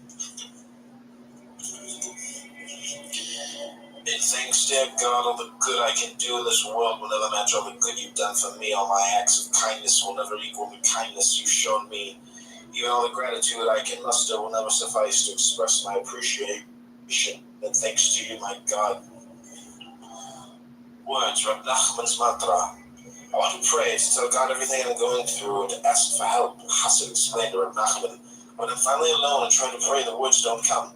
Then Rebbe assured him, even just calling out to God, Ribbono Shel Olam, again and again is extremely beneficial. Once when informed that someone was able to recite 1,000 pages of Talmud, Reb Nosson responded, yes, that is impressive. Yet there are those of the Rebbe's followers who can repeat the phrase, Ribbono Shel Olam 1,000 times. Praise Master of the universe, you listen to the anguished cries and desperate walls of every one of your beloved children. You hear my incoherent cries. You comprehend my jumbled words. I try my best to reach you with my inadequate prayers. I call out to you and you understand. Prayer, God of life, help me pray with all the force I can muster. If only I could invest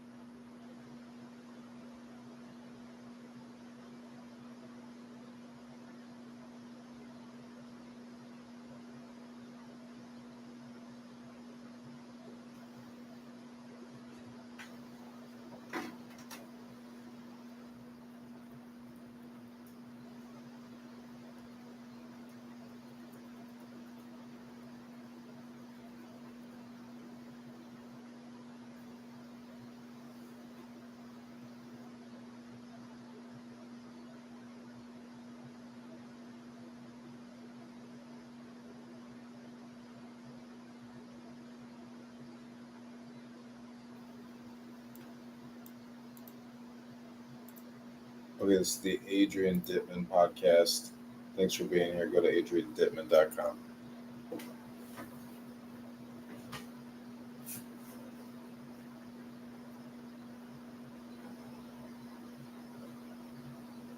Is the cessation of turnings of the mind.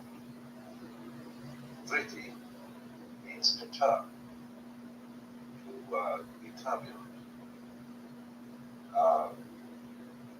When you talk about a Chakravartin as a great ruler, a great king, he's one who turns the wheel. Vartin is the same as Vritti.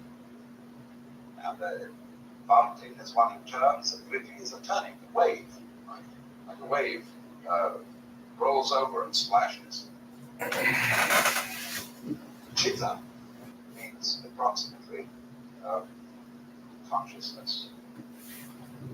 It refers to the basic awareness that we have, whether it is strictly conscious or subconscious. Chitta means something like, let's suppose we make the mind analogous to a mirror, a reflecting mirror. The mirror itself would correspond to what is meant in Sanskrit by chitta.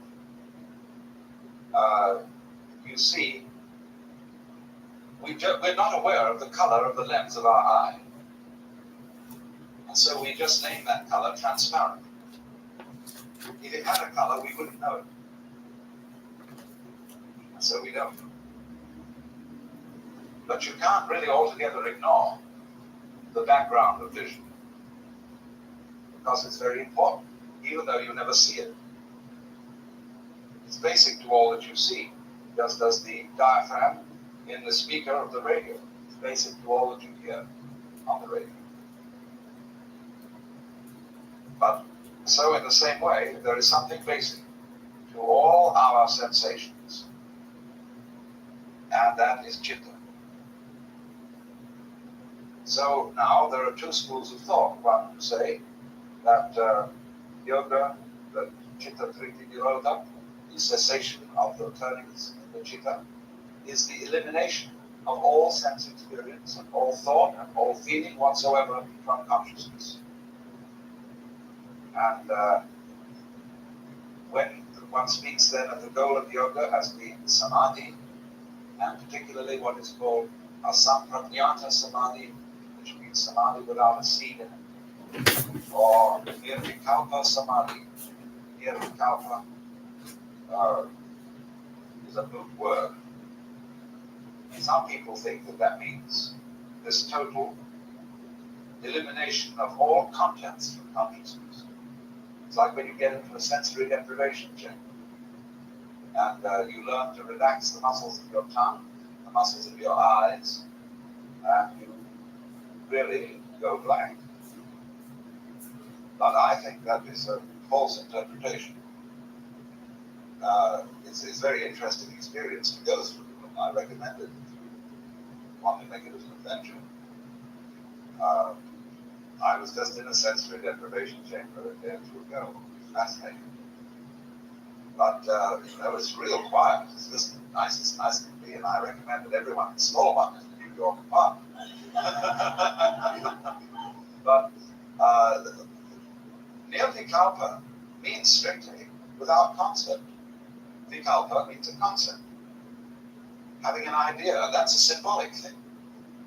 It doesn't mean having no sensation. And they make a great point of this in the instruction about practicing meditation in Zen. They say quite definitely, don't shut your eyes. Don't close your ears. But simply eliminate thought. If you cut out your sensation input entirely and have a blank mind, then you're no better than a log. In that case, logs and rocks would be winners.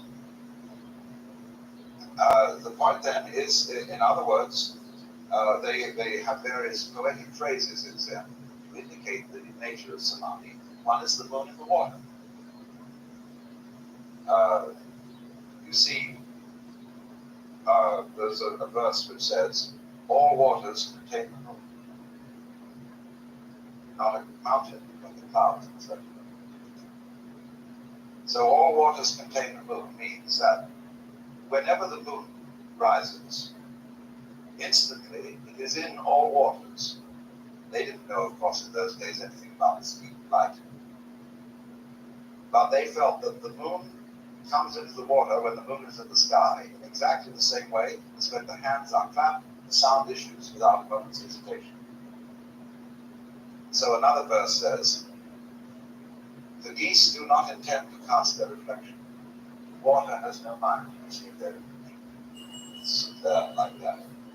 So the ideal of samadhi is for you to have a mind like that. They call a mind with no hesitation. A mind which doesn't, as it were, stop to say whether this or should not be reflected.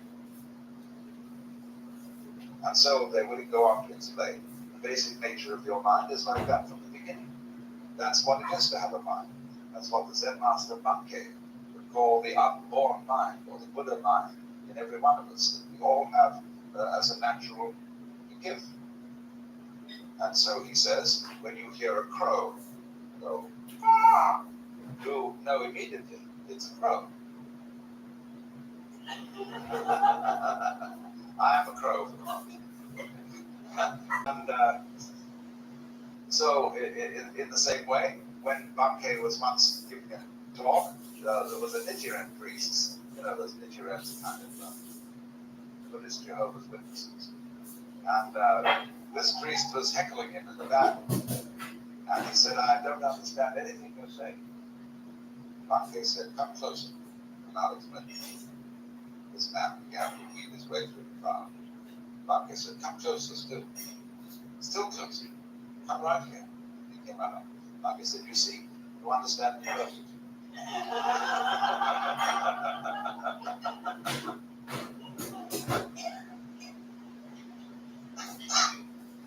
So, the feeling then is that the nirvikalpa samadhi is this state of just perfectly clear consciousness, which responds to everything going on, without labeling it, without categorizing it. And even to say respond isn't quite right, because that means as if consciousness was something that is pushed by life and then reacts to it, action and reaction, like cause and effect. The crow caws and the ears vibrate, cause and effect. That's not the Buddhist theory. The Buddhist theory is not cause and effect. It's called pratitya samutpada. And that means interdependent origination. In other words, when the wind blows, trees move.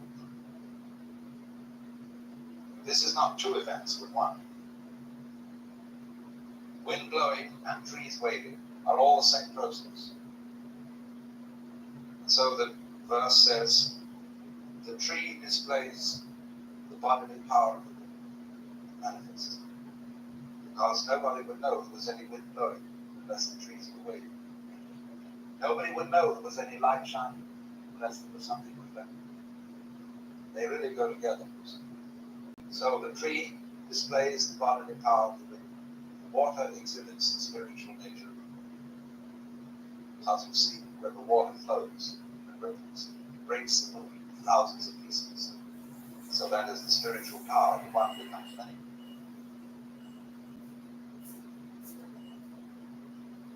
So then what we are looking at then is a state of consciousness which is like that, which is one with the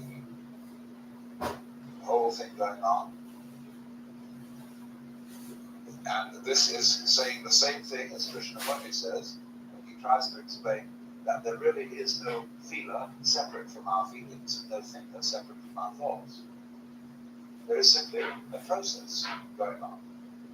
And so in the same way, Huineng, the sixth patriarch, prefers not to use the image of the mirror for the mind, but he prefers the image of space.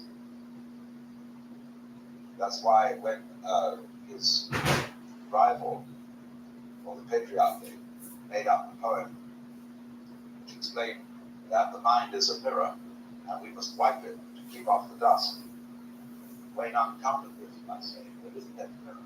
So whereon can the dust fall? See? So this is saying that you will never be able to discover a thinker other than thoughts, a feeler other than feelings, a sensor other than sensations. That's the meaning of the dialogue between Bodhidharma and Ekar. When Ekar said, I haven't any peace of mind, please pacify my mind. And Bodhidharma said, bring out your mind in front of me, and I will pacify it. Ekar said, when I look through it, I can't find it. Bodhidharma said, there, it is pacified. So Ekar, was looking for his mind. It's like, who are you? The question that the Maharshi Ramana always asked to anybody who said, Maharshi, who was I at my last incarnation? He would always reply, who's asking? Which is the same as Krishnamurti's, why do you want to know? Because this throws the question back at the question, who are you? Who has the problem? And you look, and you look, and you look, and you can't find it. When you look for Hume, the British philosopher, really went through the same experience. Because when he tried to find out what was his consciousness, he couldn't find anything but sensations or images in his head. And so in the same way, when you want to find out what's behind your eyes, most people think that they have a blank space behind their eyes. Kind of a non-dark, non-light blind spot, which you can't ever see. But that's not the case. You know how the inside of your head is? Why, it's what you're looking at. That's how it feels inside your head. It's all this that you see in front of you. That's inside your head. It's all in these nerves back here, where the optical nerves are set.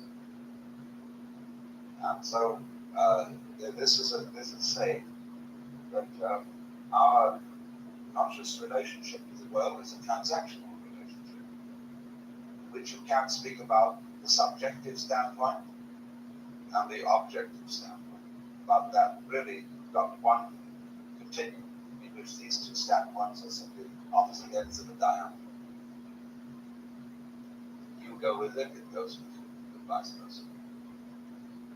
So this is the whole meaning of the Taoist idea that is called mutual arising. When Lao Tzu says that to be and not to be arise mutually, that difficult and easy suggest each other, high and low subtend each other, and so on. He's describing this polar relationship. So you don't get an encounter, in other words, you don't get a confrontation, you don't get a kind of a meeting from things that impinge on each other from entirely separate situations. You get the opposite sort of thing, where when a flower buds and the bud breaks, the petals expand. It's true. You have the petals on the far left, you have the petals on the far right, but they arise again. That's how all life is happening. When you come into being, the universe comes. You go out of being, the universe goes out. That's true for everyone. That's not only people, all sentient beings whatsoever. So without the being, the sentient being, there is no cosmos.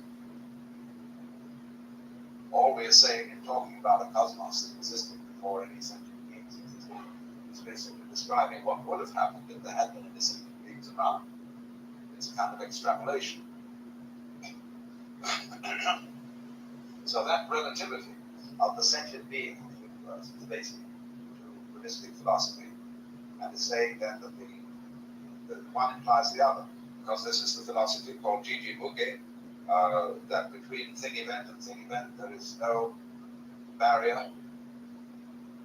This is the philosophy of the mutual interdependence of all things and events.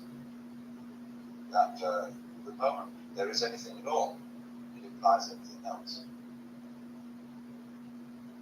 So in the same way, with laser beam photography, you take a tiny fragment of a photographic negative, and by laser beam photography, you can restore the whole negative from which it's come. Because the crystalline structure of any part of the negative is in an inseparable relationship with its whole area.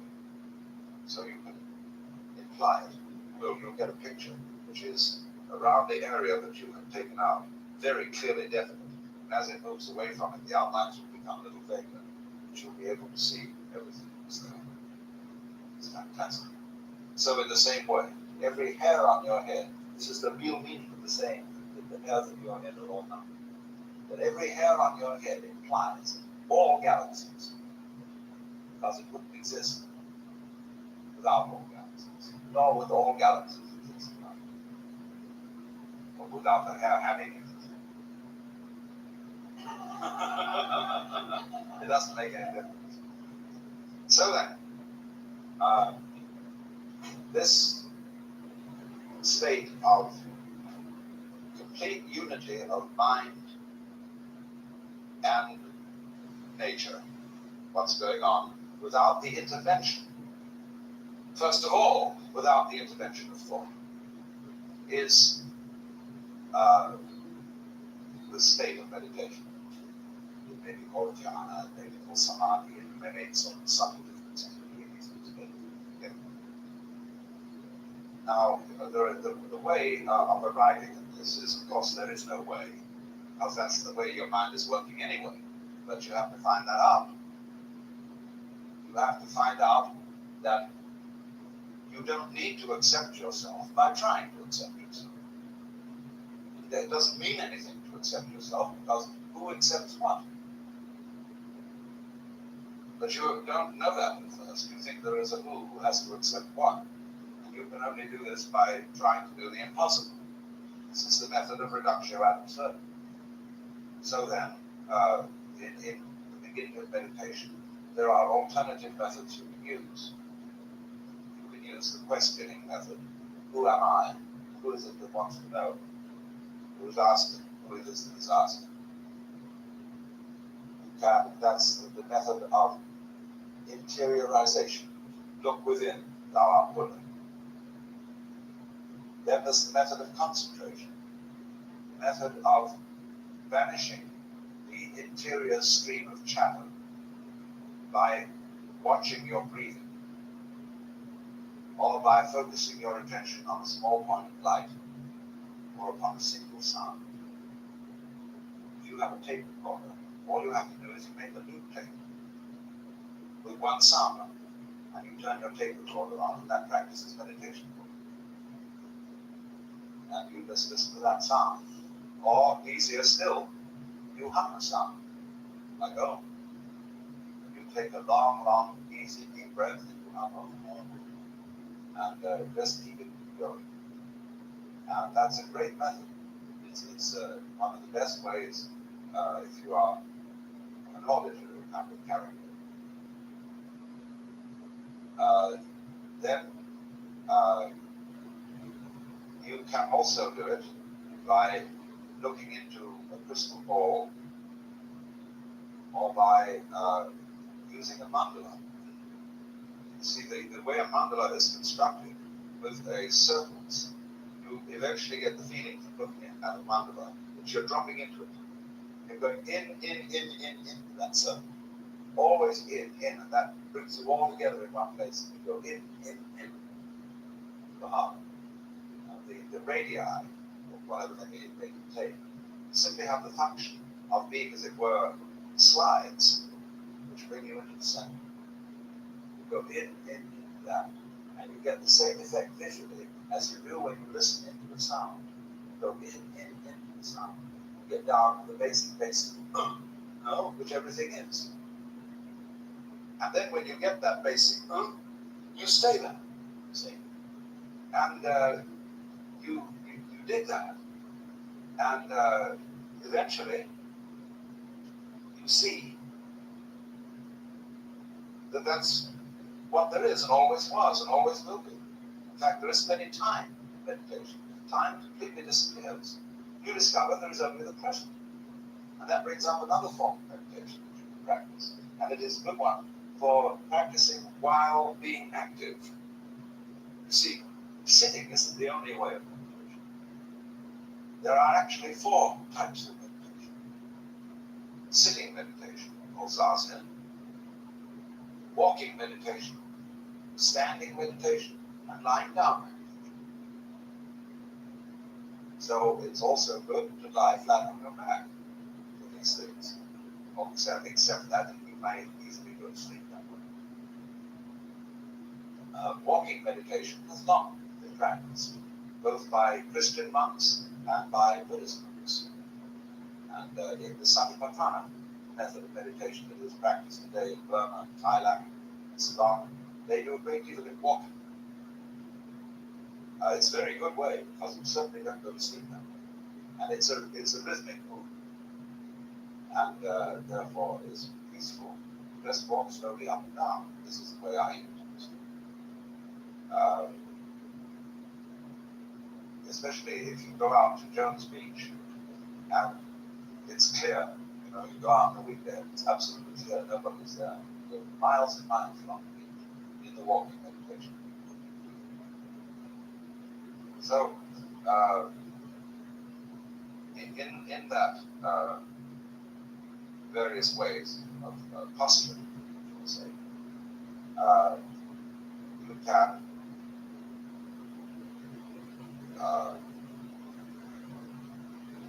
concentrate on sight, on sound. Nobody has done much with touch. But people have done meditation on bodily motion, as in dancing or mudra. That is another thing. Mantra is sound, mudra is gesture. And in Houston Smith and Elder Hartley's film of Tibetan monks, you will see them doing the mudra method of meditation, constantly moving their hands. This is the same kind of thing. Or another method is the letting everything alone, where you allow all your psychic processes, sensuous processes, free rein to do anything they want to do. And you will find, for example, that let's suppose that at this very moment, you are all hearing the sound of my voice. Now, if you turn your conscious attention from the meaning of what I'm saying, simply to the sound of the words, you will be surprised to discover that you don't have to make any effort to understand what I'm talking about, because your brain will take care of that. And you can just listen to the noise. It will all go into you. And you'll understand. But you just concentrate on the flow of sound. American Indians often do that when they're encountering a stranger, because they can tell more about him in the tone of his voice than what he says.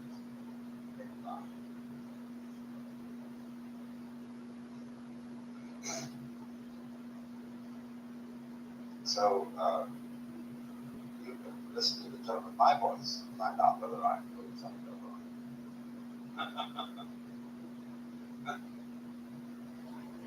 It's the tone that is important, fundamentally. It's the music that finally comes life. As I was explaining yesterday, one may regard the universe as a musical phenomenon, that it is a huge system of extremely complex vibrations, which is playing. And that's what it's all about. So you don't ask what does Mozart mean. You just listen to Mozart. It's good. So you don't ask what he does. Well, now, in a way, this meditation method of just letting your mind alone, let it go where it wants to go, has the same disadvantage as lying down on the floor. Make it sleep. But don't worry about that too much, especially if you do it early in the morning. And on waking, immediately is the easiest time. You're just in that moment between sleeping and waking. You will find you are in a very fascinatingly clear state of mind. That's the ideal hour of the day for having an experience of cosmic consciousness. And you can move right into it at that point. Don't get up immediately, just lay flat out. You may want to do something or other to refresh yourself a little, like drinking water or something. Right at that moment, you find you can have extraordinary time. And then you see, as you go on, it begins to become clear to you that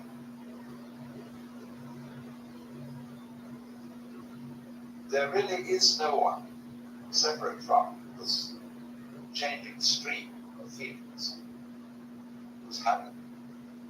They're just there.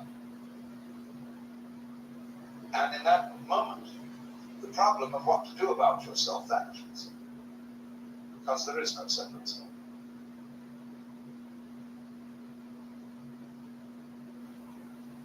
Thereafter, the most fascinating thing that follows from this is that you can keep up meditation while thinking. This is why a Zen master can also be a scholar, an intellectual. Because the way he does his thinking is exactly the same way as he sweeps a floor or meditates.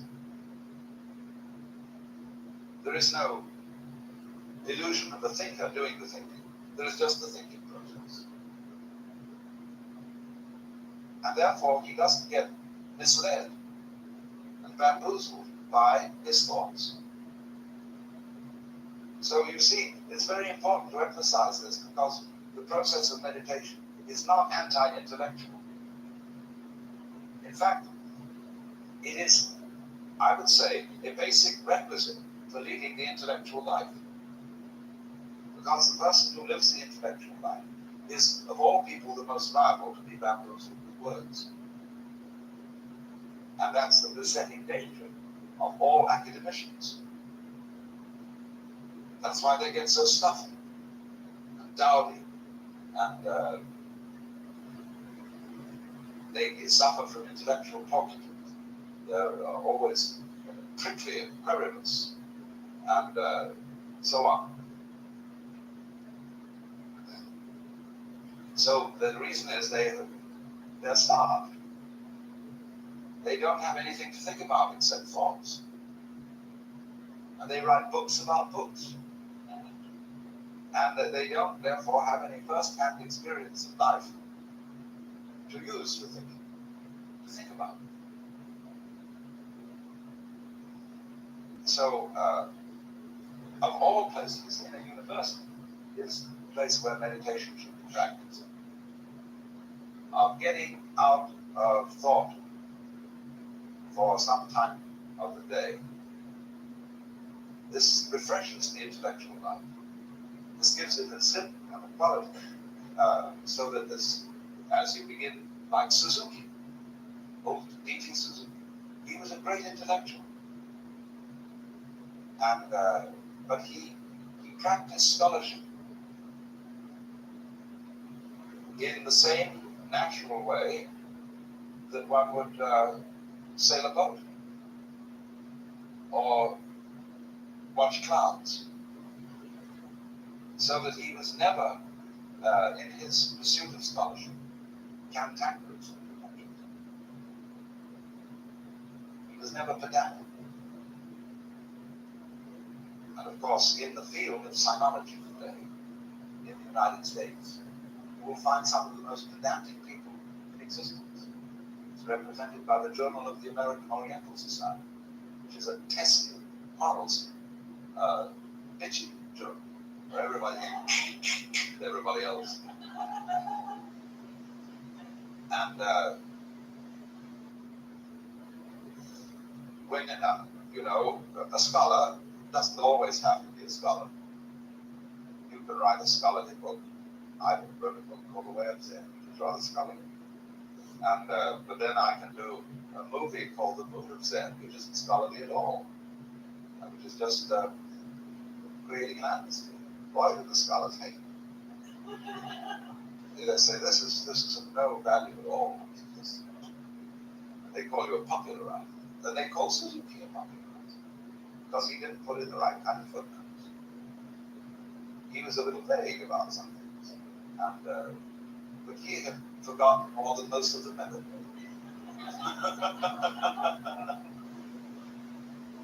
So in this way, you can sit light to intellectuality. It's a very good thing, because otherwise you become hopelessly one. You become a sort of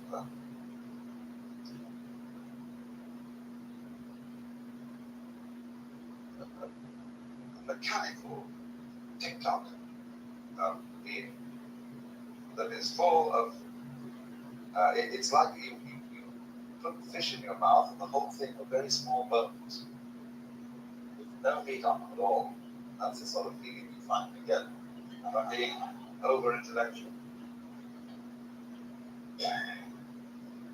So really, I do want to make this plain, because so many people think that the domains of the intellect and the domain of intuition are mutually exclusive. They're not. It's only, people keep saying, I understand what you say intellectually, but I don't really feel it. And therefore seem to think that an intellectual understanding may even be an obstacle. And a lot of teachers sometimes take that point of view. They say, the more you think about it, the further you are from it. But I don't think that's true. At least it's an oversimplified thing. If you've got an intellect, you must use it. It's a divine gift. It's a talent. And nobody can make the sacrifice of the intellect unless they've got one to sacrifice. A lot of fanatics think they've made the sacrifice of the intellect. They say, I've given up my private opinions, and I'm purely obedient to Holy Scripture or whatever authority. That's a lot of it's a bullshit. Either they haven't thought it through, or else they are conceding from themselves that their obedience to Scripture is at root their own personal opinion. So there isn't this antagonism. It's very, if you've got an intellect at all, it's very important that you think things through as far as they can be thought through. But you see, your intellect will eventually tell you its own limitations. will, in other words, say, I have a certain function as intellect, just like the dial on the telephone has a certain function. If you spell out questions about the existence of God on the dial of the telephone, you'll be told to go to hell. That's not its function. And so you can easily see, as I've tried to explain to you, that the thought process has limitations, that there are things it will not do.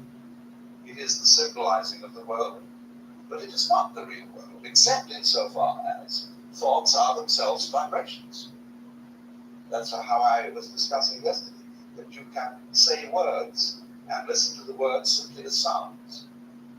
Then you're getting in closer contact with the real world, with the vibrations at the basis of it. So, thought itself tells you that it can't go all the way.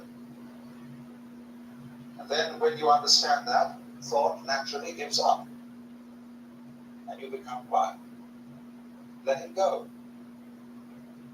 Let all the senses go. And eventually you find you're quiet. And you're centered. Still. But don't make an exercise of it. Dogen, in the great Japanese Soto Zen master, always told his students, do not practice Zazen to attain Satori. Sit just to sit. This already practicing Zazen is being a Buddha. This is sitting like a Buddha. And if you do it with an ulterior motive, you're not doing it. There is nowhere to go. So likewise, if you practice centering on the present, you can't do it with an objective because you're off it. And so in action, and you try to do what Gurdjieff calls self-remembering, and you've always got your mind on the present. You're fully aware of what you're doing all the time. Then eventually you will discover that there is nothing else you can do. Because if you think about the past, that's happening now. Think about the future, that's happening now. There is nothing else but now. So then, when you discover that, meditation becomes automatic. You're always there. Only you have to be stupid and exercise a little folly in order to find it out. That is to try to be there. See, that's putting legs on a snake, or a beard on a human, or we could say guilty little thing. And but somehow to wake up, that has to happen. So it's a most marvelous discovery, you see, when you've been working to try and center, be present, be alert, awake, and be just here.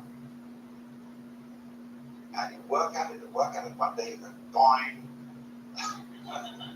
There is nowhere else to be. And then you get a very strange sensation. It seems that the now and you are all the same. And that it's like a stream, which is moving along, carrying you, but not going anywhere. It moves and doesn't move. It's like looking at a block, like a Rorschach block, and seeing the block running, but into the place where it is. Everything is moving into where it is. And this is the state called eternal now. This is the meaning of eternity. Eternity isn't static. So, this is the meaning of the Zen poem that says, I walk over the bridge, and it's the bridge flow, not the water. I'm walking on foot and yet riding on the back of knots. I'm empty-handed and yet as legacy.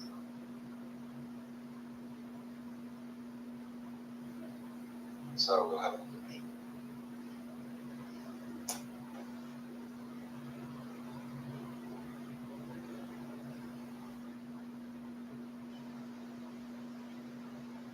The subject of this seminar is the veil of thoughts. And following out the theme that somebody once suggested by saying that thought is a means of concealing truth. Despite the fact that it's an extraordinarily useful fact. But in quite recent weeks, we've had an astounding example of the way mankind can be bamboozled.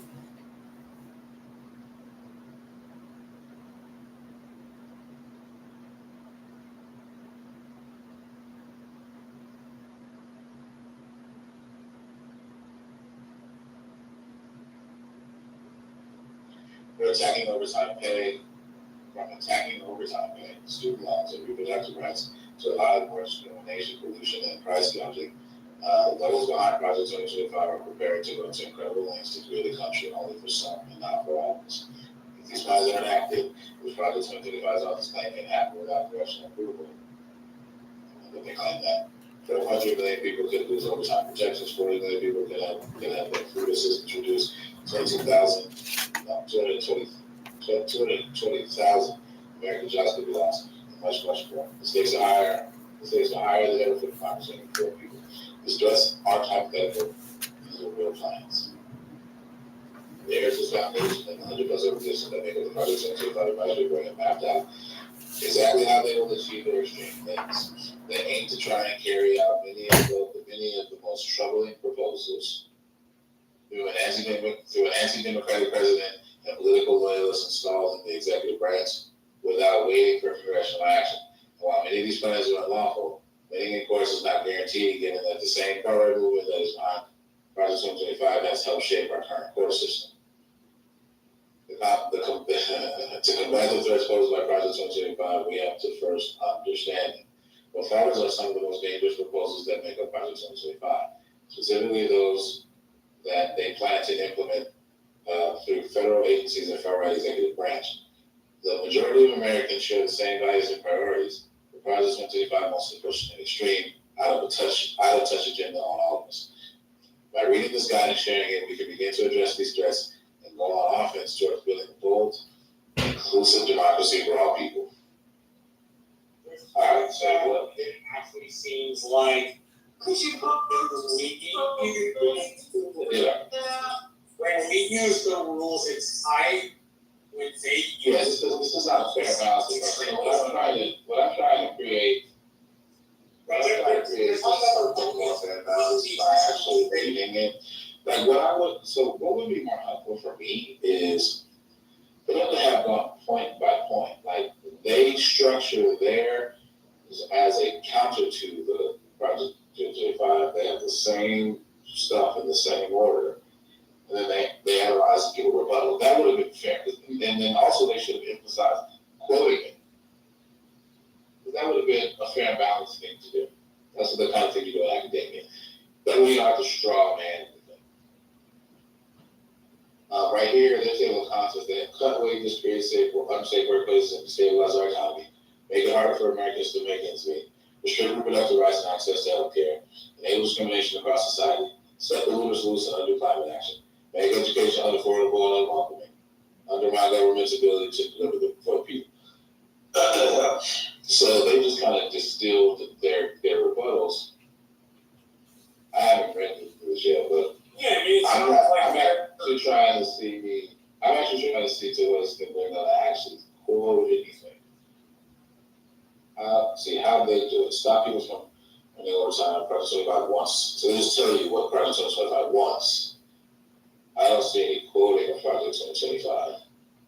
That gives me pause because I don't think there's going to be enough attentiveness to what Project 2025 actually says. It's just a translation of what they say to the worst possible interpretation possible. And there's no way for an objective person to evaluate to what extent they're going off the rails in their interpretation, to what extent are they interpreting it accurately. And so that's why I don't trust these things. It's like, you're going to make me read this shit because I can't trust that you're not going to misrepresent what it is.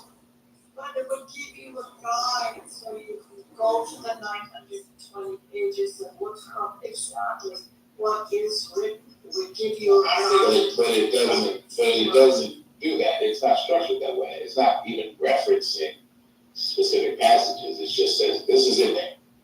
Take our word for it. And here's why it's bad. Yeah, that is like, they use words like dangerous and different adjectives to provoke an emotional response to it. I mean, look, let me make that conclusion, right? Like, if it's dangerous, let me say that. I mean, like, after reading what you're opining as or what you're putting forth as something that's sick and gratuitous, let me do that. I think it's lazy not lazy, I think it's targeted and manufactured that way on purpose, but let me achieve that. Kind of patronizing. Absolutely patronizing. The bad, mean old Republicans believe crazy shit, you shouldn't let them. Like, there's nothing about that that's academic or even, like, tries to answer what was actually written in there with any sincerity. I mean, yeah, so this is the sense in which it's alarmist. So I'm trying to be fair about how I characterize these things. It seems like it's alarmist. It seems like they're trying to raise alarm for very particular things that they attribute to Project 2025 in terms of what its impacts are going to be. And it's kind of distilled those things. But it doesn't seem to bother itself with justifying its interpretation of what Project 2025 is doing. And so that's where quoting Project 2025 so that's how you would do it in a fair and square way. So I presented both of them. So in the chat from 8 minutes ago, I have it says Project 2025 original 90 pages, and they right above that 9 minutes ago. It says the People's Guide to Project 2025. So I was giving a kind of rough. cannot see that. It's in the chat.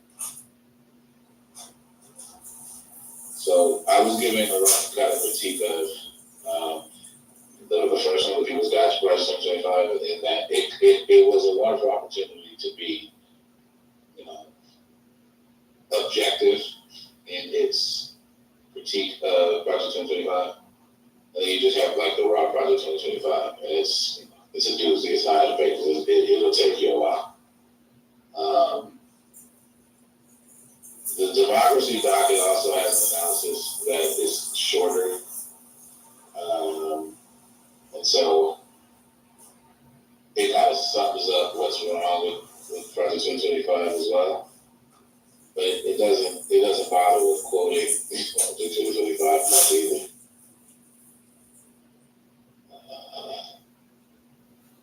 It does, however, quote so the website that you go to get the 900-page document, the 180-day playbook, it does quote that website. That's awesome. That's some points for that. Yeah, I mean, you barely know what it is, but it does really quote that they liked it. They also take you through the 900-page document too, so they get into it. They just kind of want to subscribe to the 900 quote, and honestly, I think most of the people who are critiquing it have read it. I really That's what I'm saying. That's the great science. It's the evil, no good bad Republicans out to get us. It's exactly how you want. So what I would do if I had more, if I really had the patience for this, is I would read, distill all that information in the 900 pages. I would then compare and contrast it to all of them.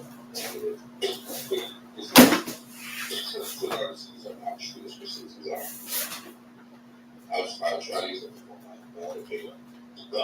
Some issues I care about most. And then I'd also attempt to compare and contrast Project 2025 to Agenda 47 to see to what extent are there any similarities. That's a really good idea. And then that way, I'd be able to have some substance, that behind. Okay. Yeah, you say private 25 says this, but actually it doesn't. This is what it actually says.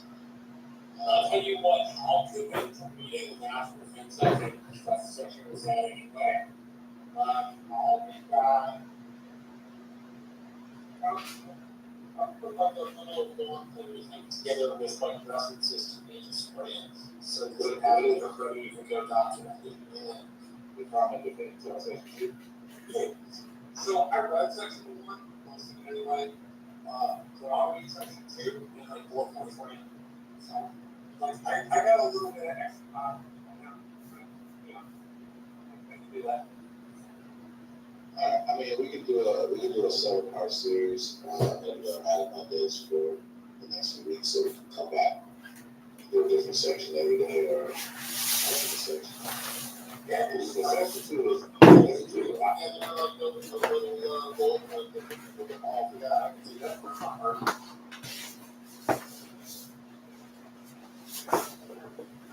And this word, let's say this document, like, probably is going forward with this document.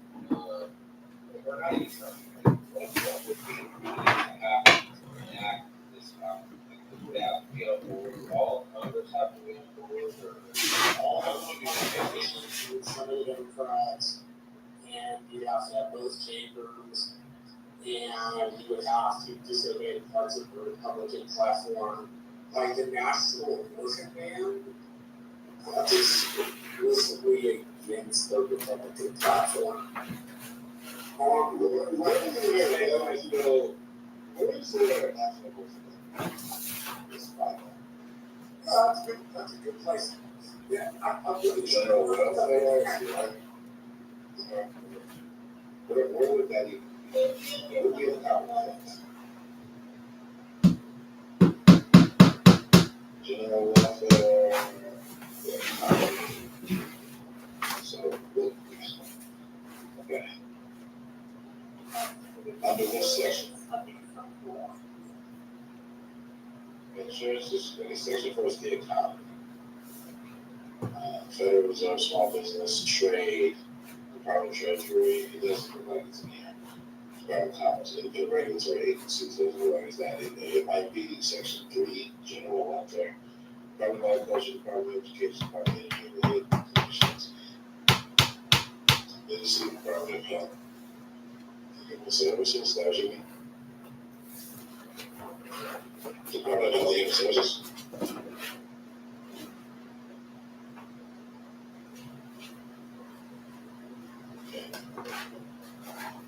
That sounds like something close to what you said. Department of Health and Human Services on section 3.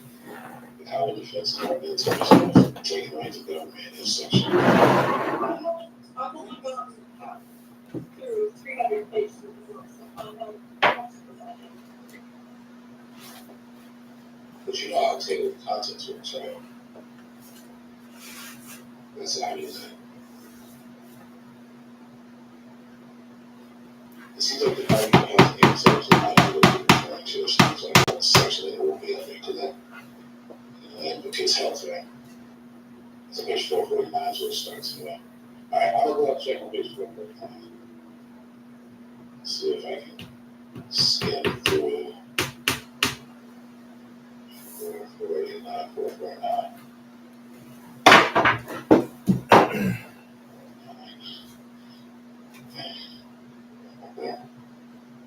And 449. Department of Human Services, guy. Alright, the U.S. Department of Human Services is just a separate country. We're a separate country. It's approximately $1.6 trillion budget. We're ranking the world's 5th largest national budget. For good or ill, defense activities personally impact the lives of more Americans than do as many of the federal agencies. And President Trump, HHS was dedicated to save all Americans from potential and natural death, including those individuals and families who face economic and social well-being challenges. The President Biden, the mission that should support promoting equity in everything we do, for the sake of population sharing and particular characteristics, including race, sexuality, gender, ethnicity, and all these other categories. As a result of HHS having lost its way, the U.S. life expectancy and stand up returning to normal after the COVID-19 pandemic continued to drop precipitously to levels not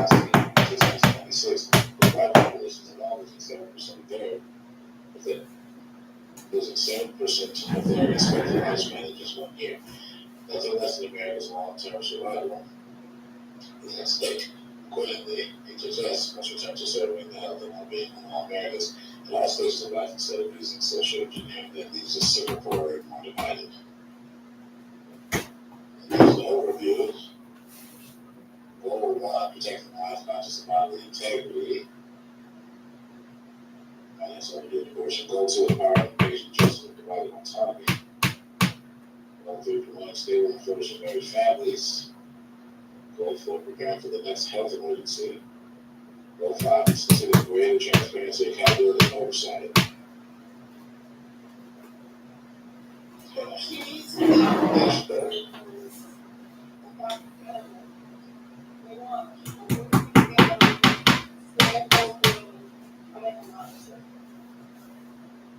The Secretary should pursue a robust outreach to protect fundamental rights to life. If there's a goal 1 is probably where there's going to be a national abortion. All right, goal 1. Protecting life, conscious and bodily integrity. The Secretary should pursue a robust agenda to protect the fundamental right to life, protect conscious rights, and uphold bodily integrity rooted in biological realities, not ideology. In the moment of conception, a being possesses an inherent value does not depend on our age, stage of development, race, or abilities. The Secretary must ensure that all HHS programs and activities are rooted in deep respect for innocent human life from day 1 until natural death. Abortion and euthanasia are not health care. A robust respect for the sacred rights and conscience both at HHS and among governments and institutions funded by it increases choices for patients and program beneficiaries and furthers pluralism and tolerance. The Secretary must protect America's civil rights by ensuring HHS programs and activities follow the letter and spirit of religious freedom and conscious protection laws. Radical actors inside and outside government are promoting novel identity politics that bases biological sex, this race, sex, and other identities. This destructive dogma, positive equity, goodness, America's fundamental liberties, as well as health and well-being of children and adults alike. The Secretary must ensure that HHS programs protect children's minds and bodies. And the HHS programs respect parents' basic rights to direct their education and care of their children. Nowhere in there does it say the national abortion thing. Those are things that and by the way, this is just not a single. The first thing before I read in there was the stuff about recognizing life from day 1. And since stages of the Secretary message, I just going to take a deep respect for innocent human life from day 1 until natural death. Abortion and euthanasia are not health care. It's a little concerning to me that they're saying explicitly it's not helpful in many cases. One of the cases of like extreme risk. Yeah, what I'm saying is that's not what they say, right? So like, this is the thing that I was doing about our discourse is the willingness to just leap to the worst conclusion possible. It's like, yo, like slow down, like that's not what was said. Now, I haven't read this entire section, to be fair, so maybe somewhere else it says it. The goal here is to, like, if people want to make these hyperbolic, if people want to make these claims about, these alarmist claims, let's say, about what Private 725 wants to do, let's find it in the text. That, I think, is a worthwhile exercise. Oh, really? Well, it's so obvious they're saying that it was. They did. But they did say the thing people say, so that's what I'm saying. Like, They want to enslave women. They didn't say that, though, right? Like, that's what I'm saying. Like, that's something that you're embellishing.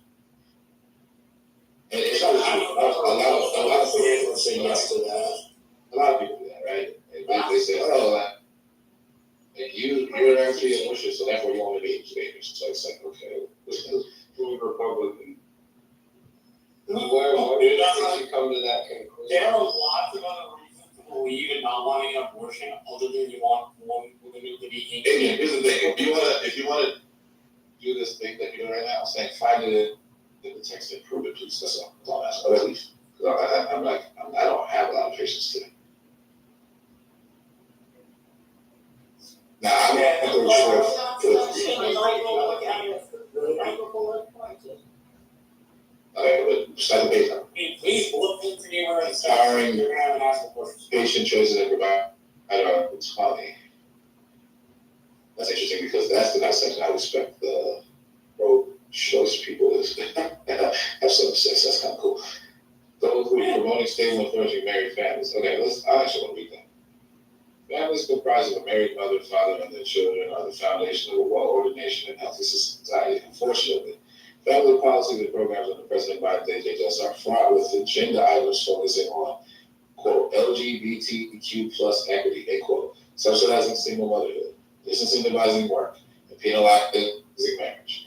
These policies should be repealed and replaced by policies that support the formation of stable, married, nuclear families.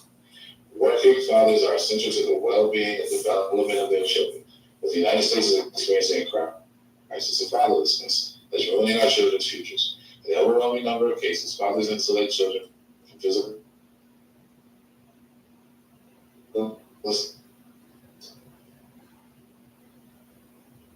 sexual abuse, financial difficulty, teen pregnancy, poor educational outcomes, high school failure. Manufacturers in the world, right here in America. We manufacture them and we sell them. This is our number one source of GDP, if I'm not mistaken, is military weapons to the rest of the world. Yeah, was that the same thing? Was that the same situation 20 years ago? It is today. Actually, I would argue it probably was. Okay, great. So it was the same 20 years ago, as far as our standing and military capabilities against goat herders, and you see how that worked out. Goat herders.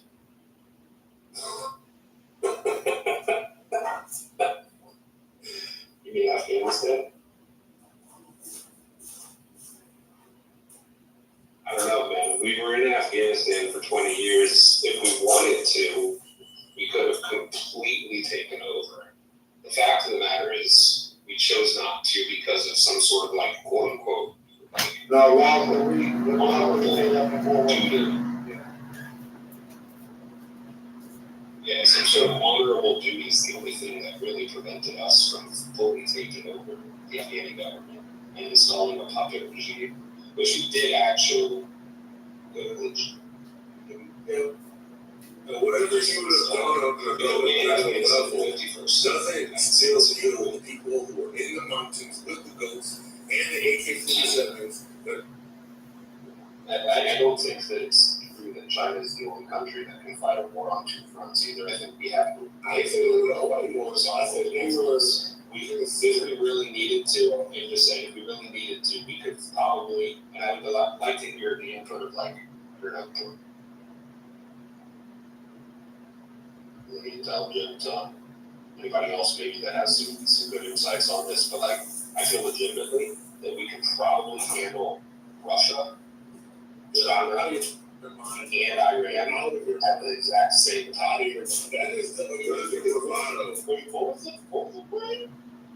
I think if we needed to handle Russia, China, and Iran all at the same time. Okay. America. I thought we said Israel. No, we can't. We can't.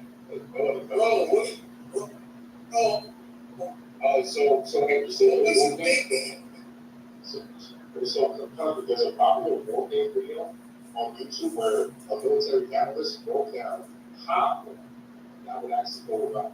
I can post it when you want to see. When he goes through the. Now it doesn't mean that people absolutely happen in real life, right? Because you're right. There could be a situation where we lose, but thinking that it's impossible, you're crazy. We absolutely have the manpower, and we have the technology to beat all of those countries. But it would be a strategic thing where we will essentially block off all the fuel sources from certain countries, like China. When you mentioned Russia, China, Iran, and Iran, it's just right. So Iran would be the main target. There. You take them out and cut off all the gas. I mean, we can throw North Korea in there too.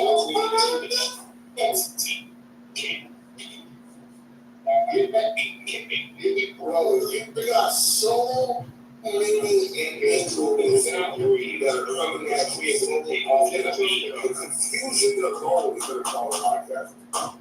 I'm not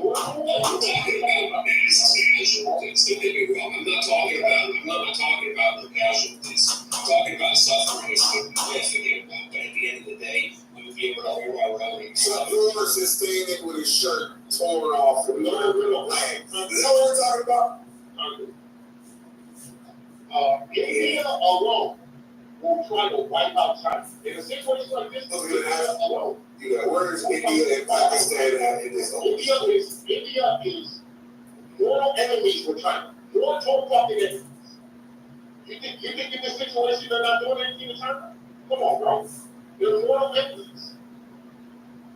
That's why I said you should watch the video. You should watch the video. It breaks off this down. They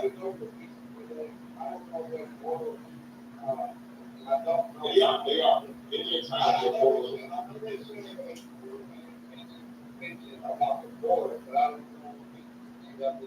know. It really boils down to street food and who has the best street food.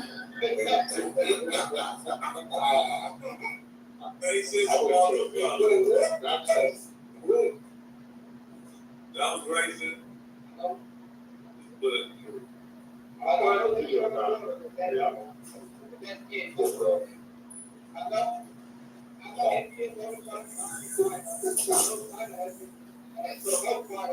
it looks like India and China is going through what a few board this They almost came to war before.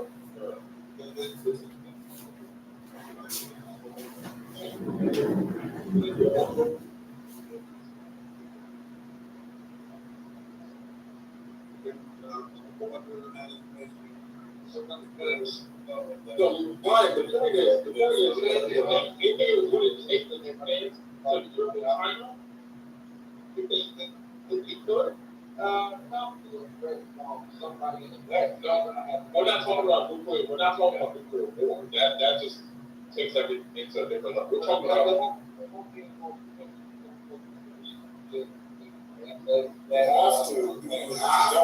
No, bro, no. You can't.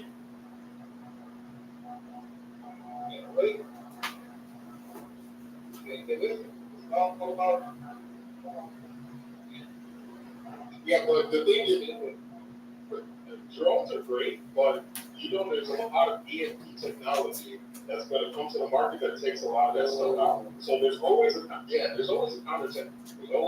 technology to any nukes, all of that. I'm not remember where Batman walks. Remember that scene where Batman walks like up the stairs, and then like people are trying to take pictures, and then he pulls out that black thing, and that's his right. That's already here. So that's already here. It's just top secret in certain companies like the Lockheed Martin, all those stocks that have been fucking going up since war is on the table now. Like they have things like that. The terrifying thing is the nanodrones. They look like nanodrones are fucking terrifying. You could be a block away from someone who's importance. Have a drone with, like 21 thousandths the size of a fly that's able to fly into that person's mouth, go into their lungs, and cause a tiny explosion that causes that person to die in a second. That's what's out there. Nanodrones, like if you look at how small the drones are right now, little, robotic flies a decade ago, that's just gotten smaller, right? Like Samsung just introduced EV batteries where in like 9 minutes you can get 600 miles. If you take that battery pack and shrink it down to a nano drone, what's terrifying is not a nuclear bomb, but 100,000 nano drones that go through the air and literally can be breathed in. You can't even see what's up. Things, and when they're inside your body, they just cause a small explosion in an artery somewhere that fucking kills you.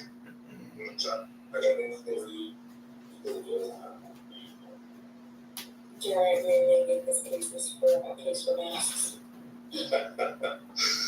Yeah, I'm more terrified. I'm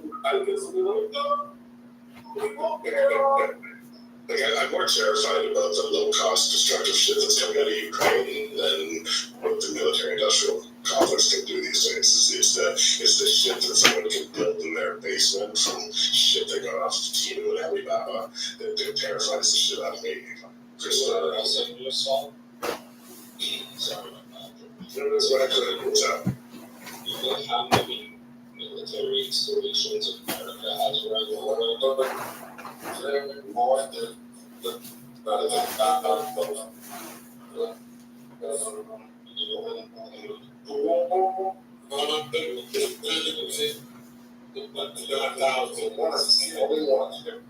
Jeremy, what you're explaining in a small little coastal county, in a small little coastal country, they have one in one country named Germany, and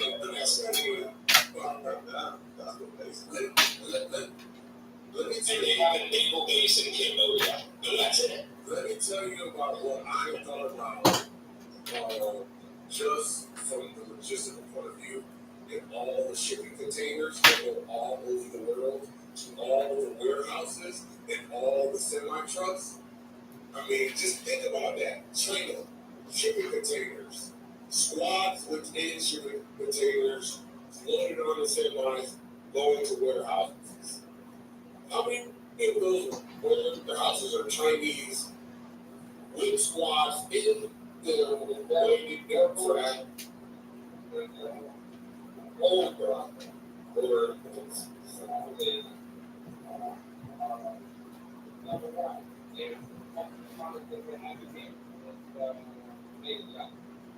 Technical things like TV, stuff like that, you pick up the explosive or explosive gas or toxic. It's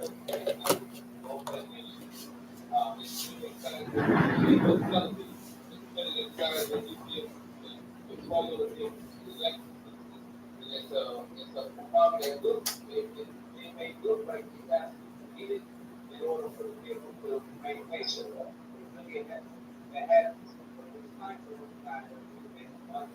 You know, and then the time we go whatever against China, they send the money and all of it, that's how Hollywood.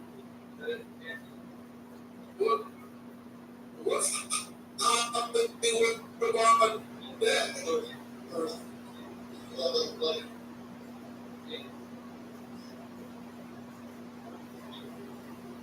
Like, our military power doesn't come from like our investment mechanisms our force is massive. Like people are good. You hear a lot about hydropower stuff. That's nothing compared to what we have. Absolutely nothing. No one can invade us. And there's impossible avenues. We just let's see. But secondly, if you're gonna try a ground invasion through like say Mexico, that shit ain't gonna go over well because you will have guys that pick up trucks with Budweiser tanks. Right. Shooting motherfuckers. Unless you're 20,000 Mexicans that want to come over every day. But I mean, it's not that we would just be able to destroy that. And then you have the terrain for logistically moving any kind of strong military on the U.S. shores. It's just impossible right at this juncture. Then you got on the U.S. shores. Then what people complain about is our bases around the world. And people at home will say, oh, no, we don't need to do this. That is the story about power. Like the ability for us to go wheels up, tits up, cops down, ready to rock. That shit is 6 out.